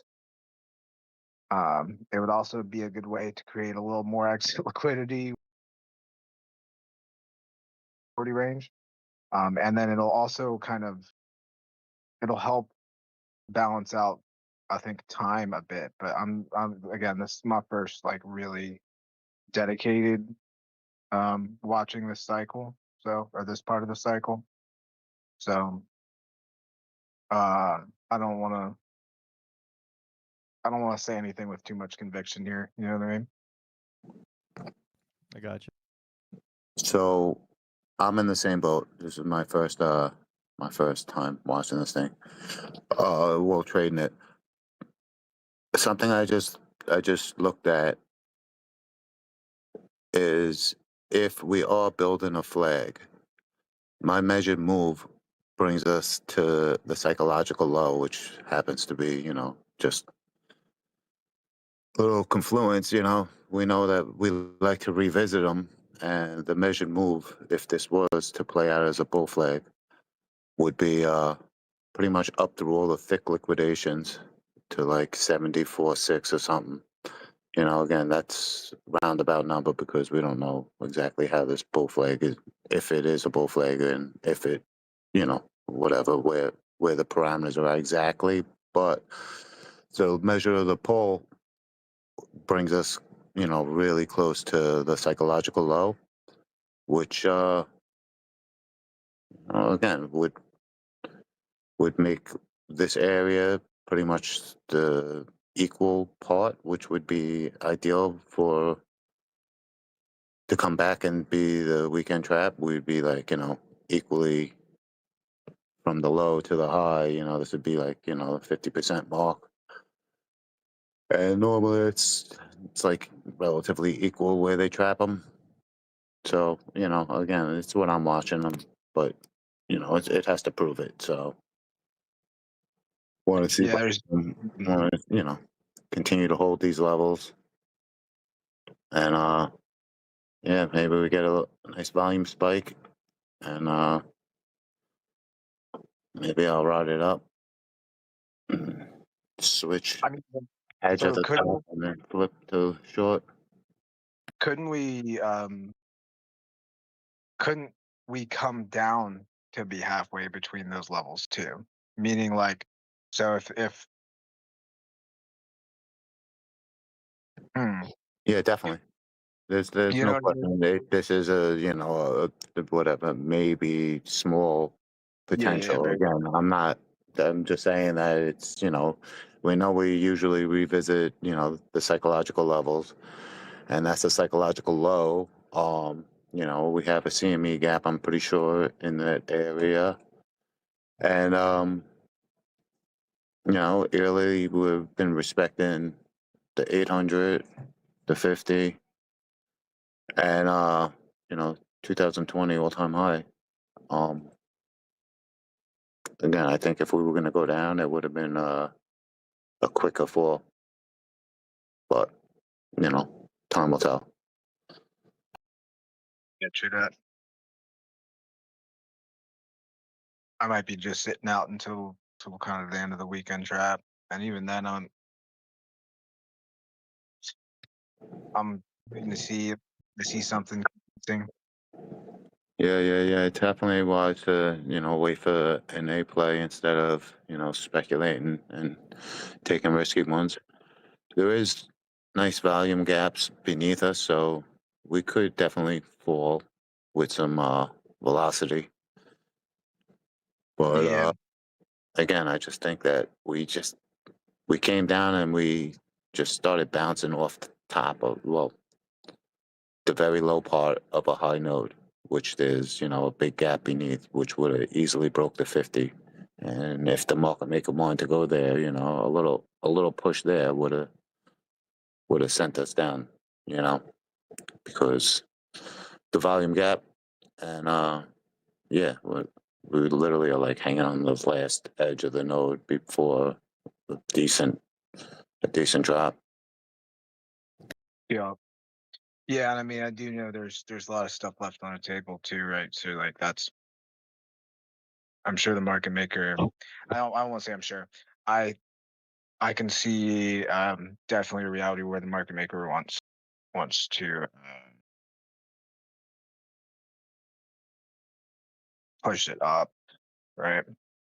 With all the work that it put in on the way down, trying to get things to go or to slow down. You know what I mean? But we'll see. Yeah.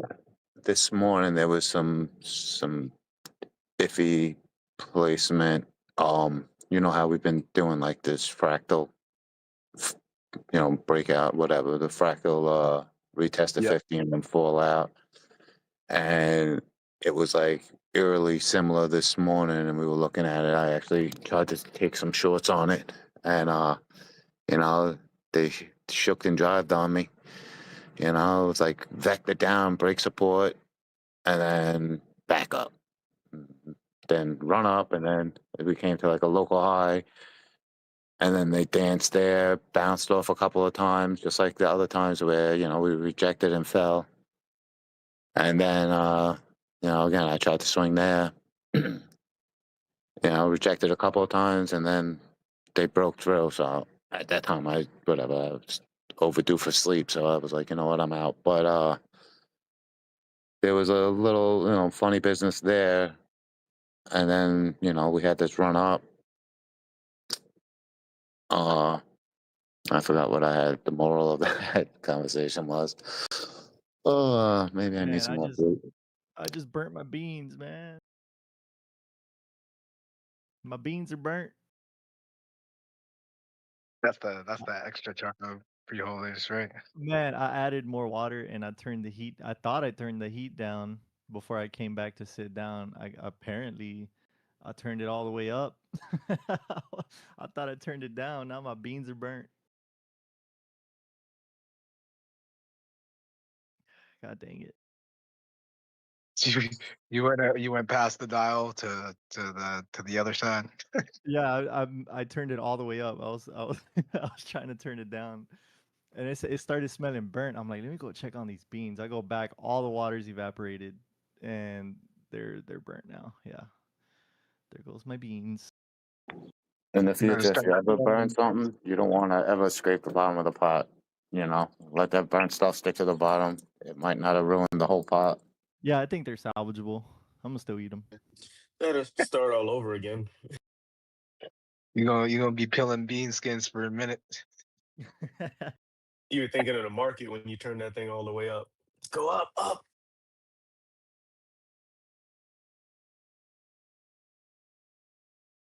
I'll be back. I gotta go clean up this mess. Cheers.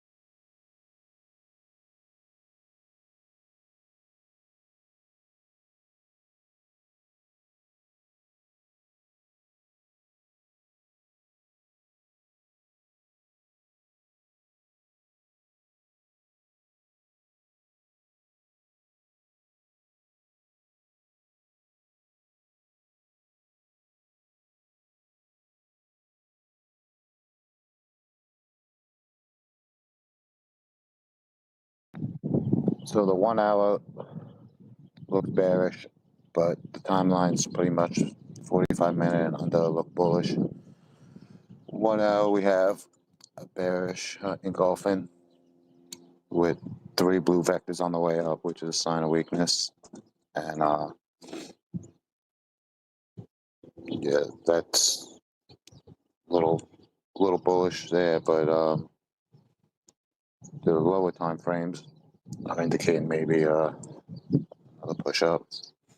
So, you know, just keep watching. We'll see if we get another rip up to trap the longs.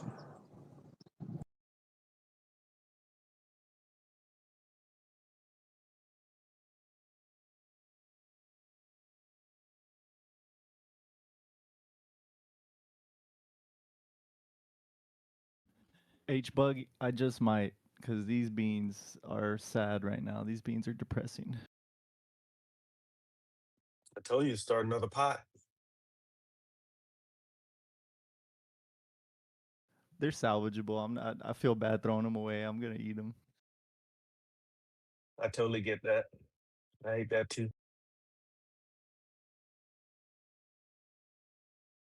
Like, you ever burn some toast just to the edge to where it's okay, but you're still gonna taste the burnt, and you're like, I should throw these away, but you're like, nah, I'll suck it up and eat it. Yeah. Like, come Bro, on, I man. stuff. That's what they make a butter knife for, right? Scrape the burnt off. Yeah, Bust but out you the still angle grinder. kind of get that taste though. But yeah, I know what you're saying. I do.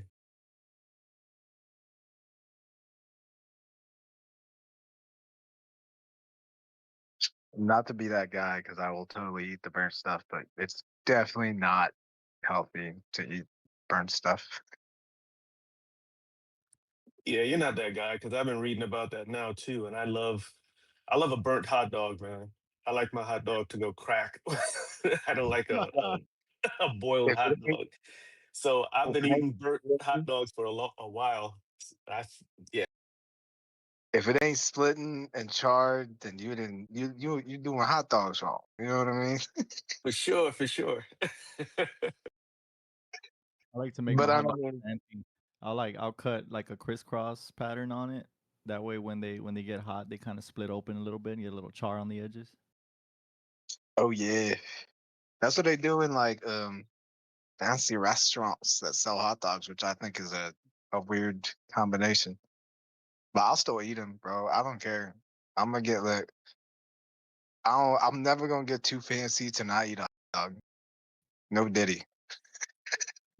Yeah, but I think he's more leaning toward the cancer causing part now that they're saying anything that's burnt can cause. I forgot the words that are in it. Yeah, it's Man, because everything gives you cancer, bro. Everything. if you ever noticed on McDonald's websites they got something about it too because their browning process involves something that's like particularly bad. But yeah, anything that's burnt, yeah, Yeah, it's is called carcinogens. yep, it's carcinogenic. Yep, it's There on. you go. That's the word I was looking for. Yep. What are carcinogens? You know when you smoke something, if you, I mean, but really though, like that's it's like it's the When pro- process of yeah, it's of when protein goes past a certain point and it turns from being something that is good for you, the not chemicals, but the constituents of protein, and you burn it at a higher temperature and it goes past that, then it turns deadly for your body. In layman's Yep. terms. Yeah, for sure. Also, like smoking anything is super carcinogenic. When you say smoking, you talking about smoking like a cigarette or smoking like a smoker? So smoking like a cigarette. Okay. But I would imagine I feel like there's probably a good chance that And a smoking smoker? has a high propensity for carcinogenic intake. That being said, I don't know if you smoke your brisket right? But like, then there's the bark. The bark is the best part, but that's also Yeah, that's Yeah. the burn ends. yeah, Which I agree is totally the best part, but it's exactly what they're saying is why this whole rage against meat, which I am a huge meat eater, but that's the argument that non-meat eaters have, is that when you have this transition from healthy protein to this carcinogenic action that it takes when you eat the burn ends or when you have those burnt edges, that's when it turns bad for you. So it's that dichotomy of how much do you consume? Do you do it all the time? Is your body young enough and healthy enough that you can fight it off? All of those things. I'm old enough that I can't anymore. So I'm very, being a huge meat eater, I'm very aware of that. I guess it's a reality. Supposedly science has proved that. But totally agree the burn-ins are definitely the best part. Dude, we're programmed for everything that's bad. I mean, it's crazy. Sugar. I mean, I fight sugar every day. Like I want some Chips Ahoy. I stopped eating Oreos because I found out what they're made of. And I know Chips Ahoy is probably not any better, but it's like our body is programmed to just have bad stuff to cause all this stuff. We've just been yeah, programmed over the years. yeah, because like they dump loaded sugar on us, right? To get us addicted early. That's the thing.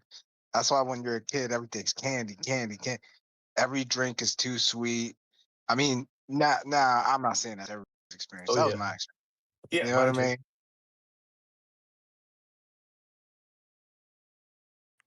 Meanwhile, most of the people that I know smoking cigarettes, living into their 70s, 80s, and 90s, no problem. But It is funny, right? I know some of them have some problems, but yeah, that's a high percentage for me in my experience. Knocking on wood. So there's kind of two sides to that.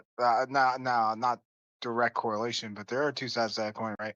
Because they've done studies on like homeless addicts and stuff, and there are definitely health conditions that you acquire in with unhealthy choices.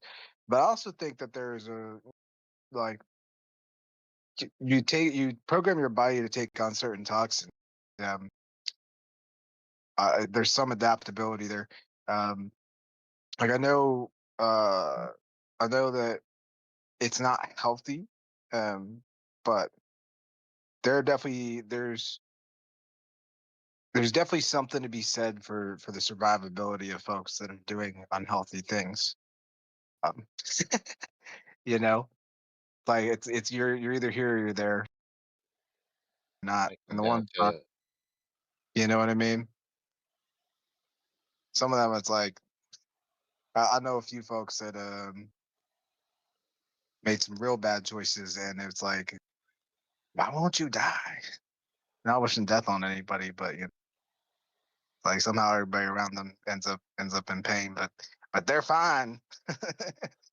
But no, I just like I think it's it's kind of like if you're too sanitary, if you're too clean, and then your body adjusts to that, your body can adjust and adapt to things. But like I think there's a line somewhere there. Like I think Exactly. carcinogen is really bad Exactly. for everyone, right? Because you can see it in like they might still be alive, they might not have certain health issues, but their underlying health might not be right. Like their system might still be out of balance, and you might not know because you don't really people don't really know about the issues they have until they get diagnosed with them, and that's if the diagnosis is correct.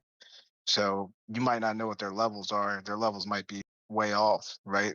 That might be contributing to their anger, to their um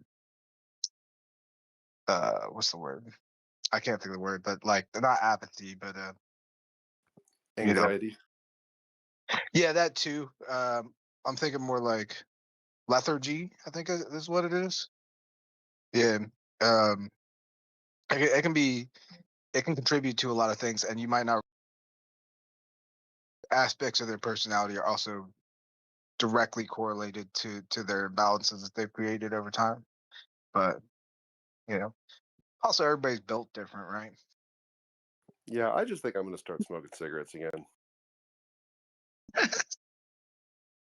I can't advise it. Don't do it. It probably took you a long time to stop. Yeah, that's the thing.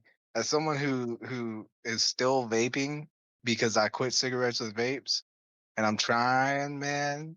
Yeah, it ain't worth it. Amount of money you spend alone. If you took that money and spent that money on Bitcoin, you'd do a lot better. Well, Maybe not right. I If I literally make it to tell that to my dad. 75, I'm gonna start smoking. If I make it to that age, if I make it to 75, I'll start smoking again. Well, at that point, Yeah. that's Then just it an doesn't instrument. matter. Right? Not health advice. Yeah.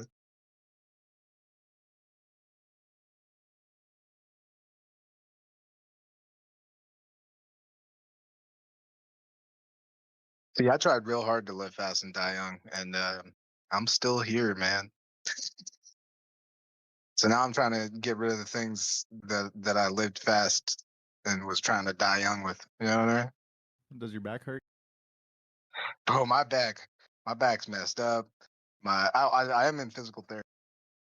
My knees messed up. My ankles messed up. My lungs are messed up. They're getting better though.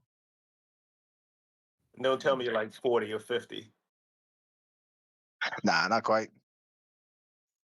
I'm not far off. You're younger, right? Yep. See, that's even worse. God. Oh man. When I graduated from cigarettes to other things, I made up for time with quantity. There you go. So now I'm making up for quantity with slow, methodical. Healthier choices. Yeah, right. Trying to.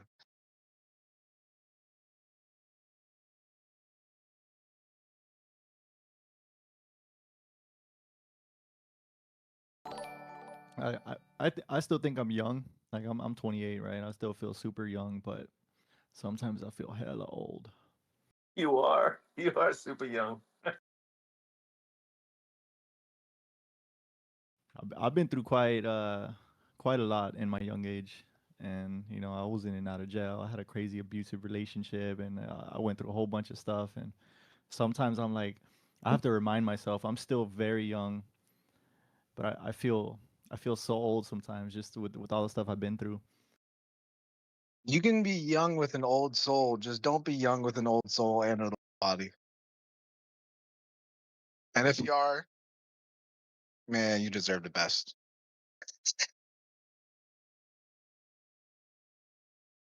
I still think my body's okay. My back don't hurt yet.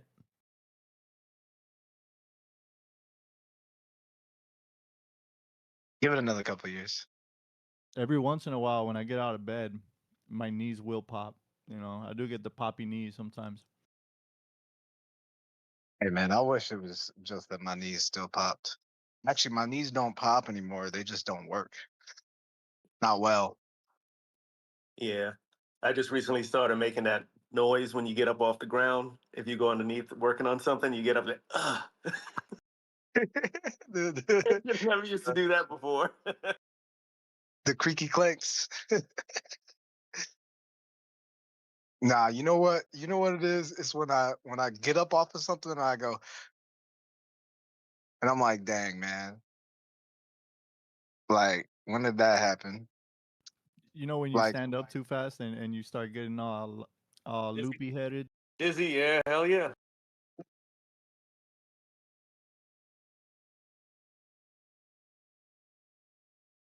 yup. Where does that come from? That is It's a That's blood blood sugar pressure. imbalance. that's blood sugar and also blood rushing. So like your blood is rushing away from Yeah.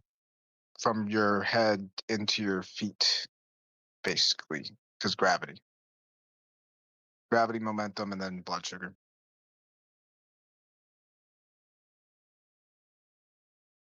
It's like taking your arm and swinging it from toe to ceiling real fast. You'll feel that blood push toward your fingertips. That's pretty much the same way when you get up so fast, it just pulls down.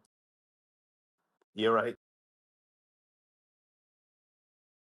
You know how like we say the market is like a rubber band. What goes up must come down. Yada yada yada yada yada. Right. Your body is also, constantly shifting its state of equilibrium, in and out of equilibrium as well. That's also the first sign of dehydration. It is true. It means Yep. drink water. Coconut water, even better with the electrolyte elements in coconut water. It does have the natural sugar, but it certainly hydrates better than just plain water does. I Yup. drink lots and lots of beer. Does that count? It counts in There, reverse. there's That's water. what There's water causes the in beer. lightheadedness and falling over. Yeah, that's what goes through the bad knees. Yeah, there. I don't want to tell you all the reasons why beer is bad because I don't think it's going to change anything. But beer's bad. I drink whiskey though, so I can't talk. The only thing that's better about whiskey is that it's not carbonated. But I drink everything else carbonated, so it's fine.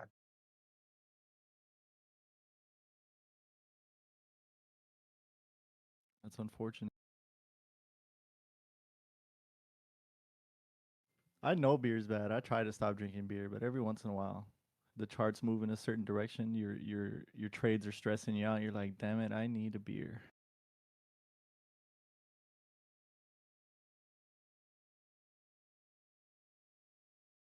Yeah, I get it. Been there, done that. Except for not with beer, I did it with whiskey, but I don't really drink Dude, anymore. I like whiskey too. See, Nice I little just maker's mark straight. yeah, buddy. I just can't with I can't with beer, but that's I don't think that's I'm not sure what it is. I don't know if it's a biochemistry thing. Just makes me feel bloated. I don't like it. I like to eat food and then drink whiskey. I like to have good things with my poison, kind of.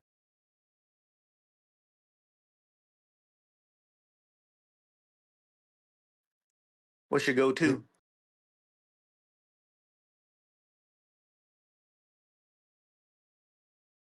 When I'm drinking whiskey, it's a maker's mark, either on the rocks, but usually straight. I like Maker's Mark. I like their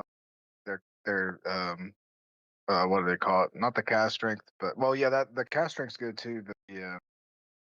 The where you go and make the cask, like so whenever people go and make the cask, you make it with um their like their longtime whiskey vendors or whiskey makers. So I've never had one of those that was bad. Um, and they're always, like it's a select barrel kind of thing. Like you make your own barrel with them and you try different things. So it's always something new. I actually just had Angel's Envy's cask strength is really good too. But I like Michter's. Michter's is my favorite. The sour mash is my favorite. On top of that, and then I like Burrell as well. You try some Widow Jane? Yeah, I like Widow Jane. I think Widow Jane reminds me of Buffalo Trace. I think it's a really good value and really good whiskey. I don't think it's the best whiskey, but I think it is good. Mm-hmm. Yeah. Y'all were saying about like drinks not being healthy. What do you think about like 100% pure agave tequila, like a Herradura or something like that? See, I can't because it gets me into trouble. But like health wise, if you had to pick like the healthiest option for alcoholic beverage, my assumption would be something like a pure tequila, but I don't know what you guys think about that. I don't think there's a healthy kind of poison. I think there's healthier poisons. But I would say probably tequila because of the agave, because I'm not a big fan of sugar, honestly. In liquors, like the more sugary, like rum kills me. But I like mezcal a lot. I'm not like huge on the smokiness, but I do like mezcal. Something about I don't know if it's the clay that they're burying those barrels in or whatever, or not the barrels, but the pots in. But like my favorite is like aguardiente.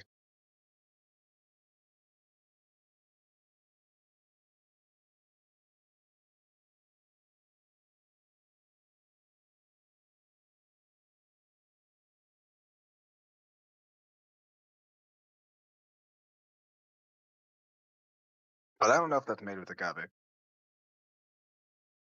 I do like me some tequila. I just can't. I get into trouble. So I'm very Tequila stringent makes you on naked. thing. No, look. So what happens is, you know how like, man, I used to love it's a cannabis called Headband. I used to love that because it was like it's a sleeper. You know what I mean? Like Don't get me started on that cannabis, boy. yeah, we could talk, but I ain't gonna get it.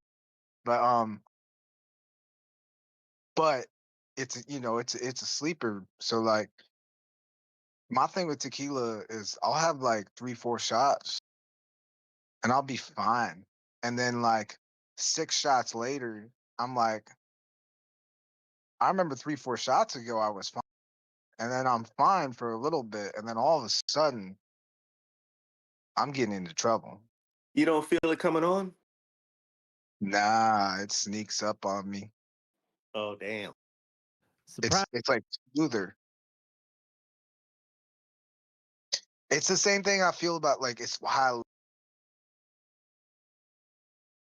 I can't acquire moonshine. So it's like For other it's like an edible to you. You don't know when it's gonna hit. exactly. And the next I thing don't I feel it. know, Let me eat like 3 more because I don't feel it, and then bam. bro, there's a place near me. It's dangerous because it's Vivita, and they've got like tequila flights. And so one day I scooted over because I was like, you know, there was some lady came in and she had her friends with her, and it was like me, and there's 3 seats next to me, and there was like 2 seats in the other direction, and there was 4 of them.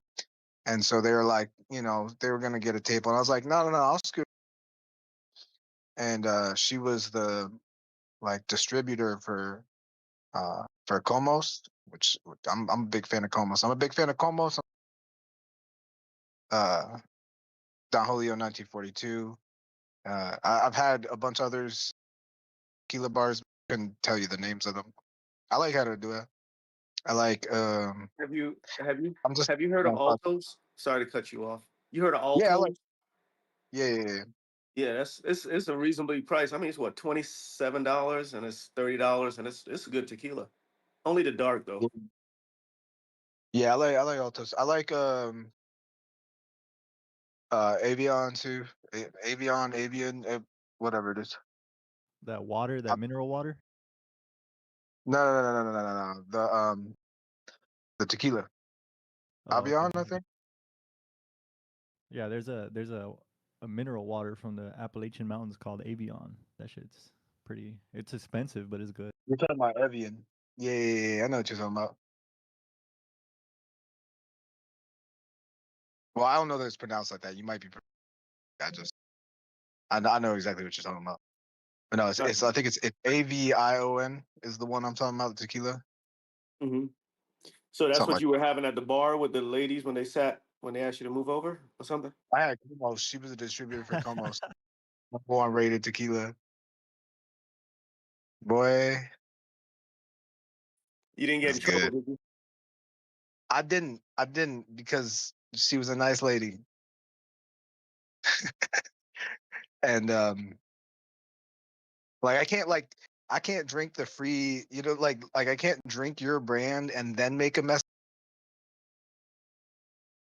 It's like you sell this, you probably give this out 1,000,000 times a day. If I'm not one, nah, I can't do that. It's illegal, or it should be. But I've also like, you know, I've learned that's why like when I do go drink tequila, I stay by myself so I don't have no bad influences around me. And I won't drink tequila with people. I'll have like a shot, but I ain't drinking more than that. So are you a mean drunk or something? No. Do stupid things, and I Oh, sometimes I'm already I would like to say I'm already an outspoken person in general. You start hugging everybody and be like, "I love you. I've always loved you, my best friend." I'll be saying That's me. That's me when I'm drunk. I'm the lovey-dovey drunk. I start loving everybody. tequila makes me more happy. Yeah, you know what I mean. But like, yeah, no, I just be saying the most, and like people don't like that. And it's like I already don't have as much of a filter as I should. And then when I have like tequila in me, oh, I really don't care. I really don't. And it's not like I'm not trying to be mean or nothing. I saying stuff and then people look and fight me, and you know, it's like I work next door or something. I just work all over the city, so it's like I can't do all that, man. I gotta chill out. Plus, I got bad knees and a bad back, like I said. So I'm not trying to like I'm really not trying to fight. really don't want to. Yeah, no And I reason don't for like, that. yeah, I don't like sitting inside of boxes either. You know what I mean? That's the worst place to wake up hungover. It's like inside a box. Yeah, I hated that, man. I spent too much time in jail, and I'm like, I shouldn't even be here in the first place. Yo, I know that feeling. I didn't spend too much time in jail, but I spent enough. I guess enough is too much, right? So One night was enough for me. One night. I was like, never again. yeah, what'd you tell yourself the next time? That's a bad joke. I didn't put myself in that position again. Shit. Yeah. I was I lucky, dude. put myself in way too many positions. Pause. But yeah, I just be trying to chill, stay out of trouble, do the right thing, be a more or less upstanding citizen. I mean, relatively speaking, right?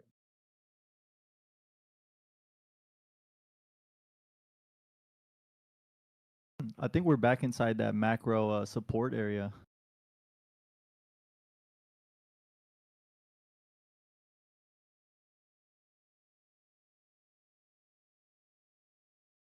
Yeah, we're not far from it.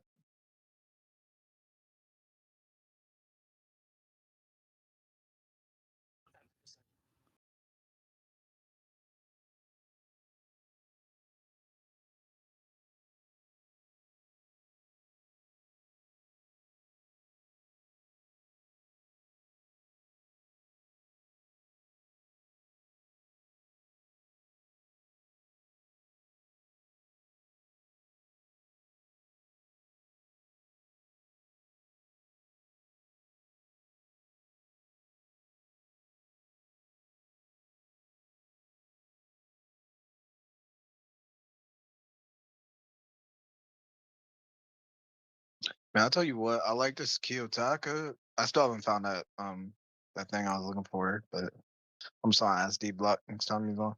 I really like this Kiyotaka because they don't have a lot of them, but they've got like purpose built suites of indicators.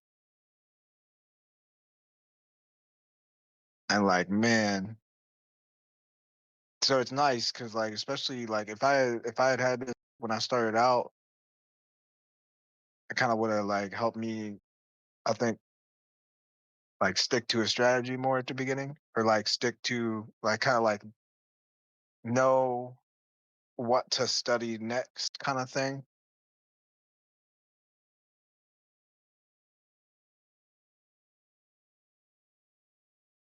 Because this stuff's nice.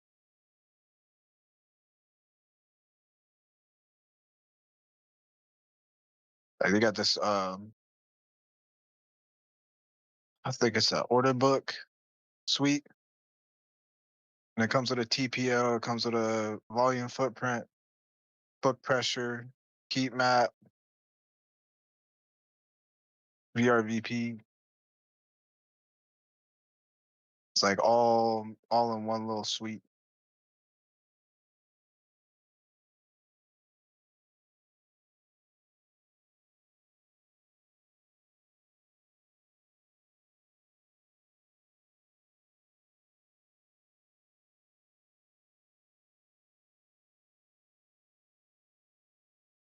And it lets me view the TPO while looking at the candle too, which is nice. Because it's just a good visual, I guess. Yeah, that's true. Hey, off that for 1 second. Is that in Japanese? Or is that just symbols? Oh, it's Japanese letters, but it's Japanese letters that look like English letters. You know what I mean? I got So you. it says what my logo says. What's your logo? It's Holdies, and then it's got a pair of nuts at the bottom and a little demon face. Oh, nice. It was my gaming profile. I was That's how I toxic. got that's how I got Roboballs because that's my gamer tag, Roboballs. Yeah, I was gonna say it looks like a little.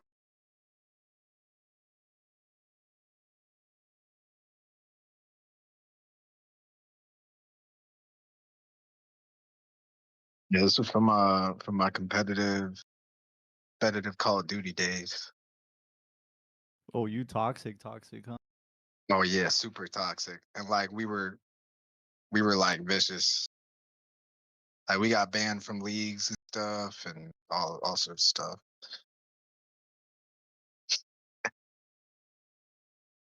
You play that Battlefield 6 game that came out not too long ago? Nah, because that's after I switched to Linux. So I was trying to get the open beta. So I just bought it because I was like, I just kind of gave it. I've also dedicated to play a lot of Star Citizen. I've been playing a little bit of Hightail lately. That like Minecraft remake or whatever. Not remake, but Minecraft clone. And then They added NVIDIA GPU support to some certain distros of Linux, I think. yeah, so I'm using DLSS right now. So I use Cache OS. I like I it. never heard of that distro. It's basically like how there's Nobara, which is like that's kind of one of the big gaming distros, but it's a Fedora based distro. Okay. So this is like the Arch counterpart. Like they are so Nobara, Cache, and I can't remember. There's one other that like they all kind of work together. Um, they all share like their information. So for compatibility for gaming, they've got a lot of tweaks that make sense. It's like a more lightweight distro, but it's fine. Like I could use it I use it for everything. I've got I got TradingView working on it. Kraken working again because yeah, I like was using it for a bit and I stopped trading spot as much and now I'm getting back to where I'm like I'm gonna have to get it set up before the bottom. But it takes a little bit of work. Just like a lot. The big thing with Linux is anything that like has to sign in from online. Um, Yeah, you like gotta have able, those dependencies running and all that stuff. You gotta set everything up.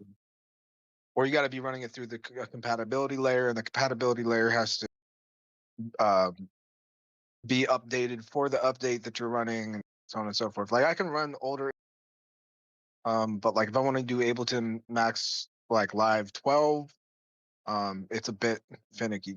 You can get it working. It's not easy. Like the only reason I use Windows 11 on this computer is because of FL Studio, and I know you can run like FL Studio through Wine or some sort of like Windows emulation layer, but the performance hit you get on that is ridiculous. And I have a lot of VSTs and plugins and all this stuff. And it's like legitimately the only reason I'm using Windows is because of FL Studio. Yep. No, I get it. I run FL as well. I haven't run it on Linux yet, but I have to find my little. I got it. I've got it working on Linux before and it runs, but the latency and just like the way it feels is garbo, man. It feels like crap. And I love Linux, dude. I have like a couple Raspberry Pis that I set up with running Raspberry Pi Lite OS, like the super lightweight version of it, and they boot directly to TradingView. So I got some charts that are running just straight up on Raspberry Pis. But as far as like gaming and like editing photos, making music, it's still better on Windows, unfortunately. Yeah, yeah. I think generally yes. They have gotten better. So what's it called? Glorious Egg Roll. He's the guy that he's the guy behind Nabara. Um, he's also like I said, he works with to do Cache OS. And so he's a big part of like why we have a lot of the compatibility tweaks and like why some of these distros now. So like now you can run DaVinci Resolve pretty well, and I think in some cases even better than Windows. Like it used to be a thing that would crash all the time. So some of the creative applications, but like and like I know there's like Bitwig Studios or whatever or I think it's Bitwig. Where I haven't really played around with it.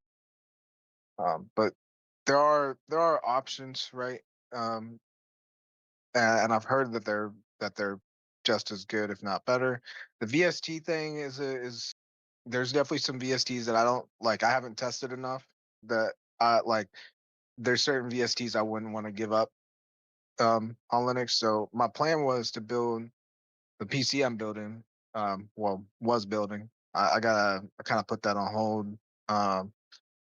Because 5090s are expensive, and I'm even like settling for a 5080, and that's still expensive. You know what I mean? Yeah, dude, PC parts are crazy right now. Yep. And my like, at least I got the RAM ahead of time, but I only got do 64 gigs. But I got 32 of them already, and I was gonna do channel whatever, right? 4 sticks, and yeah, that's not really not just it's just not in the books right now. You know what I mean? Power supply too, like the power supply for the GPU, modern GPUs is so expensive now too. Like, and it's like if I'm gonna spend that, my problem is, so I'm like, oh, I'm gonna spend that much money. If like I spent 1,200 on a motherboard, so if I'm gonna spend that much money, then I gotta because the investment, right? If I'm gonna have the investment, it doesn't make sense to make the investment and then not get like the the better power supply, the better rated, because I don't want to compromise any of the parts that I just invested. You know what I mean? So it's like there's things you can skimp on. There are things that I won't. Like I won't skimp on a power supply. I won't skimp on a Number one, GPU. you get a Skimp on bad power supply, you're gonna mess up the rest of your components. right. Like you could literally destroy your GPU, your CPU. Like you could just for most things. Now, I mean, like I know modern great, but like, do I trust them? So anyway, so like the power supply I'm looking at is like 6 to 800, something like that, which is crazy. I don't know. It's probably went down. I would imagine, but yeah, I don't know. It's been in delay. But the plan was 'cause I got the godlike motherboard, which is cool because you can basically hot swap your SSDs. So the plan was to have SSDs that are Linux and then SSDs that are Windows, and be able to dual boot, but I can pull out the SSD, so you never have that thing where because Windows likes to corrupt Linux SSDs, basically, and that's Right, they just have something that Windows boot manager thing that messes up with the UEFI settings or whatever. But you Yep. can configure it. You can you don't even have to have multiple SSDs. You can just partition them and change the boot sequence to where it Yeah, doesn't but then use you the gotta have Windows. that. All right, but realistically, so like right now, byte and a 2 terabyte on this laptop, bro. I'm just running Linux. My stuff's full, right? So if I was running Linux and Windows, um, I just you know what I mean? Like I feel like I would have to spend and get like 2 8 terabyte. Anyway, so my plan is is just to have a bunch of, especially with prices going up, right? That means SSD prices go up too, right? So um, my plan is just to get a bunch of 2 terabytes, and that way I can swap out for. So if I want to game, I've got my gaming drives, I've got my Linux drives, and my Windows. You know, Dude, there are some there's some 8 terabyte HDD drives. They're not SSDs, but they're pretty fast. They got like I think it's like They're 6 getting better. gigabyte. Yeah, they got like 6 gigabyte read and write speeds I on think there's Amazon a for like $100, dude. 8 terabytes. It's kind of crazy. yeah. See, I don't trust that though. I I have don't. one. I got one on my PC. But this PC has 16 terabytes, and it's honestly Yeah. incredible. It's kind of crazy. So I mean, I just don't trust M more than anything. But like I'm fine with. So I did consider that. I was like, I think I'm gonna because I've seen some of them are even like 21 or not 21. It's not like 12 terabytes. There's like 32 terabyte hard drives, right? I think those are more for servers, but I've seen some. I definitely am considering just getting a little what's it called? Getting a hard drive, like a large format hard drive, and then I'll keep all my like media files. Um, and then have an SS. But I'm still like, if I'm at this memory now, when I start doing more video editing, it's like I know it's gonna run out quick. You know Yeah, what I mean? video has like huge files. If you're doing 4K video, 8K video, like that's like gigabytes per file, and that gets huge. Um, most of my hard drive or most of my SSD, my 4 terabyte it's almost full, and that's because of just videos from my right. Because I have a lot of things recorded, and like it's like how you know what I mean. It's like these are the memories. Like I've like deleted videos before and been like, and why did I delete that video? You know what I mean? Like why would I? So now I have a thing where it's like get memories because especially because uh my memories have been distorted before, so um I think it's good to have a frame of reference for reflection, right? So I'm stuck because it's like the I know the thing that I'm gonna have to get next before somehow prices get because that just seems to be the thing is gonna be a GPU, right? Now I do think GPU prices will get better a little bit at some point. Um, not What much. what what was that trigger that Dbloc was saying was gonna trigger the AI bubble to pop? Which I think it was Oracle he was looking at. Yeah, if that does happen, if Oracle does continue to go down and the AI bubble starts to pop, you could definitely see PC parts their prices start coming down, because the whole reason all these PC parts are getting ridiculously expensive is because of all these AI data centers hoarding all the hardware, and Nvidia is no longer interested in making consumer priced products anymore. They want to sell everything to these data centers. But if that bubble starts to pop, they're gonna have to lower their prices and start selling to gamers again. The thing is, I don't know if that's the case because here's the thing, right? You would hope that that would be the case, but there's a good plausibility that it wouldn't. Because here's the thing, right? So first of all those GPUs for all those companies that are just sitting there, some of them will get, some of those companies will get dissolved. But I'm pretty sure the biggest buyer of those is going to be other AI companies that are still going to be around. Because there's the part of it that is going to pop, but the defense side of it is not going to stop. Like we aren't going to stop developing AI just because the bubble pops, right? Like I don't think Yeah, I that see goes what you mean. away. You know what I mean? Like because China's not going to stop just because the bubble stop or the bubble pops, right? And that's the thing, right? So it's still going to be an arms race. Is it going to have as much public sentiment behind it? No. Are the stocks going to go as well? No.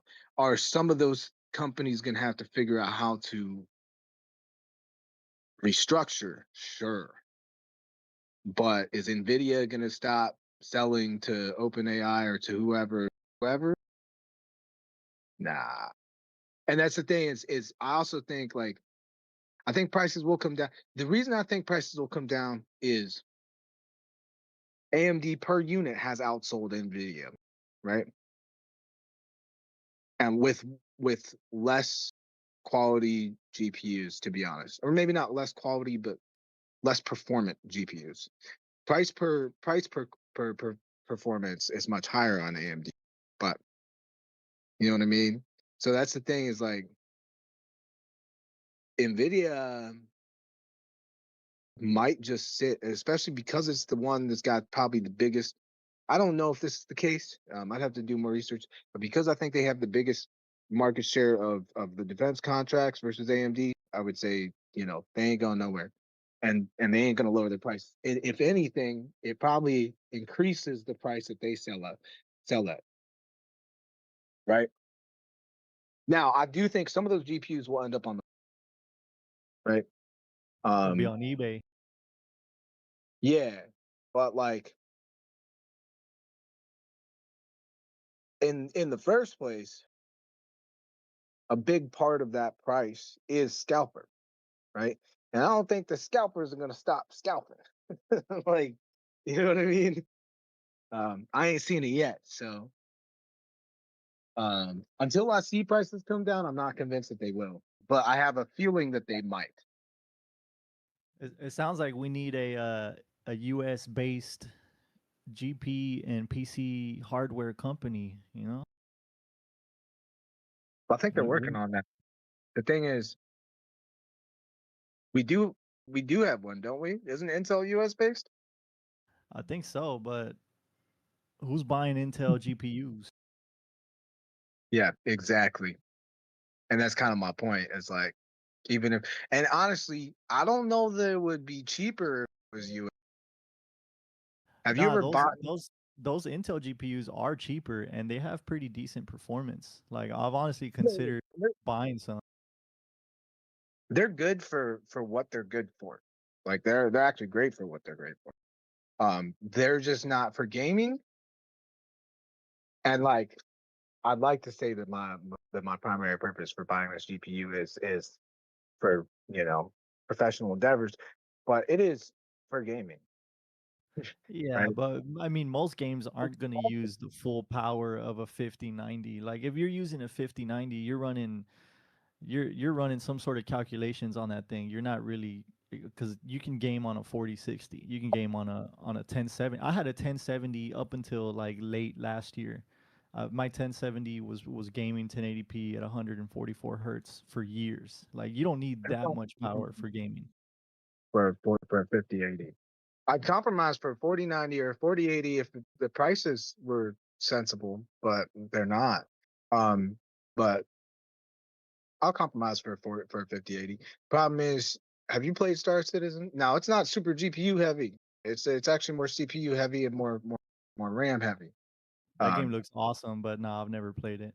I do like the that's the one where you have like an infinite universe, right? And you can just explore from planet to planet and stuff like that's No Man's Sky. But this one it's not infinite, but there's star systems, but it is the most comprehensive game I think I've ever played. Like there's so many game modes. There's so much stuff to do, and then the ships. I mean, it's still an alpha, so like I'm not gonna sell it because the thing is, they're the fact it's been an alpha for like 10 years, right? But it's getting closer, and I love this game. Like there's no game there for all the complaints that one could have because it is a buggy game, still an alpha. I've spent more on this game than I've spent on any game.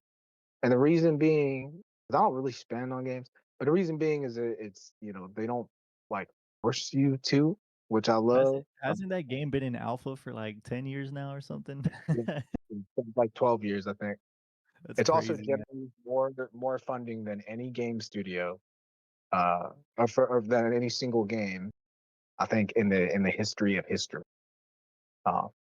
It's the game that they sell like they got like a $15,000 pack that you can buy where you get like all the ships, which sounds terrible, but it's actually a really good.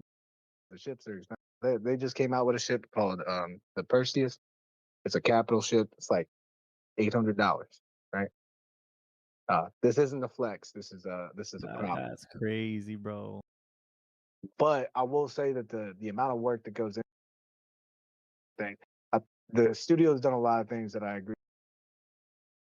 They've done a lot of things that I disagree with, but they've been a little more like upfront about it, which I can respect. You know what I mean? Like they'll call themselves out a lot of stuff. If you buy a $800 ship in the game, can someone come and take your ship from you?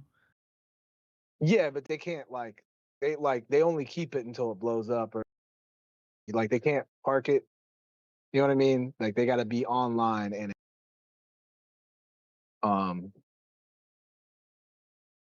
because it's a capital ship, so you can't just put that in like a hangar. The thing is they can steal it from you, but you can just call it back. You can claim it, toss a bit. It's also not easy to steal. Now the bigger thing is, you know what's beautiful about this game, and the reason that it has $800 ship is because you can buy an $800 ship, and that doesn't automatic God mode. Like yeah, there are things that are easier in an $800 ship, but if you don't have a crew to crew it, so like it encourages whales to like take part in a game with other people. You got this $800 ship? No, hell no. I was about That's to why I'm say taking. you need a gunner, man. I might hop on a gun or two. I got some ships you can gun in. You know what I'm saying? I got you, bro. How much is I'm this in like game? I might get it. Sounds pretty cool. I you. mean, I've seen like footage of this game years ago, and I was like, man, this is pretty cool, but I never What actually bought the game. what I'll say is my best suggestion is they got free fly week. Whenever they have a free fly week, that's the best way to get on and try. I mean, servers get clogged and yada yada and what, but that's the best way to get on and try it. And a lot of times, like if you do it like during Invictus, which that was like, I think that was their Christmas one. I can't remember if it's the IAE, but they have a free fly week during those events, and you can like try most of the ships in the game or a lot of the ships, whatever ships they want to show you, right? So that there's good opportunities to try it, but like you can buy, so you have to buy a starter pack to play the game, to download it. It's like some of them are, $45, some of them are $60. You know what I mean? So it's like it doesn't take much. Honestly, I got an account. I got a second account. You could just hop in and play on that with it. You know what I mean? So Shoot, that's I might try it out. Do you use one of them yeah. flight sticks? I've been seeing pilots No, in Battlefield. They got like a whole setup, man. I'm like, damn, that's crazy. I want like the whole DS setup. Like I want the flight sticks. I want the panel. Nah, that's not an investment I can make right now. It's You know what I expensive, mean? dude. I was looking at that the other day because I was like, man, it would be so cool to fly like the helicopters in Battlefield using like some flight sticks and maybe a VR headset. But dang, they're expensive. So what I will say is I can't remember which company, but there's like Purple and Windwing or something like that, and they're literally the exact same parts. So if you want the expensive stuff, I think it's Windwing is like it's the same company, it's the same parts put together into a flight stick, but in a different country, so cheaper. It's a different manufacturing You said region. Wind Wing? Yeah, I think that's what it's called. It's either Windwing or Verpal, one of those. I'm gonna check it out. Let me check it out real quick. It's one of the big ones. There's a second company that it's the same exact parts. It's just a different distributor. So it's literally the same parts for cheaper. So that's something if you're gonna invest that those are the sticks you. They've got they got the motorized ones, and they've got the it's like an actual mechanical stick versus a ball and stick with a holometer or See, whatever. I start buying stuff like this, and then I kind of get mad at myself because I'm like, I'm playing video games when I know I could be on the chart and learning and making money, you know. And then now, like, I don't game as much as I used to because I'm trying to learn the charts, you know. No, I don't look. My thing is, I game when things are slow, but I've got my chart. My charts are my closer screen, and my game is my further screen. So like, I still game because it's my off season stuff, right? So, and when I'm in my busy season, and I don't got to like no time to game, no like all my off time in the business charting. You know what I mean? Yo, So this WinWing website is like the real deal. It is like simulator stuff, home simulator. yep, they don't play. That's what I'm saying. Like that whole, if you get a whole setup, bro. I think so. I was looking at it. Star Citizen itself, they sell chairs, gaming chairs that are made so the stick in the middle or whatever, and all. Their chairs start at like 800 euros. That's crazy. So like that whole side of things, I'm not even hating on it. I think it's like if you're gonna make an investment, entertainment, you know, as long as those are the kind of games play, and like you're good enough to actually make that investment. Like there's no point in buying flight sticks if you suck at the game. You know what I mean? Then you're just gonna be mad that you spent the money and then you still suck. But I mean, how do you learn how to fly without the controls, you know? oh, I do. I play mouse and key. Honestly, there's things in this game. There's things that mouse and key is better for. They're like I'm in an org. I'm in an org. This like one of the bigger orgs in the whole game. Um, I'm pretty close with like my commanders or whatever. Um, one of the guys, he's in, you know, like he's like a bounty hunter. Like he works with other like bounty hunter orgs as well, and like that's how he funds all his stuff. Oh, so he put me onto his other org, and they're like an elite group of fellas. Some of them are mouse and key too. Like yeah, most of them are on. You know, they got whole and mouse and the whole setup, which just means that you aim and shoot mouse key. There are things that mouse and key is better for. It's like mouse and key versus controller. Like you know what I mean? Yeah, I'm a hardcore mouse and keyboard gamer. I can't use a controller to save my own life. I've done both. I'm better on mouse and but like Call of Duty, I kind of wish I was good at controller or better at controller because you know aim assist is a thing, right? So Yeah. but I But refuse. you don't need aim assist when you got a good mouse and keyboard. Yeah, bro, and I play on like what is it? I can't remember which one. I play on low sense, but like 8,000 DPI. You know the biggest thing is mouse acceleration. Turn off mouse acceleration in Windows. Oh, you said you're on Linux though, right? But even when I was on Windows, I never acceleration. I always turn it off. Bro, I do. So I was like on like I think it was 6 cents or something like that in Call of Duty. I can't remember what the mouse sensitivity was, but it was low. I was on very low 8,000 DPI. Bro, I was a demon.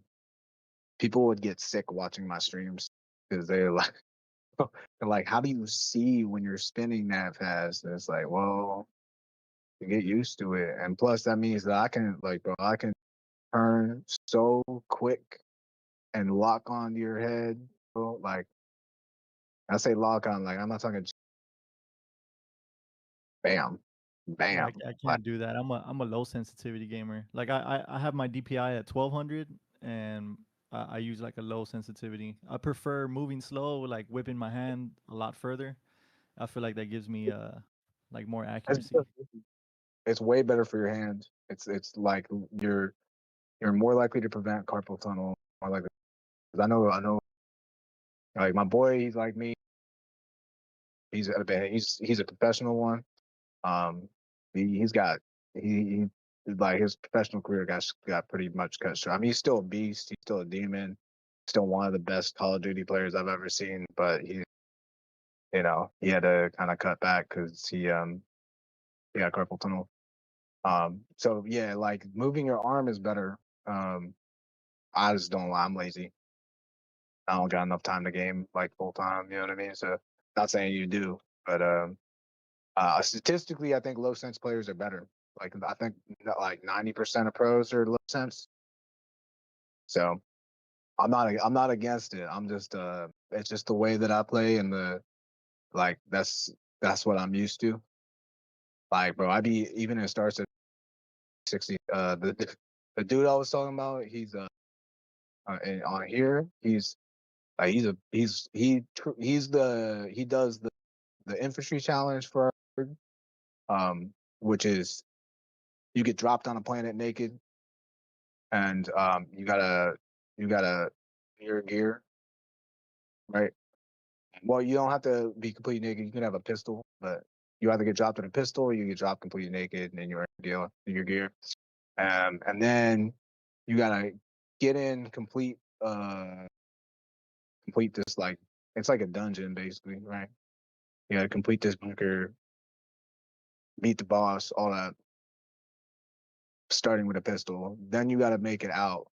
Then they drop you somewhere else on a planet, and you gotta make your way back without any help. And then like there's like it's it's shooting, it's all sorts of stuff. But he's vicious. Like he is like legit tactical, tactically trained. But he man, I 360 like I was like in my hangar and I like 360 fucking 360 one shot him, like quick scoped him in the head, and he killed me so quick anyways. But Good old Modern Warfare 2 days with the intervention with the 360 no scopes. man, yo, that's Those why I were the like days right there. Those were the good old days. yeah, they're the good old days. They were the racist too. Let me tell you. Gamers boy- nowadays, kids nowadays, they don't even know, man. You get banned for any Man, little thing. But back in the day, it I had to was change my rough. name. I had to change my name from Holdies to Holdies. But like instead of E's, I had 3. Cause I got so many complaints because people report you when you shit on them. You know what I mean? Like that's Yeah, the thing. yeah. These kids People, these days, they can't hang no more, man. yep. And I don't even say no crazy. Like I don't look. I will mentally eviscerate you, but I'm not gonna stoop that low. You know what I mean? And I still get reported. Like I think I in the last year that I played Call of Duty, I think I spent 2 weeks where I had comms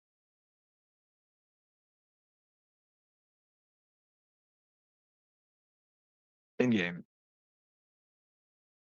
I remember there was like 3 months where it was like I would get unbanned, and in like the first game I got unbanned, I would get banned again, like com banned, and I was like, man. And it was because somebody didn't like that they called me a hacker, and that I refuted them with facts. And then I told them, I was like, bro, I literally do stream like for my competitive stuff. I was like, I literally have to stream and show you my entire like that I don't run any of that. Like I have to show you my what was it called? What's it called? Task manager. No, like when you I can't remember what you call it on Windows now. How you can tell um when you show like your system process, I just show you all my processes. Yeah, task manager. Yeah, task manager. Yeah, that's what. Yeah, so I had to show you like my whole task manager. I had to show you that I had no windows in the background. Like I had to. Some of them like some of them get so many like hacker complaints that they got to be on like monitor cam. They've got to be on mouse cam. Nowadays, Like, though, hackers are using like external tools, like some sort of microcontroller that'll watch your screen through computer vision. That way, you cannot detect it on the PC, but it's like yeah, outside of the PC. I've seen the dude. The dude's got the He made a thing where it was an electroshock control. Like it was a robotic arm. Oh, you're talking about that basically homeless dude? I don't know his name, but he like he used like electroshock to make his muscles twitch so that his his his aimbot was an AI that would time Yeah, it bro, would that shit's crazy. You can't twitch his stop hackers, muscles. dude. Hackers are always gonna come up with a way. Oh yeah. But I mean, this was when like I think they're called DMCA cheats, DMC something cheats. The ones where this was like they started to have that people were using a second computer and they were a second computer, and they're connecting the computers together, and so the cheats were on the second computer, right? And so that's why they started doing monitor cam stuff. That's Is crazy. because the thing is, even if look, there are still signs. There are still going to be signs that you're cheating. Like you could have silent aim all. There's still going to be signs because there are things that you like. There are things that are unnatural, and that you can see when somebody is actually actively reacting to, right? And the only way with a monitor is like, because you can have the cheats on another, like they're I can't remember what they call it, shadow something or whatever, shadow play I think it is, something like that, where you have the cheats where you can't see the cheats, in on their stream or whatever, yada yada, right? Oh, I never If you thought have, about that. But that makes yeah, sense. that's how they were getting away for. So that's why monitor cams became a thing, because if you have shadow play on, or if you have good cheats, right? You got shadow play. Shadow play makes it so that you cannot see the cheats on their stream, On the like shadow basically. play stream, yeah, because they're showing you the shadow play stream, but on their client, they got like the overlays and the wall hacks and Yep. all that stuff. Yep. And then, but so what they started doing, what these started doing, is they would do monitor cam, but then they'd have and you could tell because like they would, they'd look at their other screens sometimes, right?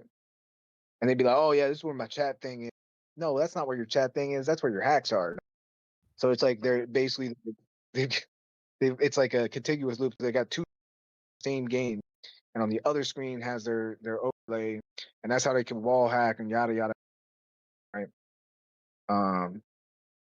But they're like, so for us, it's like, you got to show your monitors. If you got a camera, man, you're suspect anyways.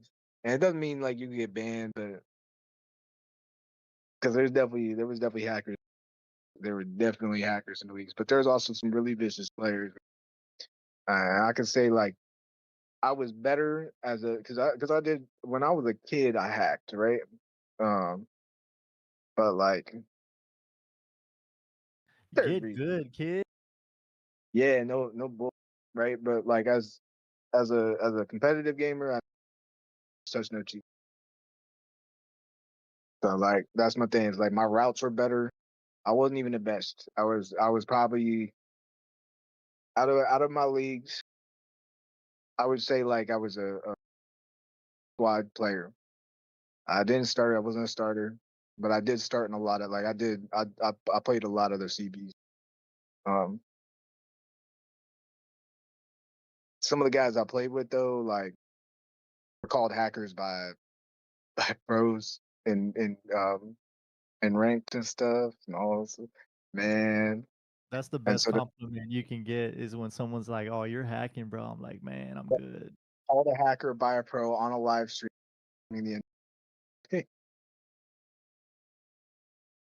Like that's vicious, bro. Yeah, my boy got that. I've been called a hacker before, and I felt damn good. Yeah, my boy Clue was vicious, bro. But he might have been hacking. I don't know. I don't know. Sometimes some of the things he did, I was like, he might be. I mean, he was vicious though. There's a couple guys, man, super like just super demons I played with. But I know some of them might have been hacking, but I know some of them were legit. Like some of them were just like they were that demon every single day. And like there's some stuff you can't fake, man. Some of that, like my thing is, I don't got the reaction time I used to. I could probably get back into it. Like I'm still vicious. It's a Dead Man Road. It's like What's the main like shooter you're playing right now? Dead Man Road. It's like a roguelike co-op shooter kind of thing. You fight like robots, like automation. It's a lot of fun. It's very like Twitch shooter, very arcadey, like super fast. You have like a but I don't really outside of Star Citizen. I don't like. I don't know. I don't know if I missed anything with Black Ops. I don't think I did. Only thing I was looking for in that game was but last one I played was Modern Warfare 3. What's it called again? Dead Man what? Dead Man Road. I think that's what it's called. Let me look. Let me look that for you.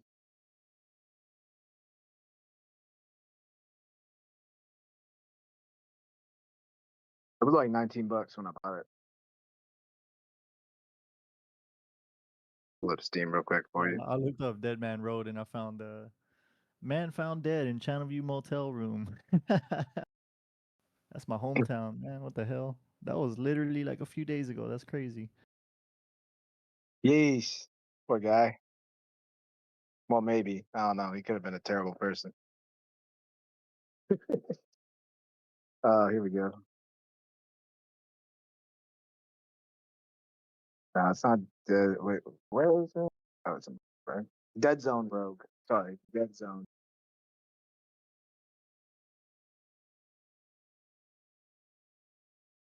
First search result: Dead Zone Rogue Trainer. That's how you know people are hacking. Oh yeah, most def. There's definitely some. I've already run into a hacker because he ran me thing real quick. I was like, hold up. It He's looks not. pretty cool. Looks like a space shooter. Yeah, like it's not like an open world enough, but it's like a procedurally generated and like it's a roguelike. So like you get like upgrades along the way. And you can like build your I love that whole idea. Yeah, this looks pretty cool. Yeah, I play that and Star Rupture and I mean I got let's see, do I have a shooter on here? Like a real shooter? Now off the grid I play a little bit, but I'm not good at it. I'm not I I've just never been been playing Battlefield. Battlefield 6 has been like the one game I've been playing.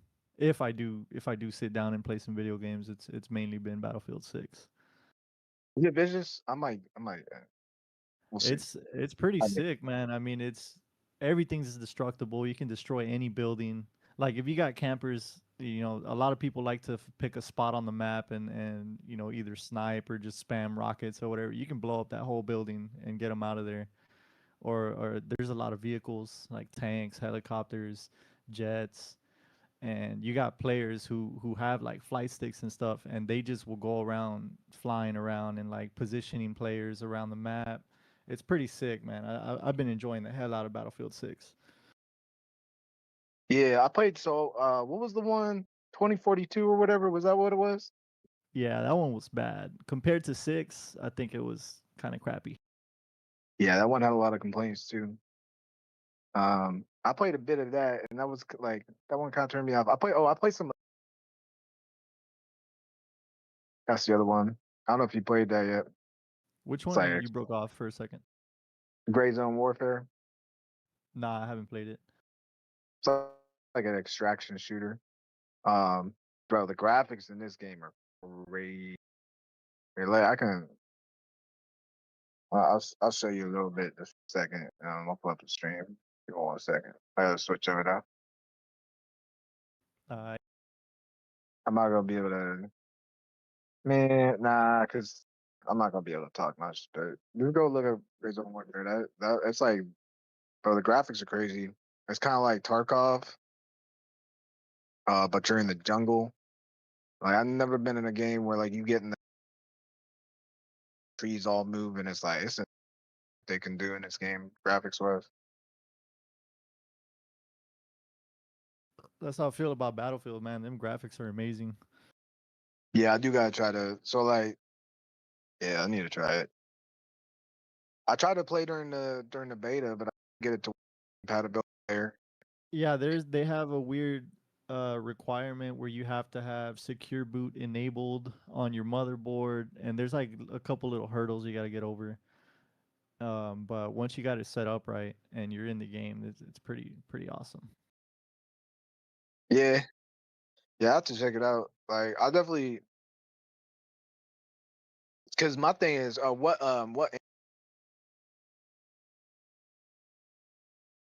do you know? I lost you there again. You keep cutting off, by the way. Oh, I was to say, what anti cheat do they use?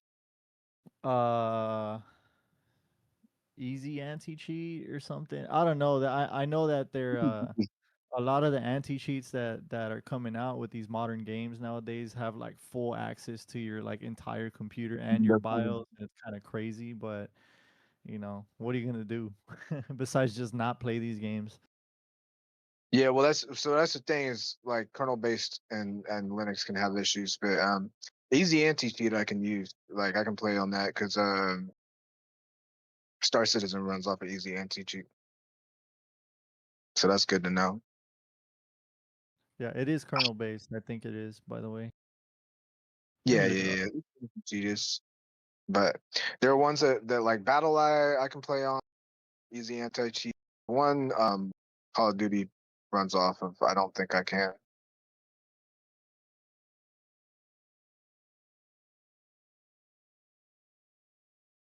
They use a proprietary kernel level anti cheat developed by EA called Javelin. It runs deep in the operating system to help detect and prevent cheats in multiplayer matches. Also requires secure boot to be enabled in your PC's firmware for the game to launch and operate properly. So that's the thing is I don't know if I know there's some issue with secure boot with my setup. I can't remember if it's like something that'll be breaking or if it's something I can deal with. I'll have to look into it. I think it's not supported on Linux either. Battlefield 6. Yeah, I believe that's the case. Unfortunately, that's the way a lot, especially they don't. But you know, eventually, last once the PC fully built, I'm gonna be, you know what I'm saying? That's literally I want Windows for shooters and for video and audio processing, just to make it easier.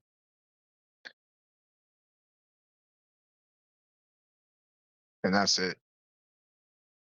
And that's literally it because I'm not gonna do nothing side just so that, like, bro, because I just hate Windows for spyware. Like it's the spyware machine of spyware machines. Yeah, it is. But you can use Chris Titus Ultimate Windows utility to disable all of the spyware crap on Windows. And you could even modify your Windows ISO and install like a completely debloated version of Windows. Yeah, they do ship it full of spyware, but you can disable all of that stuff using some pretty neat tools. You sort of can. It works to a point. Windows is still like you're keylogged from the moment that you enter Windows, right? And that's like you can't get past that. Now you can make it much better, but I just hate supporting Windows because of that. You know what I mean? It's I like hate it too. Trust me, dude. I hate Windows as much as any other Linux guy. Like I'm a Linux believer myself, and I love it. But you know, it's until we get the ease of usability, and like until we get full support of like gaming and productivity, FL Studio and like all the Adobe products, what's it called, Lightroom and Premiere Pro, all these things, like they kind of force me to keep using Windows because a lot of that stuff doesn't work on Linux yet. And I say yet because I know that people are working hard at it, but as of right now, Well, like I'm forced to use Windows. a lot of that is the brands themselves, right? And that's the things. That's why it's like I'm trying as much as possible to not support those brands because to me, the thing is that it's really not that hard. And like a lot of new developers are not a lot of new like you could like they're making it cross compatible by using like pods or the what's it called pods. I can't remember what it's called, but by making like their what's it called where you I can't think of the name of it. That messed me up. There is a lot of free open source alternatives on Linux. Like for example, on if you're a Lightroom user for like photography editing, which I do a lot of, I do take photos and stuff. Yeah. I tried searching for open source alternative to Lightroom, and there is one called Darktable. Darktable is actually really Yeah. powerful. Like I really enjoy that program, but it's just so much easier to slap a preset on Lightroom and get 1,000 photos like out the door really quickly. And I wish that were the case with Darktable, but Darktable is still super powerful. You can make some amazing photos, but it just takes you so long. Yeah, well, that's the thing, right? Is like it's also learning a new anything. Like it's not. There's a lot of things where it's like if I knew, I could jump in, yada yada. Um, it's like that's my only thing about Bitwig, right? Is I've been told that Bitwig can any um yes, I mean any other doll can do, right? So I've actually had people tell me that it's better, but it's like learning an entirely new workflow is it's a lot, right? Yeah, it is. Especially when you're talking about something that whether it's professional or passion based creative work, because it is work. You know what I mean? Like it's a lot. It took me a long time just to learn the stuff on FL Studio, much less to then learn it on Able. I It love takes FL Studio. Man, FL Studio is so easy. Like you can just you can get in a motion. creative mode where you just sit down and the juices start flowing, and in 10 minutes you got fire, and like trying to get that flow on a completely different DAW is just not the same. Yeah, although I will say that I think that FL Studio has its limitation, right? I think it's personal preference ultimately. I've done FL Studio, I've done Ableton, I've done Cubase, I've done even Pro Tools and called. I've played around a little bit in Reaper, but I'm not proficient in Reaper. They I have a played cool around. like they have a cool stack of like a I think it was Reaper that I tried one time where you could like stack virtual hardware and like wire stuff through like virtual cables and stuff. I thought that was pretty cool, but it was definitely super complicated. Yep, yep. Well, so like Reaper's really good for a lot of the techs I know like Reaper because like it's really good for doing stuff live on the spot. It's really good. It's like it's good for anything. But the thing is like it's definitely the least user friendly, right? For sure. Like the buy on it I think is needs work, but it's free. Um but Pro Tools is kind of the standard, right? For digital audio workstations, I think in studios at least. For Especially professionals at least. yeah, yeah, yeah. Yeah. I don't know, But because a lot of like multi-million-dollar producers are all just using FL Studio or Ableton.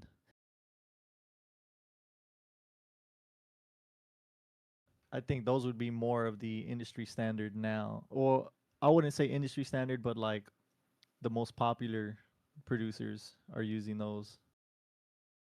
Probably FL Studio.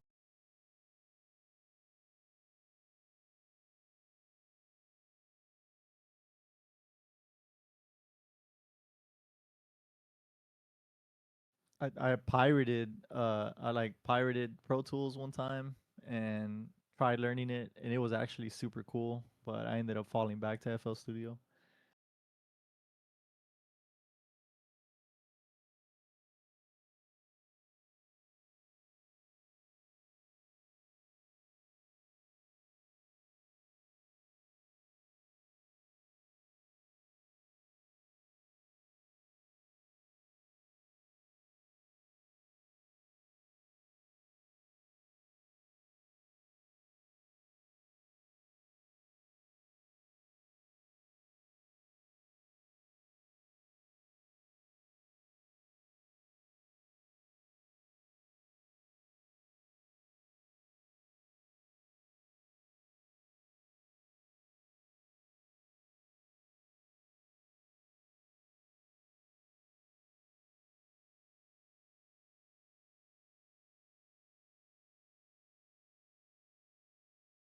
Think we lost you there, buddy.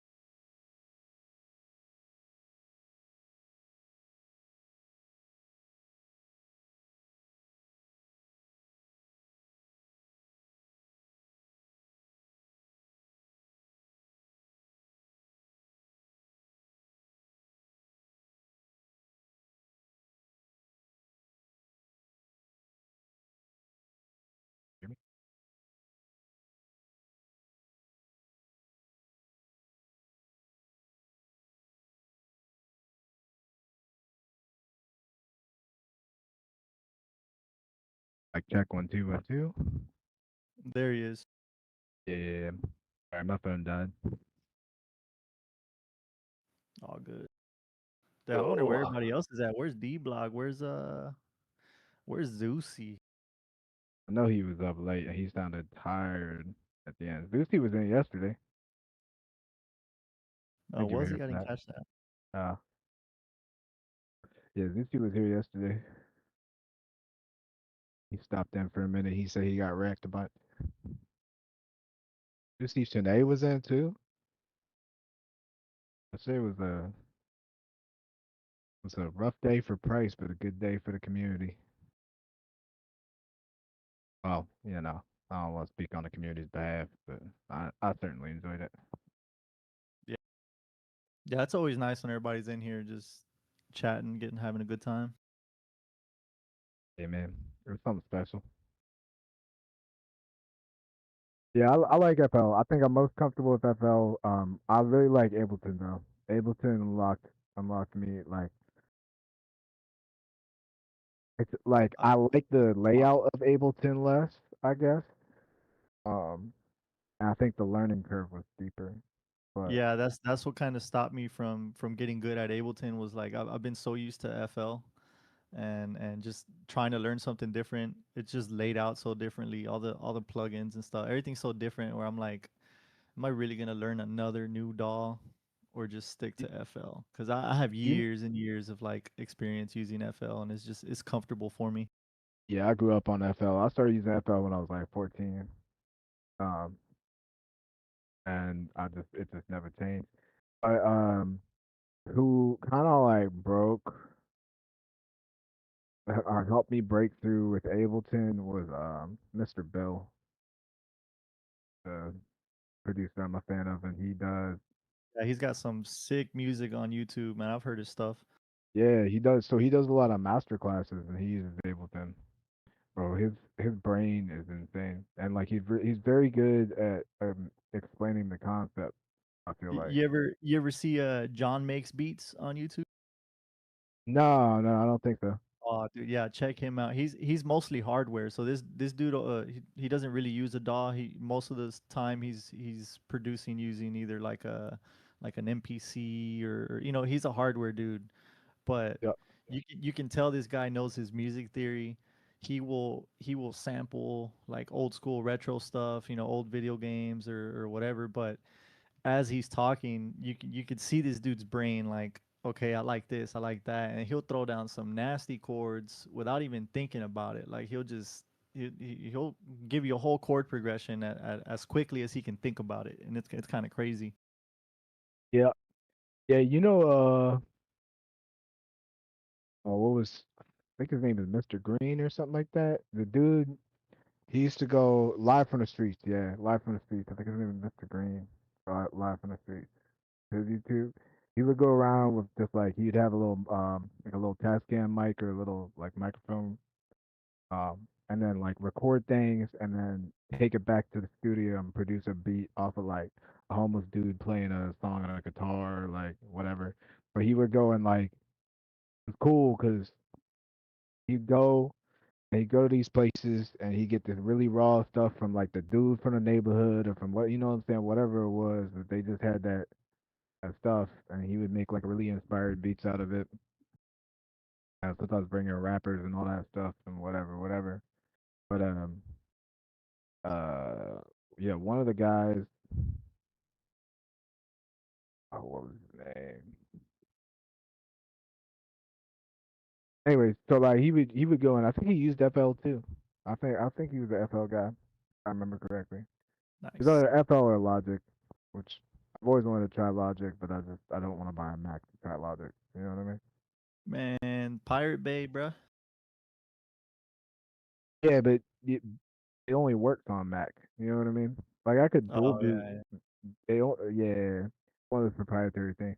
That's why I hate proprietary, man. As much as possible. Like I don't Dude, want it. Apple is like the bane of tech companies. I can't stand Apple, bro, because they make everything super proprietary on top of all Yep, the spyware. yep. They're And it's like, anti-repair. Like you can't even repair their stuff without buying like yeah, an right to Apple hard repair. drive. It's like I hate that. Yup. It's crazy. If I buy a computer and I want to swap the hard drive, I want to be able to slap in whatever hard drive I want. I don't want to have to buy a $500 Apple SSD. That's crazy. Yup. Now I say that, but like I also, have a phone in the modern era, and 90% of phones, like I have a Samsung, and they're like, you know, I got Samsung a isn't I got quite a quite as bad, modified. but I unlocked the bootloader on my Pixel 6a and yeah, I but got you Graphene say OS on it. you got graphene, right? Yeah. So aren't Yes, they sir. making it harder though? But you had to buy a modified Google Pixel to do that, right? Nah, Because I went on Amazon. I just did a search for a used Pixel 6. Actually, the way I found this one, I had ChatGPT recommend me the best used cell phone that I could run Graphene OS on for the price, and I landed on the Pixel 6a. So I went on Amazon and I found the used one in good condition. I think I paid like $65 for this phone, or maybe like $80. Oh, there. Hold on one sec. I got a phone call. did you think?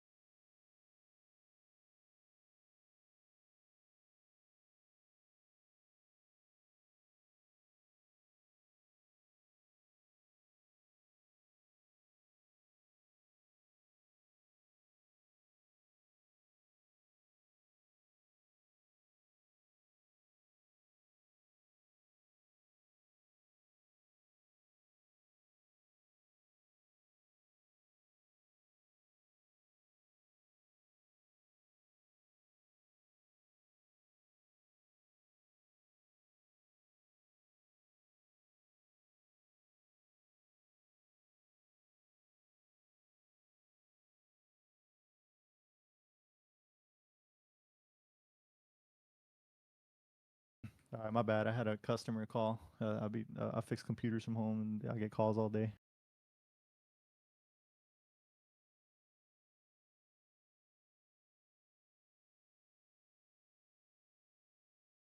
Duty call. All good. Sorry. So I've been having this issue, right? And I don't know that it's a Linux thing, but basically my drivers. So I have the codec that I'm able to chat on, and the codec that sounds good, like the LDAC codec. I can't access it, and I don't know if that's a thing because I'm not using like, so if I try to use the dongle, because I got the Odyssey Maxwell. If I try to use the dongle for this headset, I can't get it to connect. And then like basically I have to switch codecs anytime. Like if I want to hear the game sounds good at all, I gotta switch codecs. The one that I can chat with. So it's like a minor nuisance, right? But it's a immersion breaking nuisance. So I think that's gonna be like a hardware thing. You know, if I you think it is too. yeah, I think when you're routing audio and stuff and your computer ain't communicating with it, I think either A, it doesn't see the hardware like through software and you're missing drivers or something, or you don't have the right hardware hooked up or routed correctly, maybe.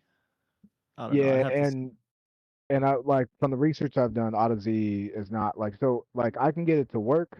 But I just have to switch through it, right? Because I can't run their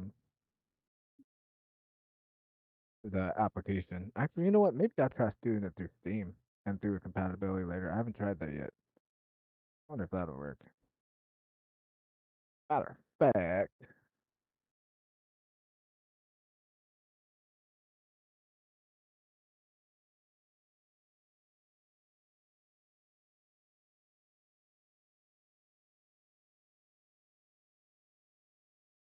I'll try that right now. But yeah, so because my understanding is that Google's trying to make it harder and harder for people to run Graphene OS on the Google Pixel. I think on the newer ones, yeah. But that's why I went with like an older 6A. I mean, because Mm. what's even the difference these days besides more spyware on newer phones?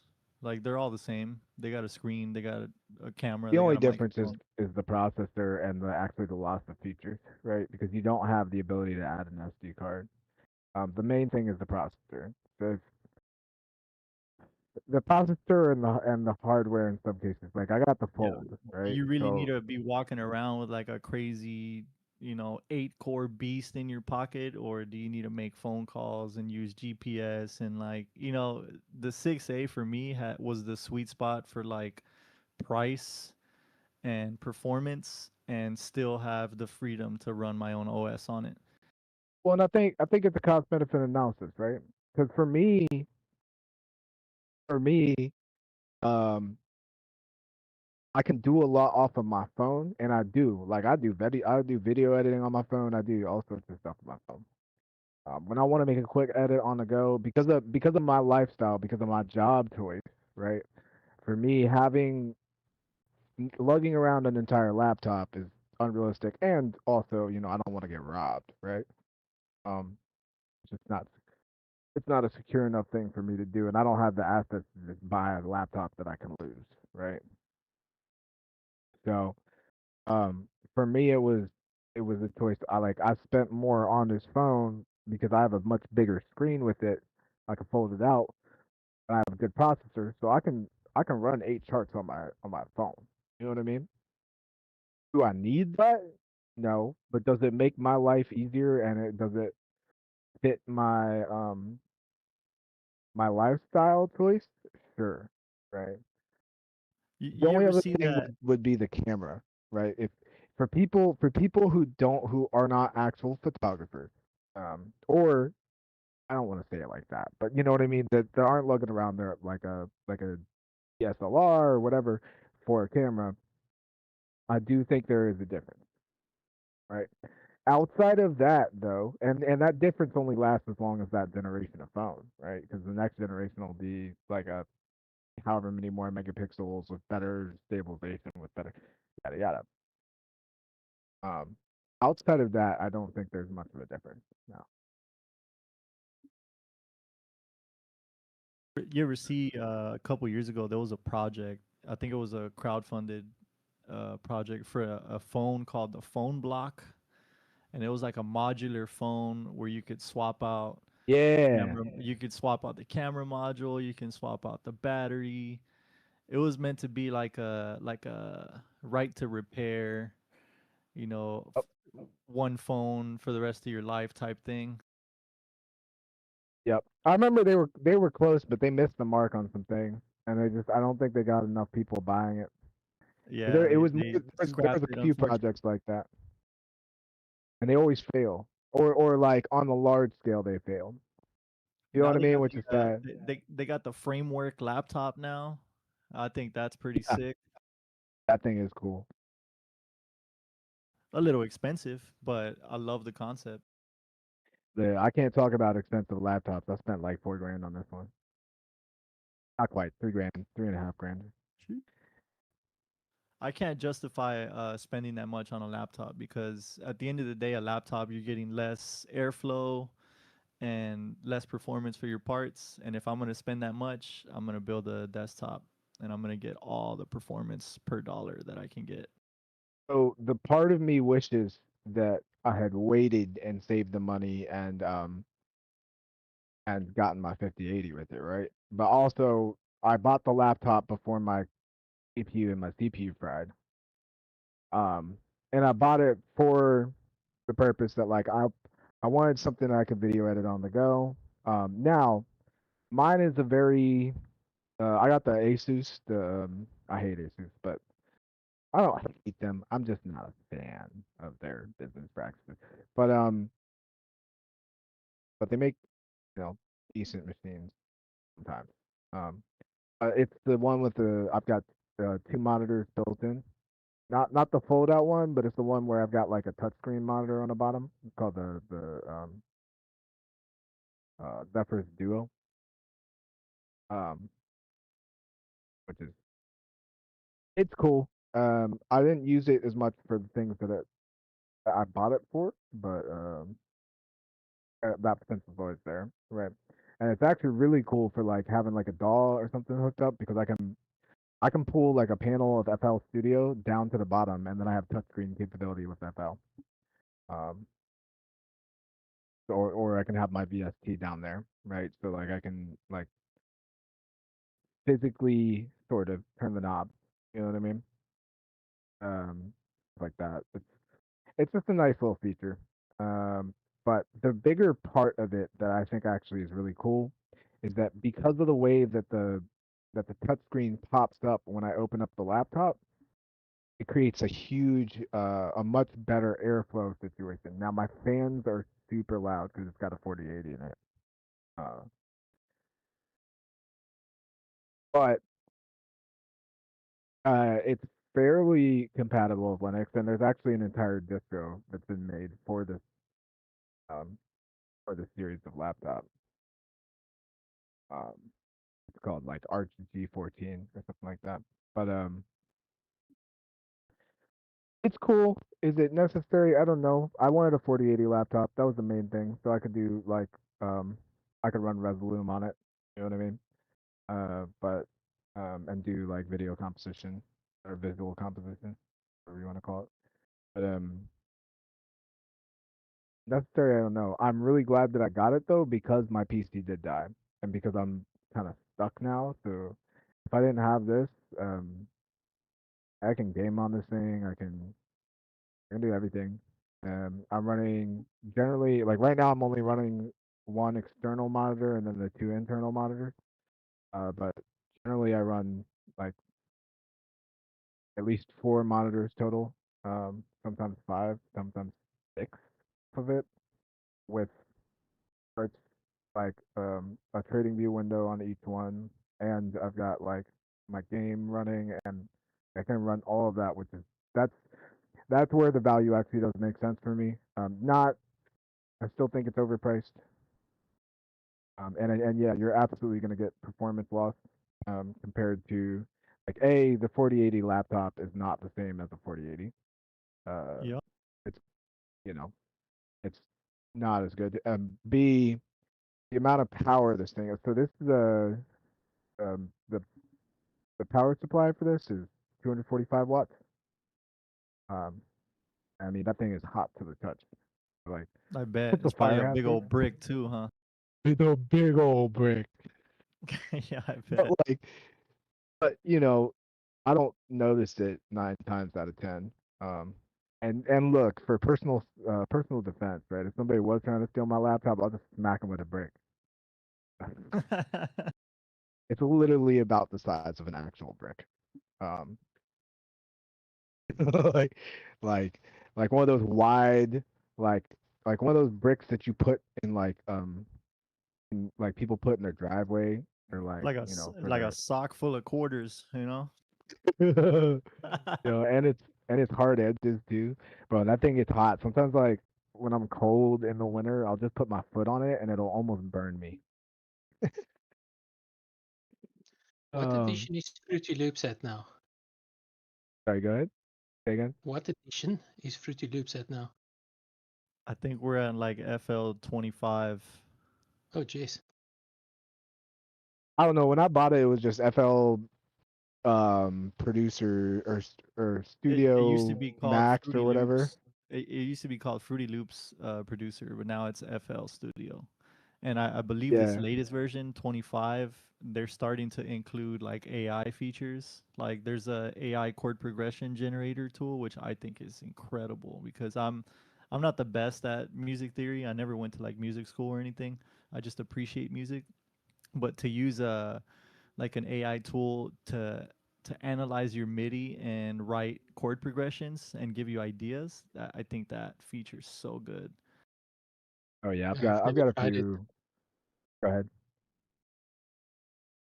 No, I was just gonna say I've never tried Fruity Loops. I'm basically started off when it came out on Propeller Head Reason. So that's Oh what yeah, I've yeah, been yeah, yeah. using for many years. Yeah. So I like Reason. I think so. I People understand the draw complain for Reason because they because say it takes up a lot of space because of the visuals, but I like it. So for me, it's not even that. I'm just not. I grew up on FL. That's it, right? Like it's just the comfortability thing. But Yeah. my friends started on Reason, because honestly, Cubase is I think worse than Reason is for the amount of space it takes up, and I've run that. Um, but it's I think Reason is really good for folks who come from analog because it's like a natural integration, right? Mhm. Like a lot of those racks are the actual racks. Now I think Yeah. more VSTs are doing that now, but that was like my friends came from analog. He made music on analog synthesizers and all that. So when he transitioned to a digital audio workstation, for him like it was like everything was where it was supposed to be, and everything Yeah. he could figure everything out. You know what I mean? Yeah, because the thing is, you can turn it around and you can plug it. It's got the plugs at the back, so you can plug it. You can rewire it the way you want. That's the I mean, beauty of for analog, any man. I used to collect analog hardware, and it got too expensive for me, and I ended up selling it all. But that analog synthesizer stuff is my favorite. yeah, real Vince Clarky kind of stuff.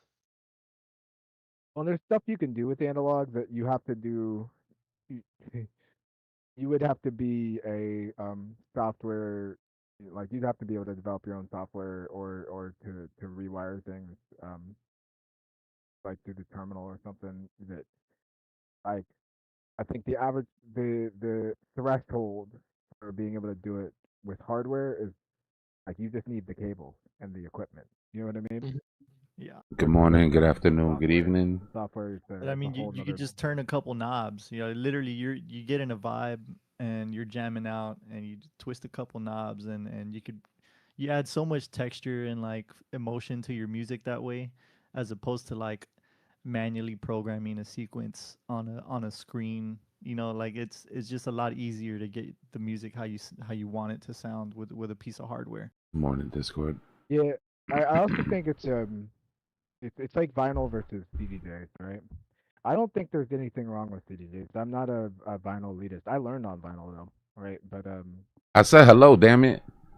No, I'm just playing. What's going hello. on? Oh, What's sorry. going on, y'all? What's going on, brother? I was muted. I had Discord muted. What's going on, everybody? Like I was like, did you actually? And we just talked right over you. No, I had Yeah, Discord. I didn't I hear. said it the first time, and then I looked at Discord, and I was muted. I was like, oh shit. Okay. What up, Dbloc? What's good, everybody? You get some sleep? Yeah. Might have cracked my eyes once or twice to look at the screen in the middle of the night and then roll back over, but sleep, yeah, definitely. I failed my eval again because I left my trades open every night. That's a rule to add to the book. Yep. Rule number 331: do not go to sleep. You know what? And I knew that rule too. I knew it. It happens, bro. It's really easy to fail those things. They're unforgiving. Yeah. How we feeling, guys? In terms of, sorry, go ahead. Position's looking I'm a feeling little like bit better, hopefully. I'm feeling like there's a 5-minute M pattern right now. Yeah, that's like again. I said don't fall in love with these moves, but it's got to be a little bit better than yesterday if you were underwater at least. Not happy. Excuse me. I need some coffee bad. Hold on, let me take a look, make sure I'm not missing anything. SKR stayed still for me. That's beautiful.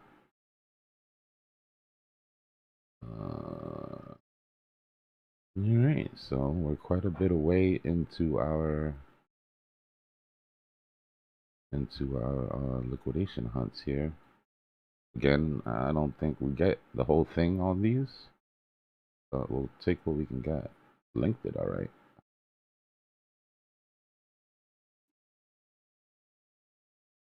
Sell it in May and go away, they say in the trade.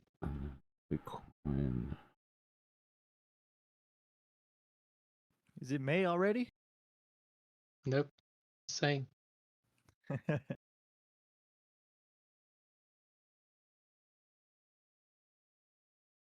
Yeah, I mean, I still stick by what I said yesterday. I think Bitcoin has a better chance of clearing all of its liquidations than the alts do. And it's because of Dom popping up. So everybody wants to chase alts on those low prices, but I think that Bitcoin, out of all of them yesterday, had a better chance to take back its 37%. Everybody's on the same shit, right? Everybody's basically 35, 32, 39, 34, 41, 28% to the top of their licks. But with dominance running the way it's running, I think better chance to get that off of Bitcoin. In other words, you're taking a bigger risk on an alt for the same percentage gain. This is all I'm trying to point out. Unnecessary risk, in my opinion.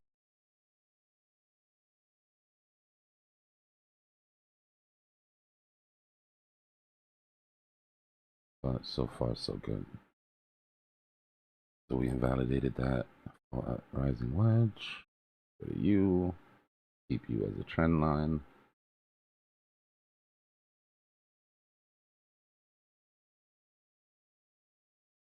You think we could get back above this macro support and start stair-stepping our way back into CME close? I mean, it's right there. Right? Getting all those liquidations gives us half of CME. If we look at our CME sort of setup, this is what we're looking at.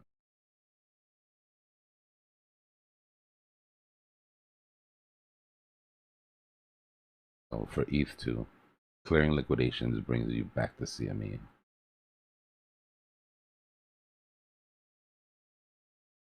But it's all going to depend on this type 2. Right? We're not going to V-shape there, in my opinion. We'll end up coming in and putting a type 2 entry. If that holds, then that opens up that top move. If that doesn't hold, meaning if we come down and we can't hold top of this range, basically,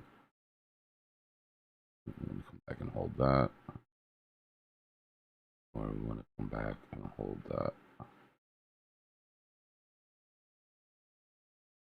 That's where my next sizable entries would be. If price comes down, if volume picks up, if support holds. If. Yeah. As far as weekend trap goes, what we would imagine is should come down and then trap. Somewhere, whether we trap here, whatever. We don't want is what we had last time, right? When we had our trap shorts and then we came up and we did a weekend trap and we had no trap longs. And then we just rolled. We don't want that. We don't want that. We got someone in the chat saying, I didn't go to school for this. What the hell is a type 2? Well, you're in school now. Grab your notebook. Grab your pen. Type 2 are just higher lows. Right? The price moves in higher lows on pivots. We had this low, then we had this higher low, right? So imagine this section right here. Imagine this V shape. Right? As this V shape. Oh, it's not how you do that. Imagine that V-shaped structure to be this V-shaped structure here. Right? What we're looking for is this part, the higher low, type 2 entry. Somewhere around there. Type 1 entries are at the bottom. Right? That's the first possible entry you get into a pivot. Type 2 entry is the second possible.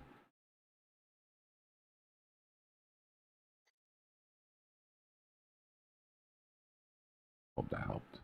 I haven't had any coffee yet. The explanation would have been way better after some caffeine.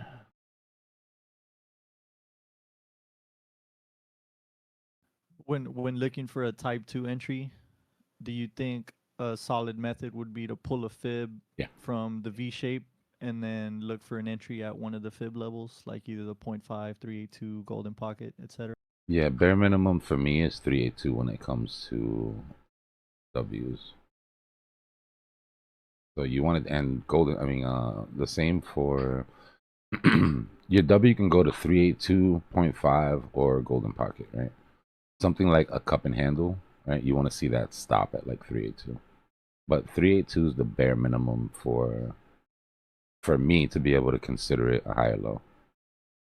Which means we'd have to come down to at least 6.7, and then pop up. But that could also do 6, 8.5, or it could come down a golden pocket. Either one of those is viable. This is the strongest W. This is a base case W.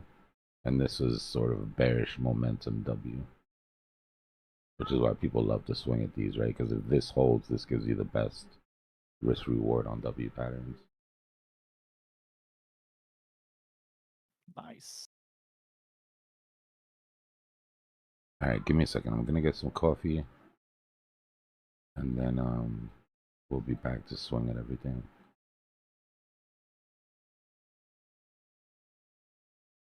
I'll be back.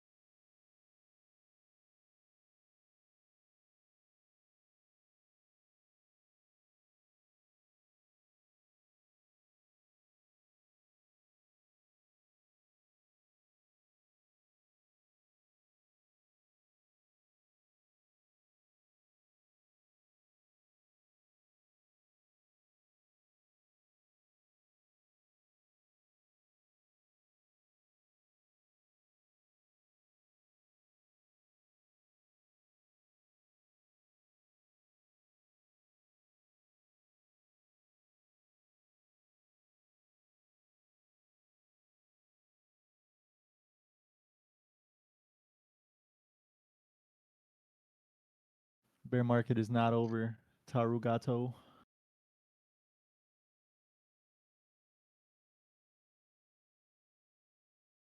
Yeah, that's only the beginning.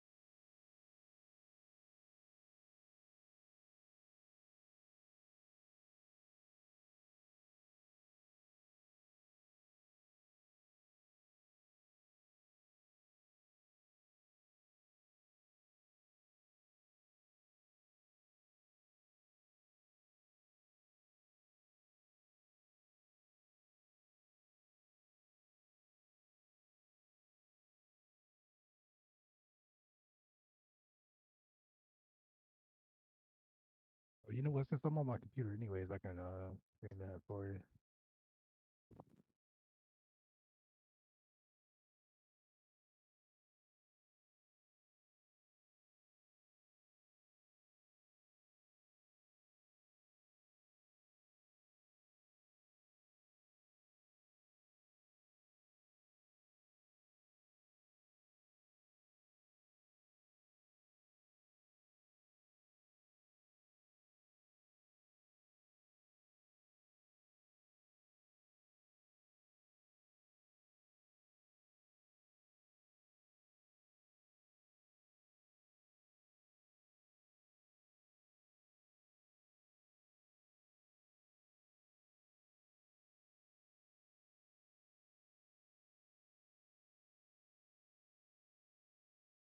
Working.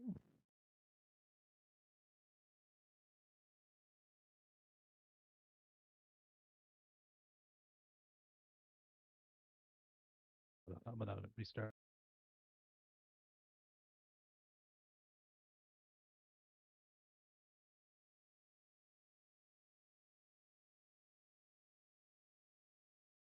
I'm ready for a little dump. Give me a little dump in the type 2.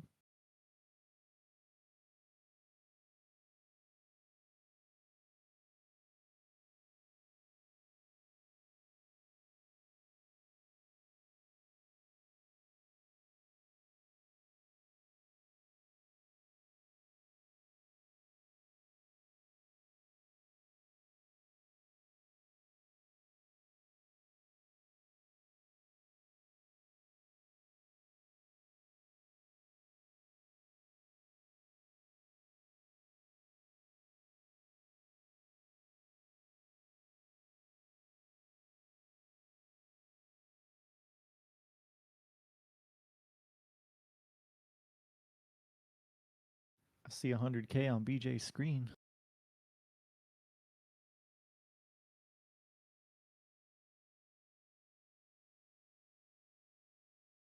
There, can you see that?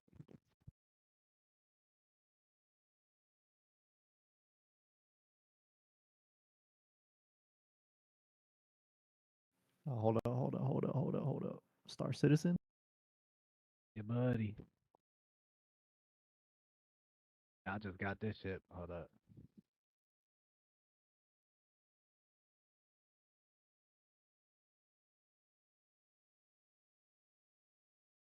Oop, my 360 is off. That's all right.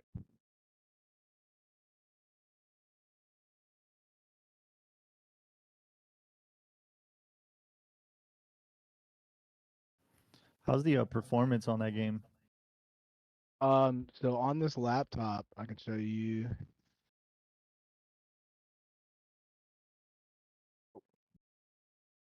Right now, I'm getting 40 frames. Oh, this game is CPU bound more than anything. CPU and memory bound. It has a good CPU, but it's not the best CPU. Good like laptop CPU, I guess. It looks sick though. Yep. I'll show you this. This is the chip. A hefty boy.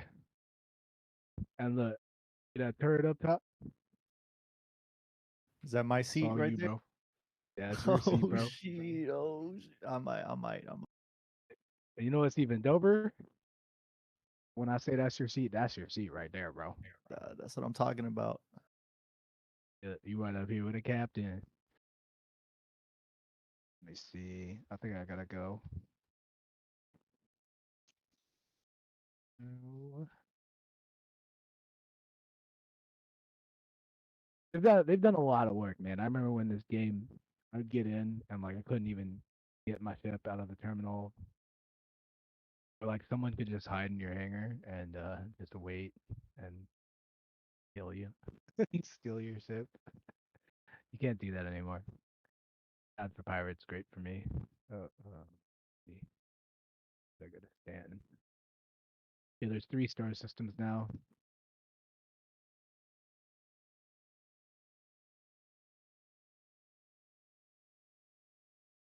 Ignore my bad typing. I'm on a very sensitive keyboard. Oh no, wrong scan gateway.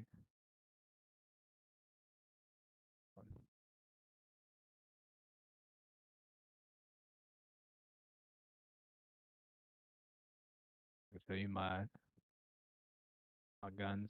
You're flying mouse and keyboard right now? Yep. Yep. Yeah, dude, I love this. I gobble this kind of shit right up, dude. Oh yeah. Oh, it feels so good in this game. You ever And there's play like- the Star Wars Battlefront 2? Oh yeah. Oh yeah, I played tons of that. I used to This go game is ham on like, on that TIE fighter.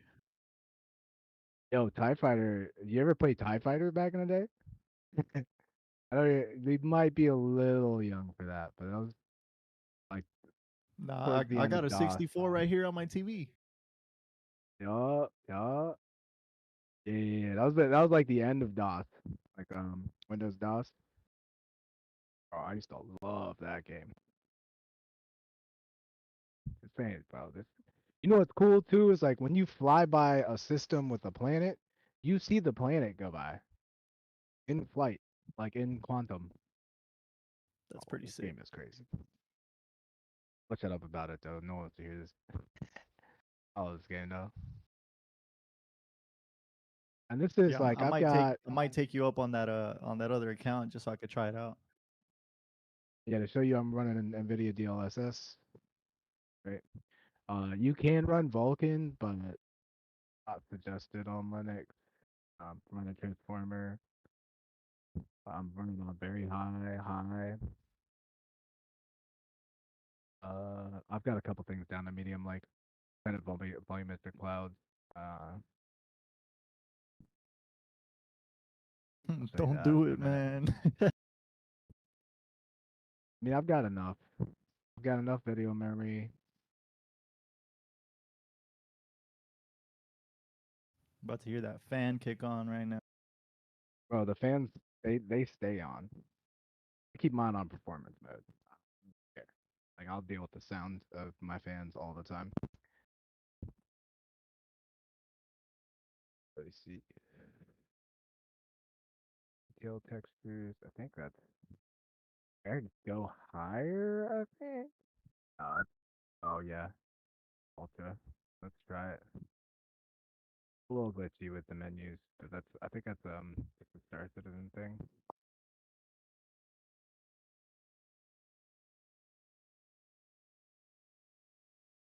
Oh nope, I can't do it.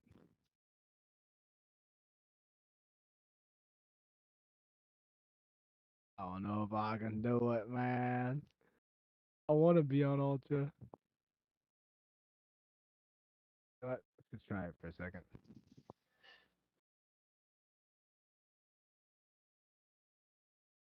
Can't really tell the difference here. You can see a little bit in the ship. I like that I'm in the ship. I can see myself. Having an out of body experience.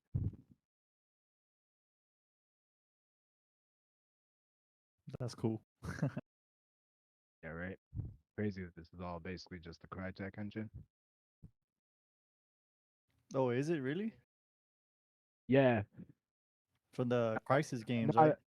not officially because he won that lawsuit, but yeah.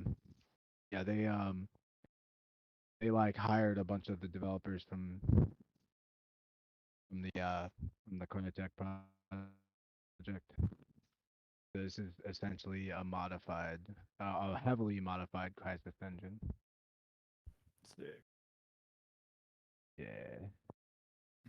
My favorite game engine that I've seen in the years, besides Unreal Engine, obviously, but the Frostbite engine when they released what was it?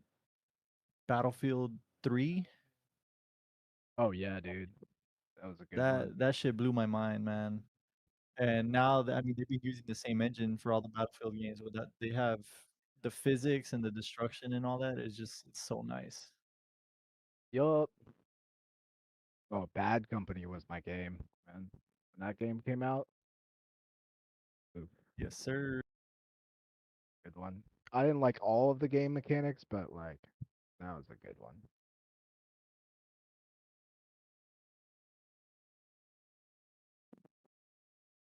Yeah, I can kind of say. I mean, it's not perfect. I probably have my gamma a little high too. I think I'm on HDR, but I'm not running HDR or something like that. That looks a little weird, but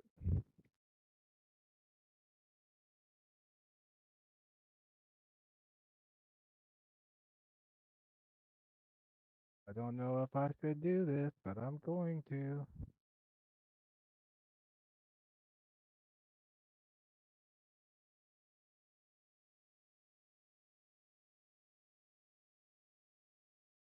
Oh, they just added this too. You have a low light filter for the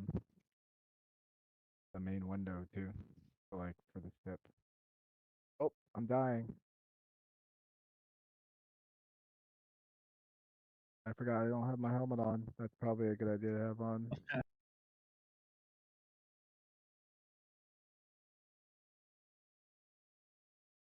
wonder what the code looks like for this game. Oh, dude, it's crazy. And it's one of the issues is that they have like their item database is heavy, very heavy.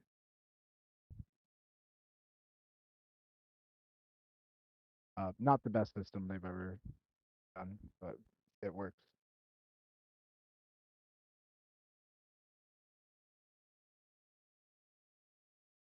Oh, my 360s are off. I'm also playing like with my mouse pad on my knee right now. Like a true gamer. You know, so not not the best aim right now, but I mean good enough to fly a ship, right? Yeah, how far off we are. Hope this is gonna be too long.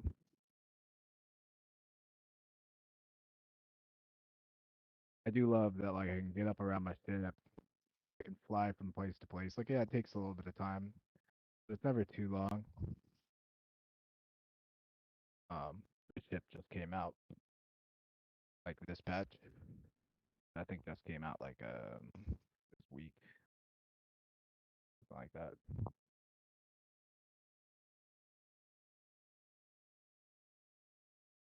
So you could pull out a drive at any time, off in the depths of space. Those are just some of the places I can go. Back to the gateway.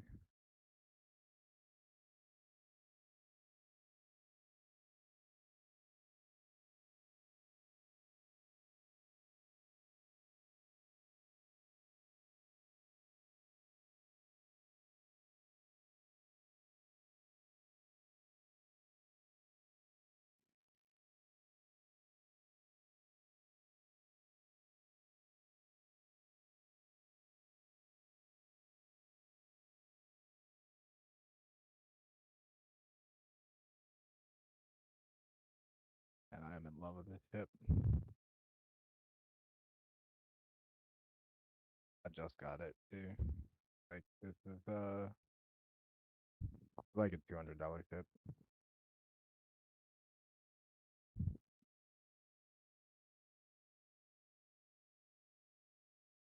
And I settled because I wanted the $800 ship, but I'm not spending $800 on a ship. Sorry. Now at least I got enough friends that got them.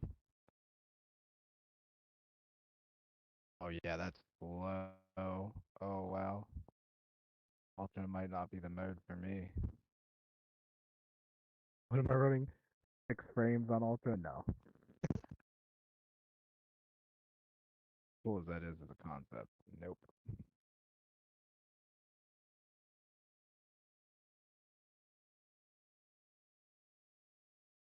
Do wonder. I usually just put everything on low. I try to get the highest FPS possible. Oh yeah, if I'm playing anything competitive, sure. This game is just so beautiful. And I'm already like so actually this game a part of it is you really don't want to because it's so CPU bound. So to get like you really want to play it on very high. Oh my. Yeah, that's the volumetric clouds. Look how much coppier that is with the volumetric clouds on photo mode. I can't even play that. Let's turn those down to medium like I had them before. It's not very well optimized yet. Like the optimizations, they're kind of going to be the last thing. And then on Linux, it doesn't tell you when you're waiting on shaders, basically. Compiling shaders. So you can get frame drop at the beginning when you load the game. First like 5 to 15 minutes. Why am I so slow now?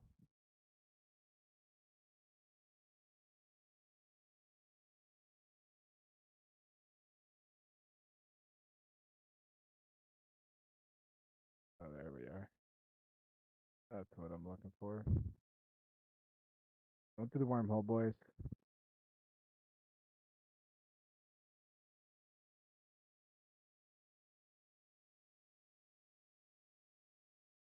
I'm gonna set up and just show you though.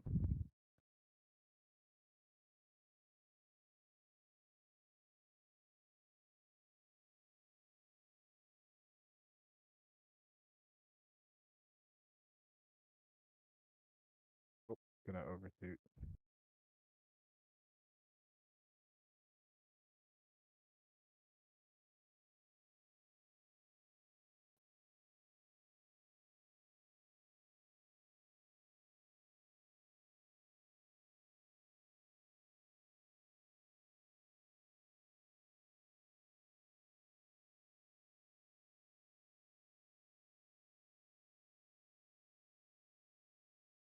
Let no one tell you can't play a game on 11 frames.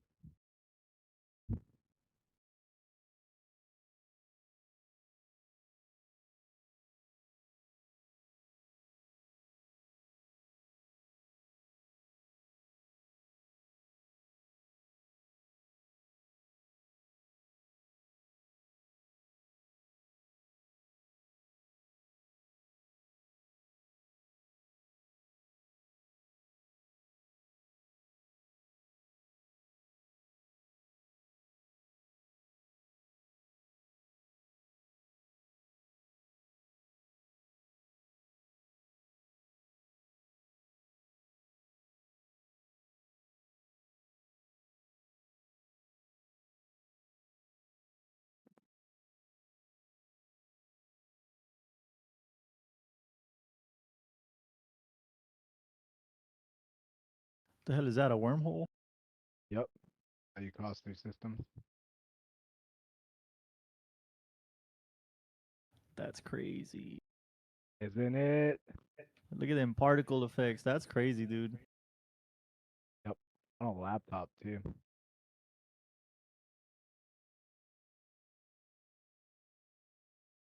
No wonder this game's been in development for like decades. Oh yeah. And if you understood the amount of systems they have in place, like there's mining, there's salvaging, there's I've never combat. seen a wormhole simulation like this before. That is crazy. Yep. You got to do this every time you want to fly between systems. The realism in this game is kind of crazy. Yeah, Like that is insane. obviously, future tripping, but the amount of effort that's gone into realism in a space sim game.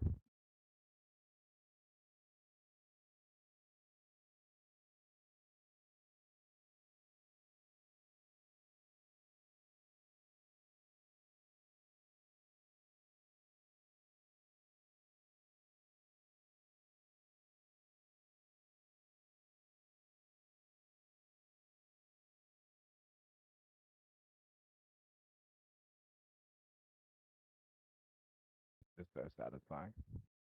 Yeah, that was nuts.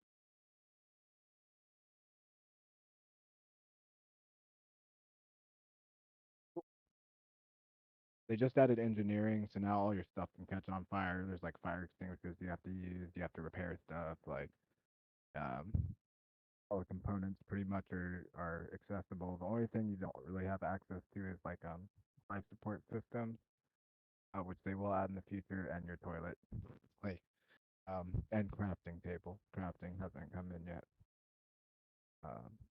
Planet building hasn't come in yet, or base building, I should say. But I mean, to give you an idea,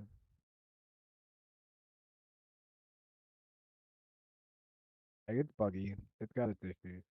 It's in alpha.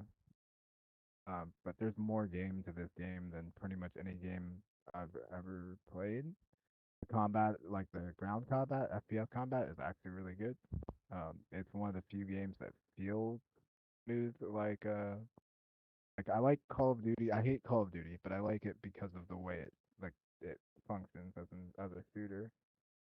Um, and like the sensitivity of it, just everything about it.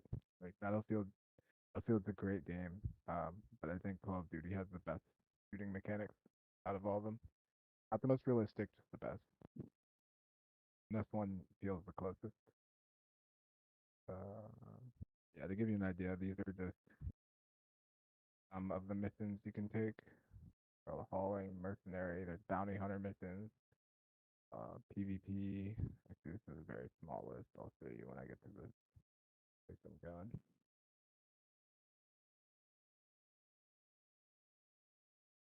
There's dungeons, there's raids, there's boss battles, there's so many different things you can do in this game.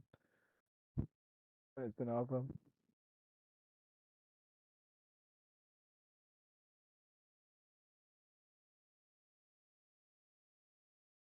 Frame.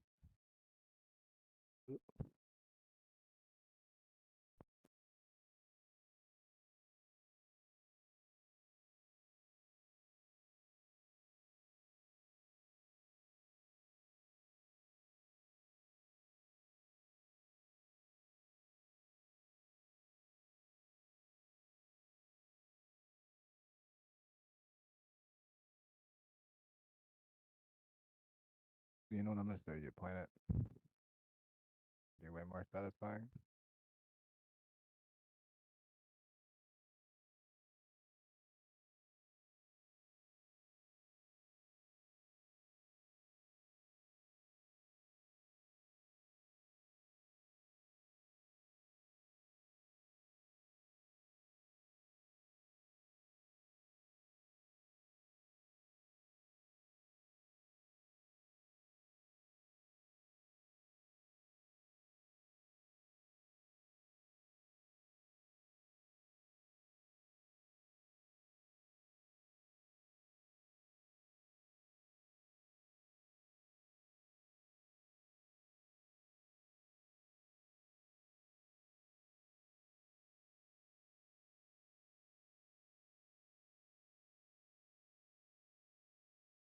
plant it closer.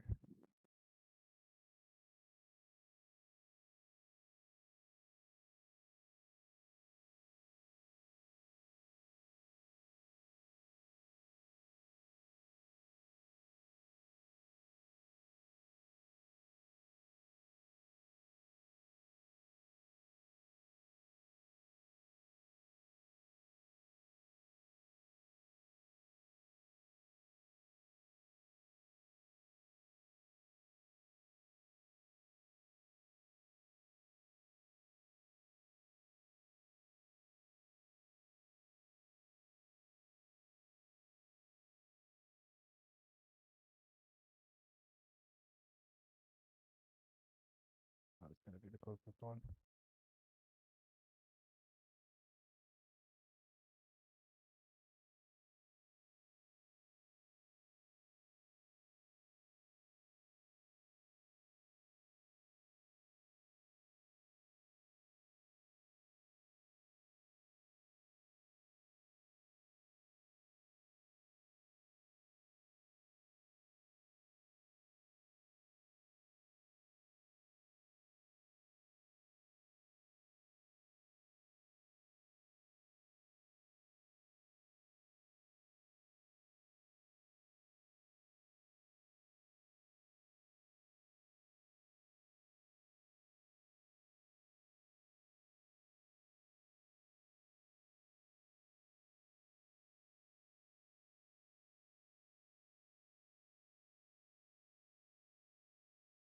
Just ready to turn it.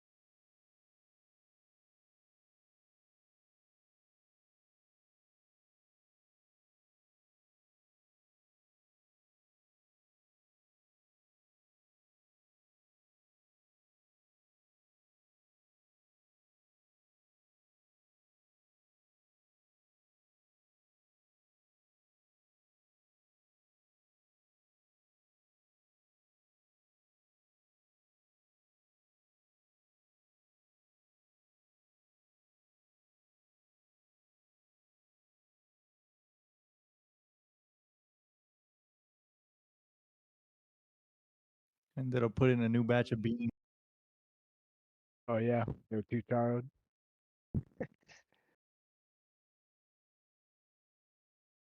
Yeah, them things were burnt. Them ain't hard, them burnt.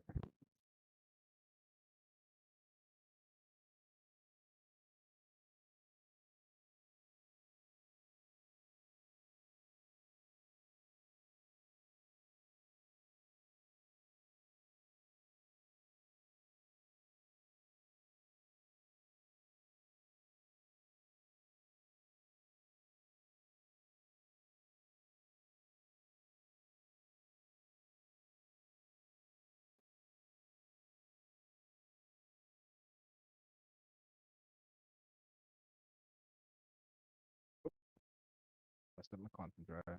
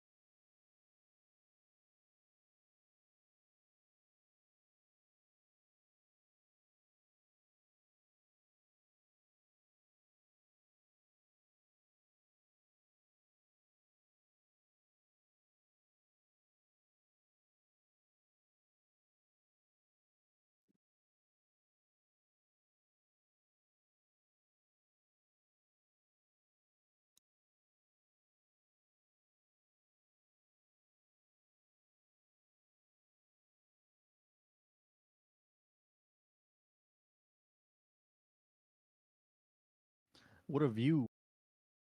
Right? There's something. Oh, what's happening? Okay. And then there's the bugs.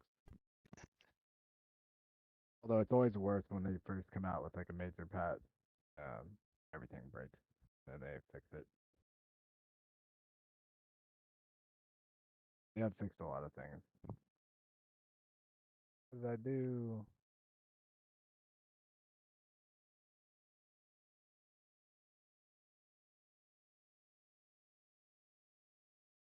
I did something.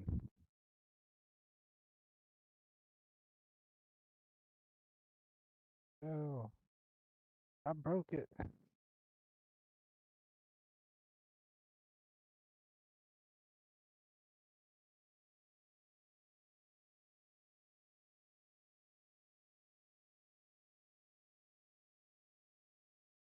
What button it is that fixes this.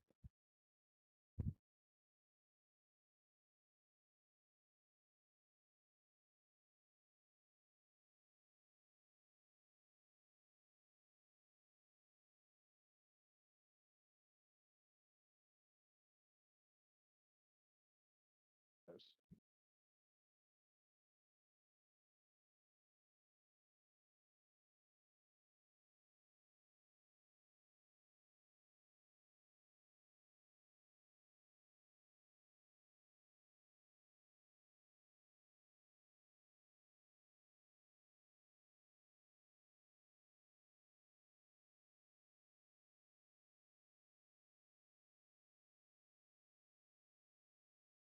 I don't know. I broke it.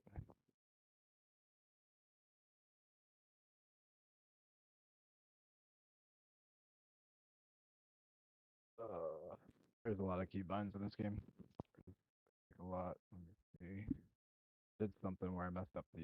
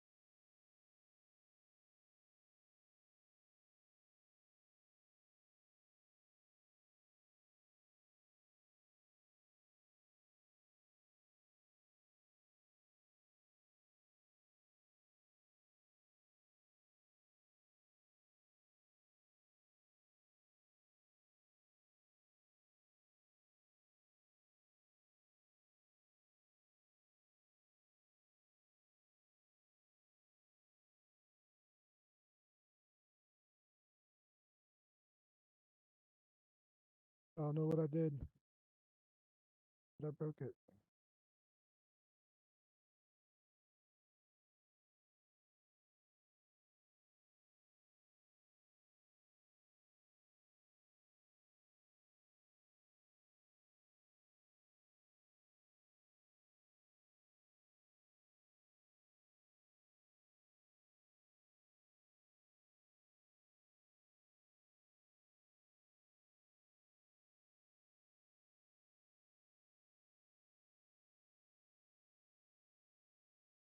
Engineering panel.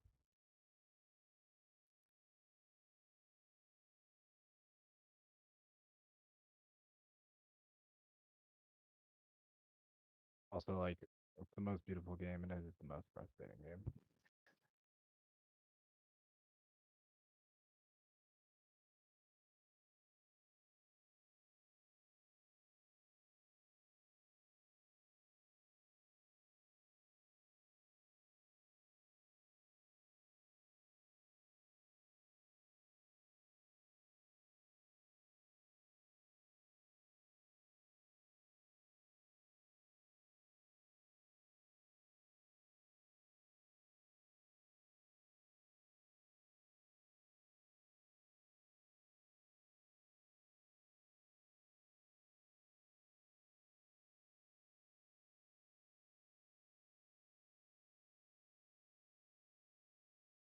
Oh, my core failed.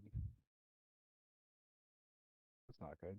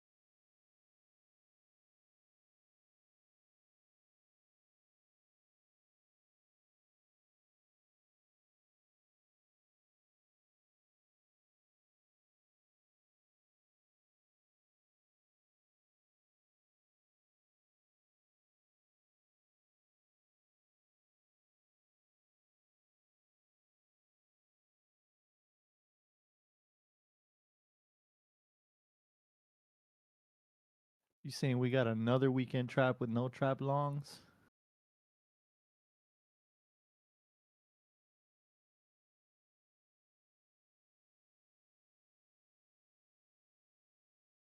He was saying something about that we'll probably get a type 2 if we do.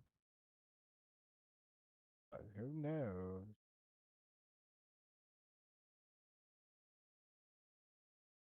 Guess we'll have to see, right?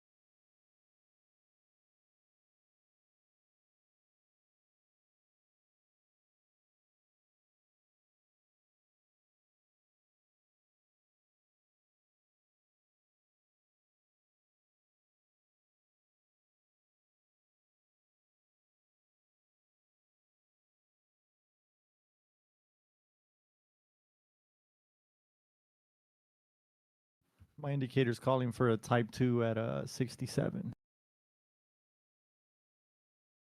6, 7, 6, 7. 6-7 for the 382 retracement at a type 2.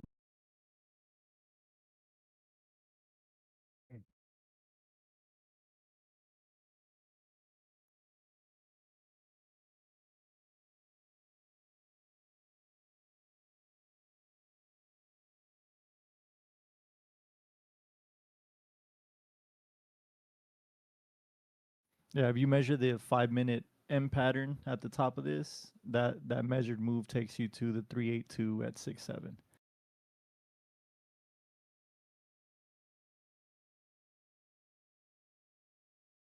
I haven't.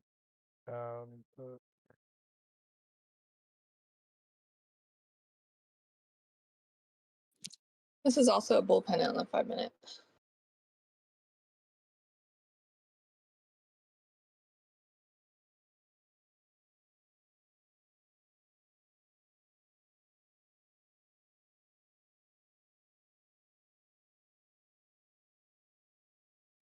First target 72.6, and then second target is a psychological low, just the measure move of the bull pennant. Yeah, it is. Hard to say. And that would be 77,600. I feel like it's very likely we hit that first target and then dump down as type 2 out. That seems like the most likely scenario.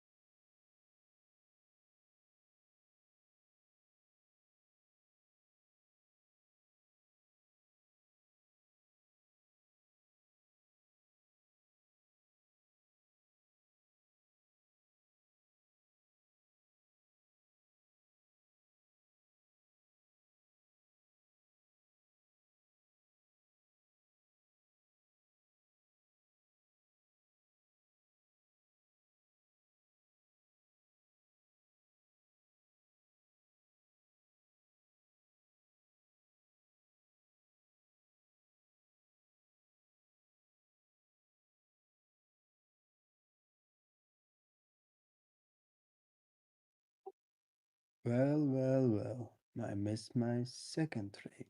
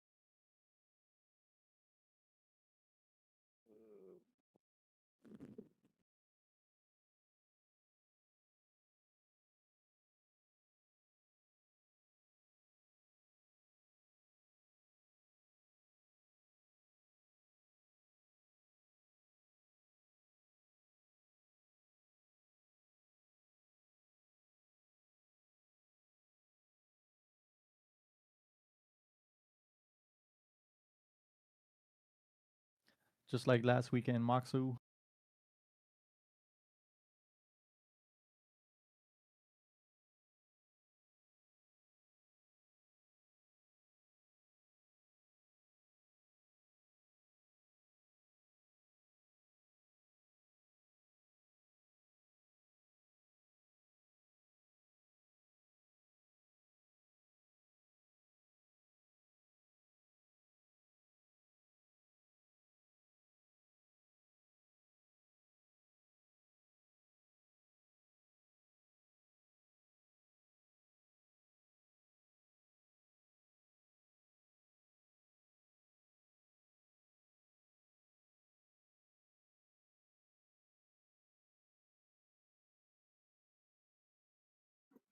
Come on, double top.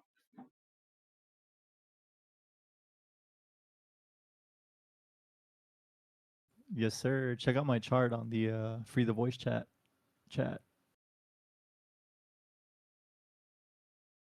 Got that double top drawn in there. Okay. I can't check it out right now because I got some other stuff on the screen.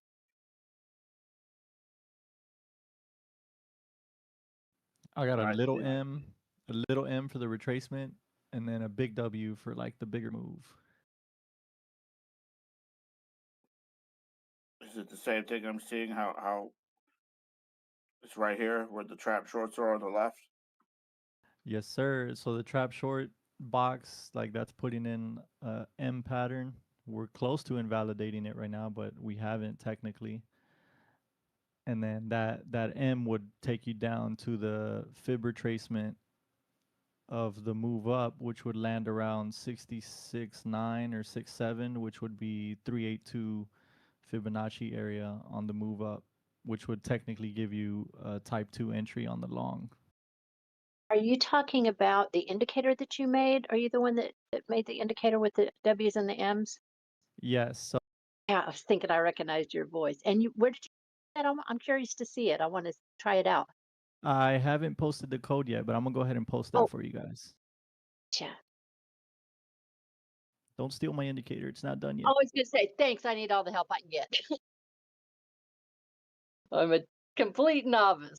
By the way, I loved listening to you guys all afternoon. I have absolutely no idea what I'm saying. It's total Chinese to me because I'm You'll have to paste it. You'll have to paste it into the Pine script editor to add it to your chart because I haven't like published it yet. But yeah, I'm about to post it for you right now. Okay, I'll see if I can figure that out. Like I said, I'm old. I don't know how to do all that techie stuff, but I think I can figure that out. Thanks, I appreciate you.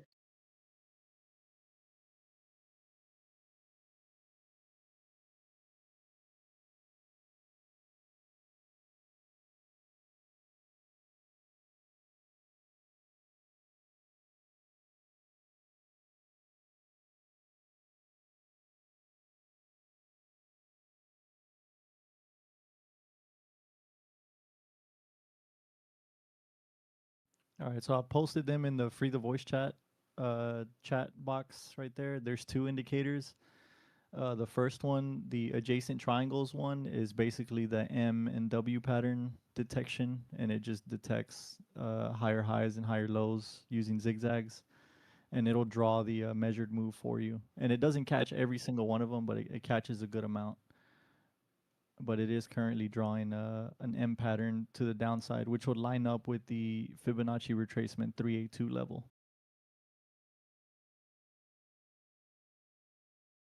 And then the second one, the second indicator on there, the GoldenEye TR Lite one, it keeps track of all the EMAs. It keeps track of the vector candle and the vector candle zones, and it also draws CME gaps on the weekends. And both of these have full customization on, the way it draws everything, so you can get it to look how you want it.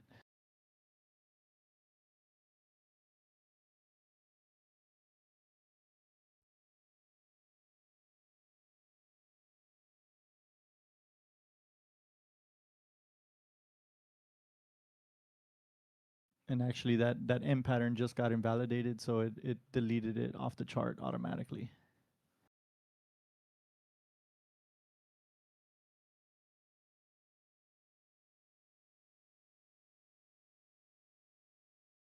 was gonna say, I have a move to possibly 72.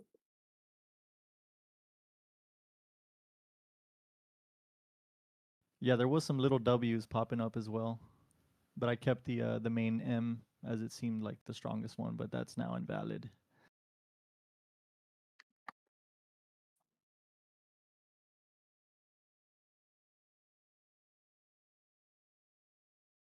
$72, $340. If we break above 71, 8.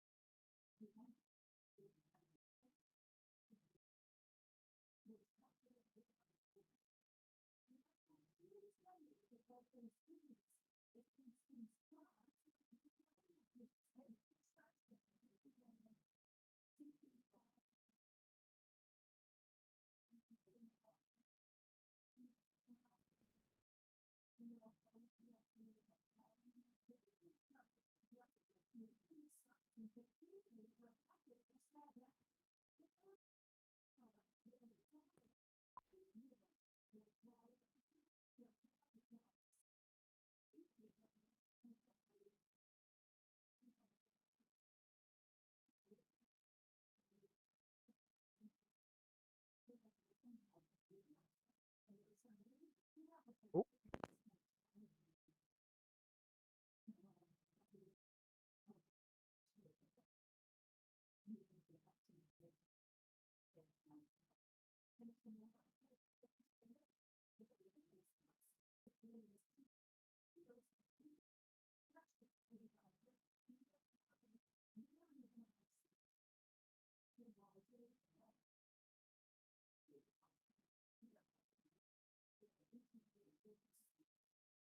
Open mic.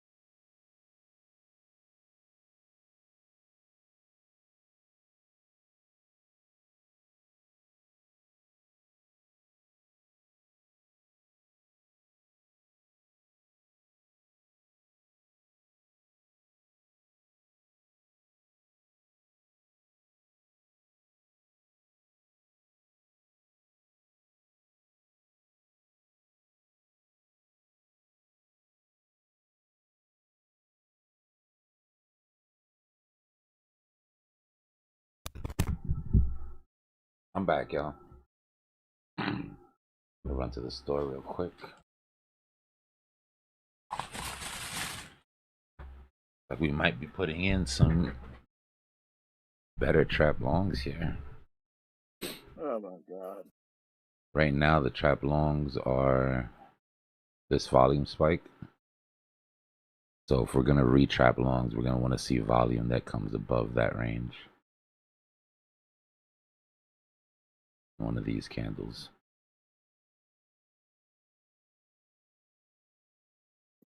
And it's not, so maybe it's most likely a fake out, huh?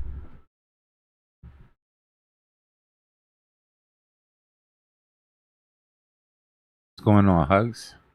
What was that, Emat? Probably a fake out since there's no volume. We'll see how it plays out. We are going into the weekend.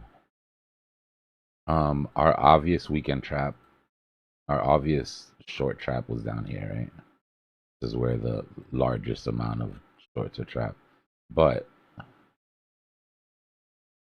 our highest local short trap, when you zoom into price action, is right here. Right? On this volume candle, when all of these buys came in, you trapped shorts at this range. And then our trapped long would be the second highest, which is right here.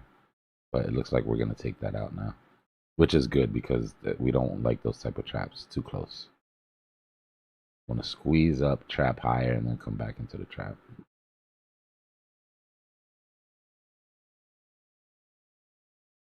Excuse me.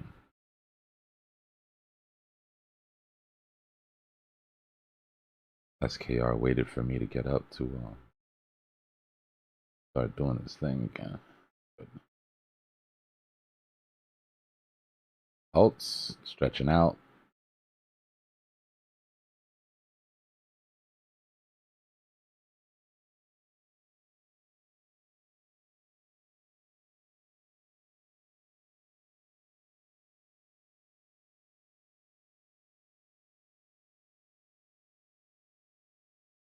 Let's see, out of the 35% move to the liquidations that Sol had, it's only got 20% left, 21% left.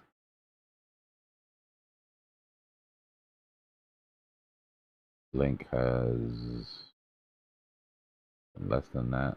We linked it really good, 16% left.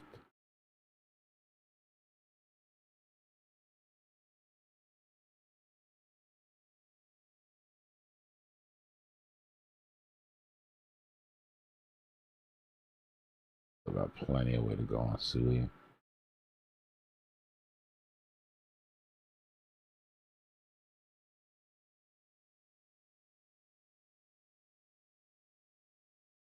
Only 4% left to go on Jasmine. But I think the biggest percentage that's left is for ETH.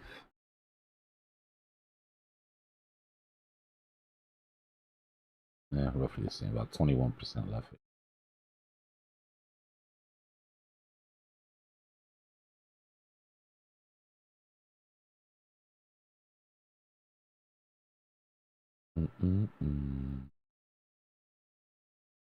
Let's see. Yeah.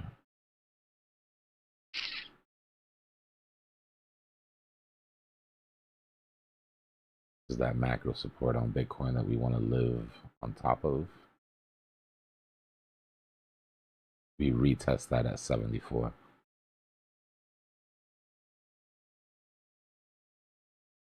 That macro structure break.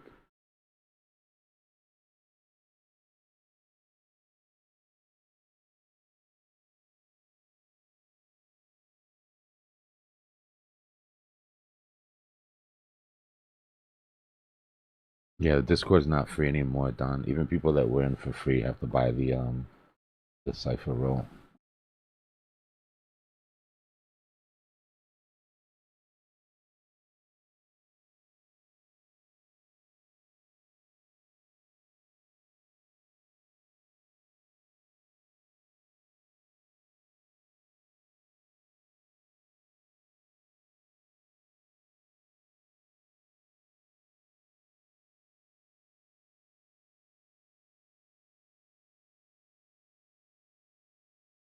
1 second, y'all. I'm just trying to set everything up here. Mess. JC, what's going on, brother?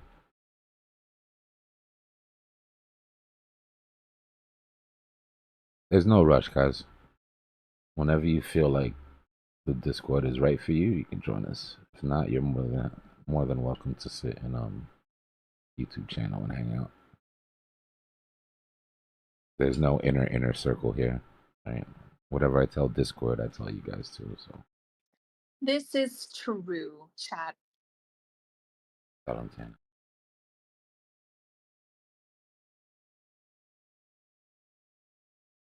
But if you don't pay the 50, then you won't get to talk to Tana about Pokemons. That's true, and I'll beat you up. There's that as well.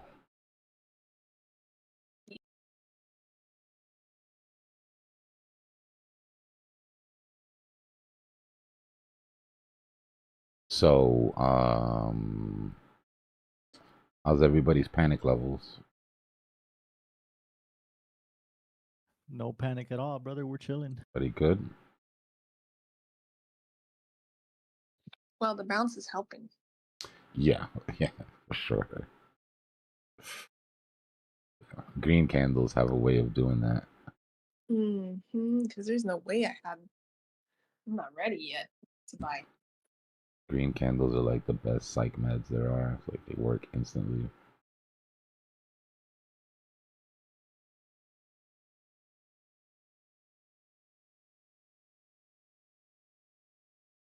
Just remember to not freak out if we get these type 2 retracements. For a move like this, you want to come back and create some support.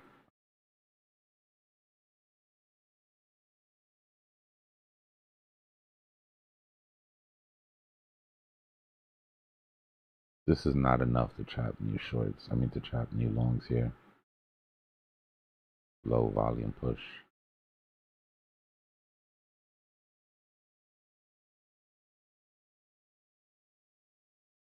I'm not expecting a traditional trap this week. It probably goes without saying. But it would be interesting to see how much control market maker can sort of get back.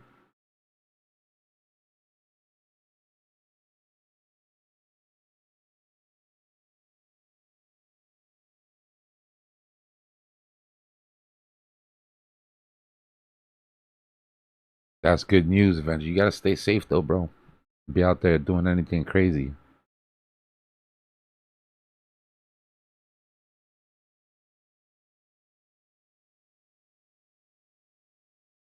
And then come back with that military check and get some Bitcoin when it's time. Not financial advice.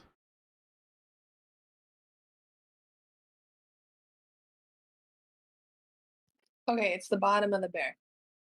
Do you? Yes. Are you just like fully Bitcoin heavy this time? Because it's just the font, the what do you call it? It's not quite quantitative easing yet. Yeah. And dominance. Right? Dominance should be down at its lows when we get to the bottom of the bear market. Which means that most alts on their BTC pair are going to be sort of bleeding against it for the beginning. Not usually until the halving that it starts to flip. That doesn't mean you don't buy your Sui at the bottom or you don't buy your Sol at the bottom or whatever. You got to decide like what beta plays you want to take too. But you can't hold them. Right? If you're going to play those, you got to buy them low, sell them, buy them again low, sell them. Problem that people made this time is that they filled up on alts. And then they just rode those things back down whenever they came back down. Right, so until dominance is strong and quantitative easing is pumping hard, and ETH BTC pair, more importantly, is outperforming ETH BTC pair is outperforming Bitcoin basically, ETH outperforming Bitcoin. That's when you start to see the real sustained flow into alts. So in the beginning, it's taking that dry powder bag, bubbling it up to as high as you can on Bitcoin, so that when it's time to buy alts, you have more than you had at the beginning of the the beginning of the run. And even though the alts are up higher in dollar amount, you end up with more coin for the same amount of money because it's sat in Bitcoin instead of alts.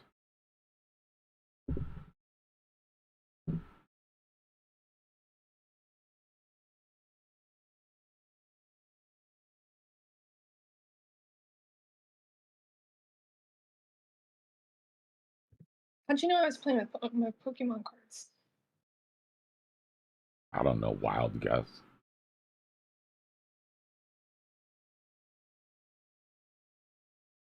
And your camera's been on for like 30 minutes. Shut up. Yeah, little heart attack. Mini heart attack. You were talking about your Pokemon card collection yesterday. Yeah, but it's not something I'm like fiddling with every day, but I'm literally like sleeving things right now.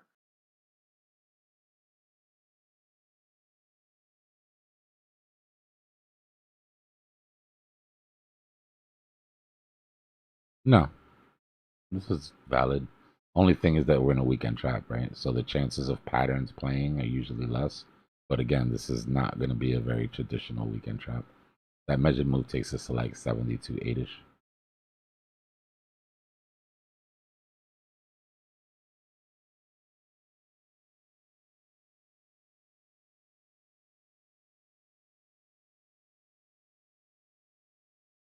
$72.5.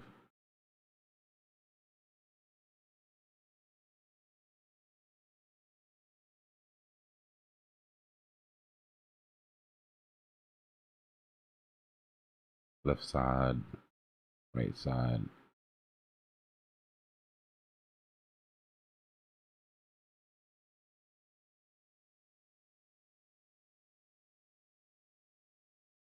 Measured move. Do the hokey pokey and you turn yourself around. And it still looks the same. Right? Check your bias. And that's what it's all about. That's what it's all about.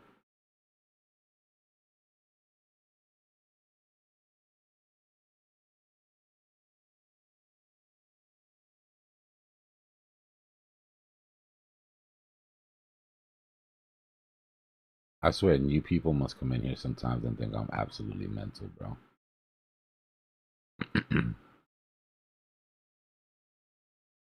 I promise you there's a method to the madness, gang.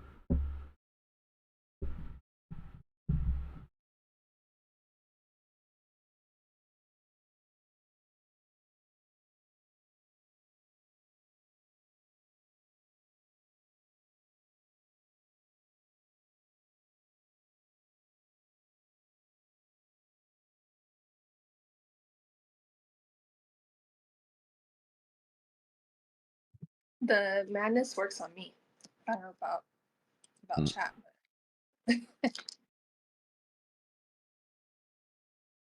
Yeah, there should be, JC. I mean, I'm glad you asked the question that way because I think that's the only healthy way to look at this pump.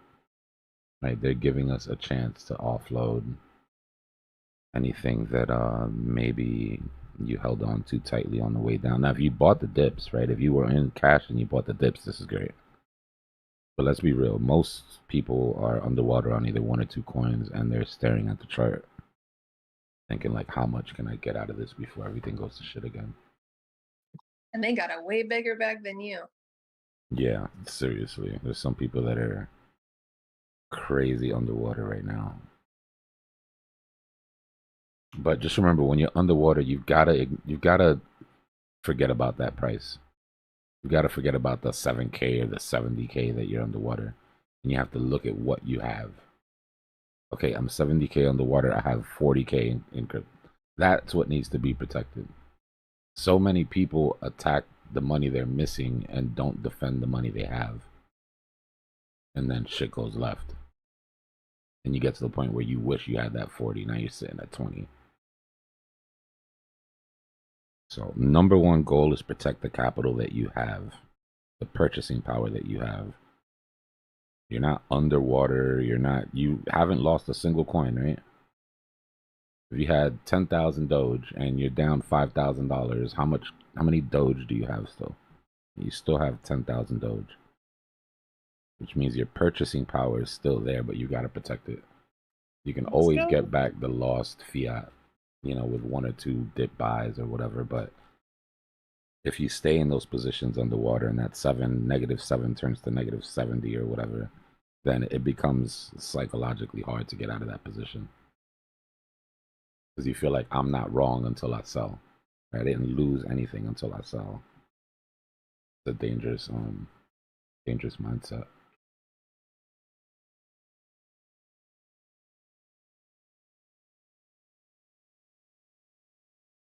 Yeah, you're not alone, JC. You're definitely not alone on that. Just in the last 4 days, right? If you missed let's say the last week, you're roughly about 40% down on the portfolio on average, alts and Bitcoin, everything sort of rounded up together. Which is why everybody's looking at this, you know, possible 20-25% bounce that we're in as they should, as a rescue ship. Right? These moves up, they're either rocket ships or they're rescue ships. I think the problem is that too many times people mistake them for a rocket ship, and they're like, well, this is it, you know, Lambo incoming. But you have to be aware of where we are in the cycle. And the last thing you want to do is see a rescue ship come up to you and you just wave it on, like, nah, I'm waiting for the rocket. Thank you, though. You know what I mean? This ain't no Lambo. This is a Honda Civic. She keeps it clean, though. Ain't nothing wrong with a Honda Civic. All right, it's gotta be from the 90s though.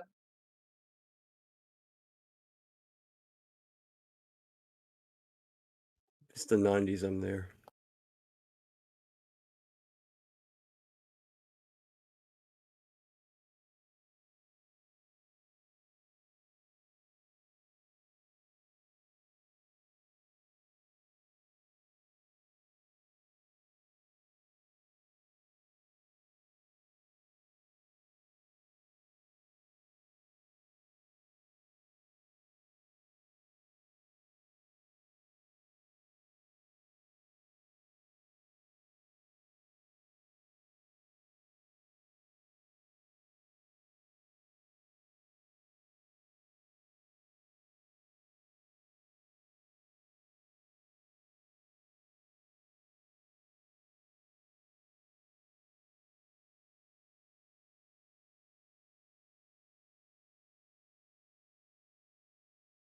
There's no rules, Hugo.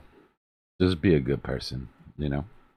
Try to talk in the chat like if you were in a room full of people and follow the same rules. You'll be all right.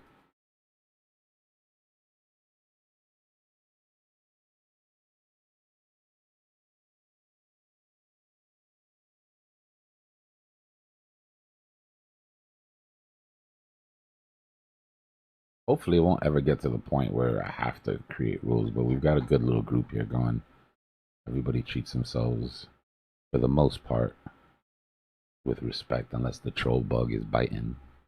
Then it can get a little crazy, but it doesn't tend to last long. I thought for sure you were getting trolled last night. Guy was like, I'm anxious, Steve.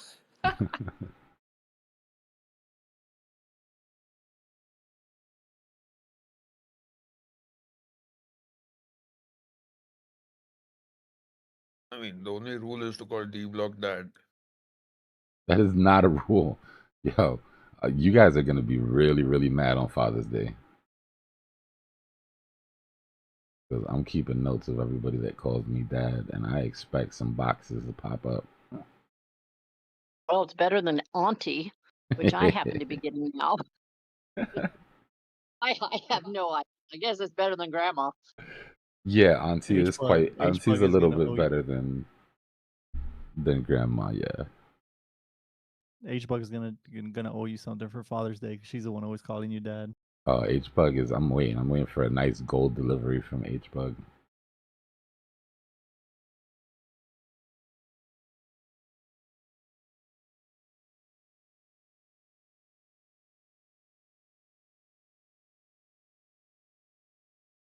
I'm gonna throw a fake wedding so H can send me gold. That's how it works, apparently. Fake wedding, fake gold. Right.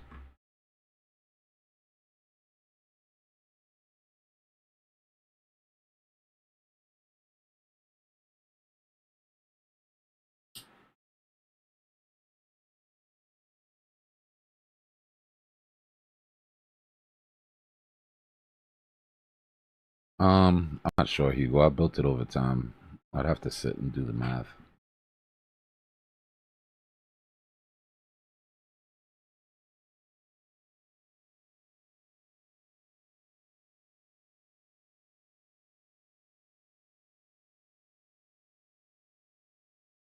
Yeah, I said the same thing yesterday, Gloomy. The shields popped up for me yesterday.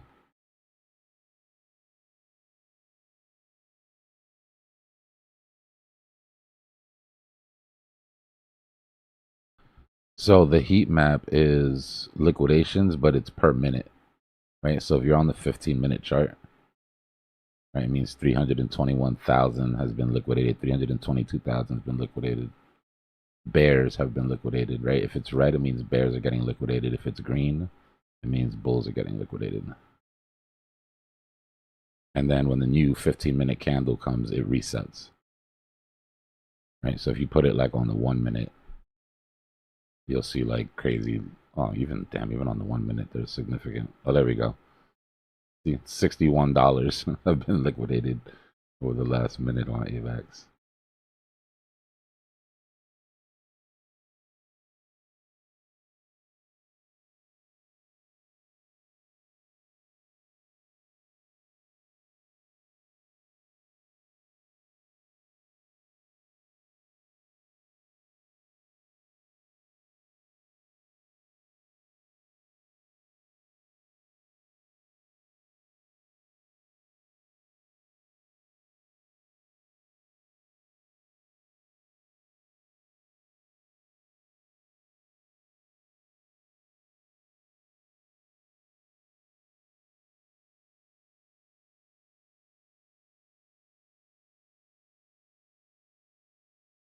Right now, about 300,000.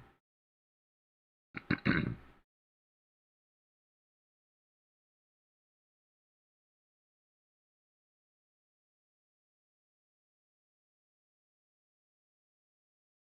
me see. Bullshit.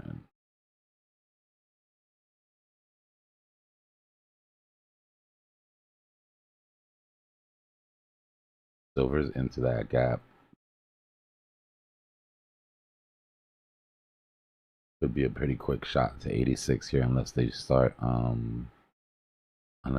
playing around again.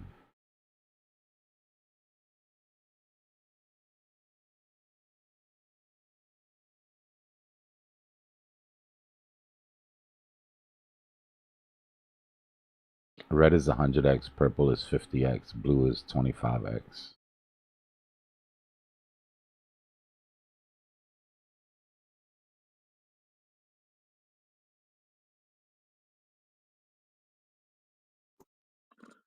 Well, does the trap long move to the right? This trap long has higher volume than this one did, which means nobody really trapped here. It is higher, but not necessarily a trap. What makes it a trap is that price goes up, right? And then as price comes down, you see large volume come in. That volume is what whips the price, and volume is what gets people stuck. Right? Lets you know that people jumped in at that point. Here, we're like really low. Not a lot going on here. Trap is going to be ugly, I'm telling you this. I don't expect it to be traditional at all. How do you think it's going to play out? Either way.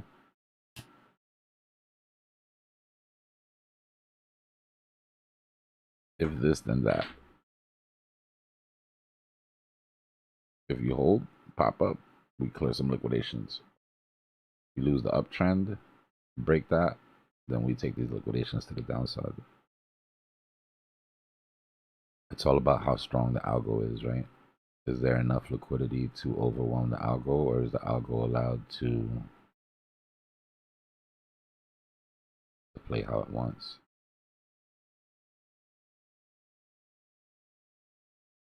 Yeah, the trade's just the dip buys from yesterday.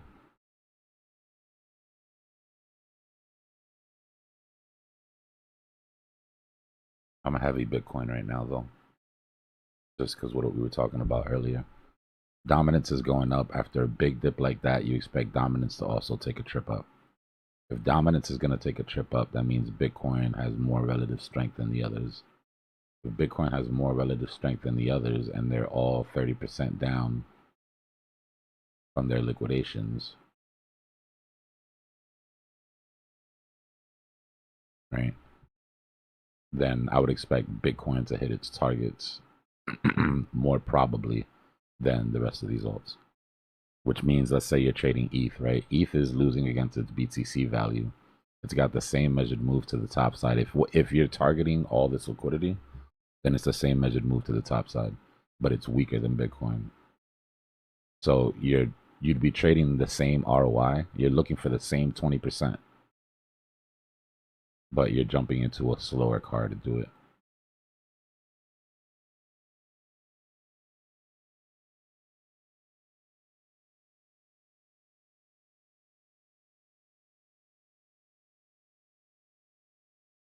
That's very specific situation because of what we're in right now, right? Normally, I wouldn't say that. Normally, if dominance was dropping, I'd be like, chances are these alts will get to those levels before, smaller market cap, easier to move, blah, blah, blah. But when $5.94 out of every $10 is in Bitcoin and rising, then it's a better bet. A lot of people can't understand that 20% is 20%, no matter what, no matter where you sit it. Whether you got 20% in Bitcoin or you got 20% in Labubus, right? 20% is 20%. But people look at Bitcoin, it's so big, they're like, oh, I've only got a little piece, I can't buy a whole one. This thing has to go crazy for me to make any money. No, it's the same percentage as percentage. What you have is you have a little bit of security that when things do go bad, if everything goes bad at once, Bitcoin will typically fall less, right? So it's a little bit more defensive at times like this when things are sketchy.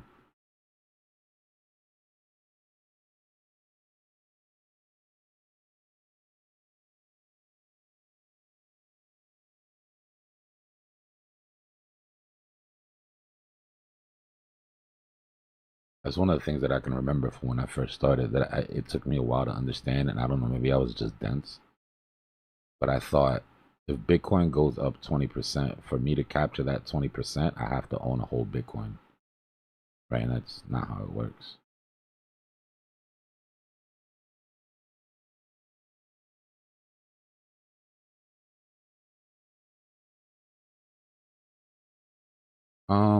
Yeah, I mean, it was a bit of a liquidity. We did sweep some licks there, but we are at resistance, right? Our support resistance here from this range. We take the lows of that and the highs of that, bring it over.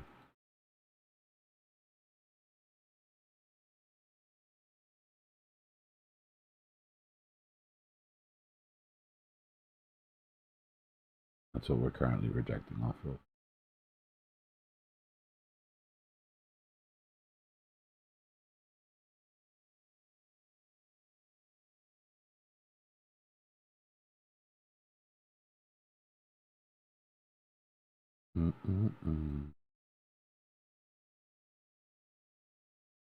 Let's see. We'll hold this uptrend. We'll take another run at it.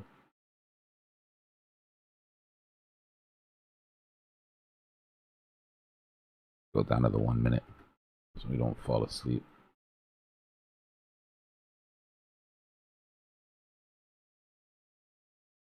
Stopping volume candle on the 1 minute. Off that resistance. 200 EMA holding us up. Uptrend holding us down. Basically squeezing in here.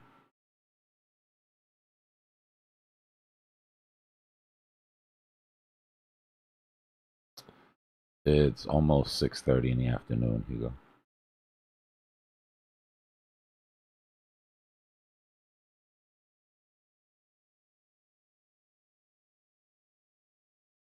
Or evening.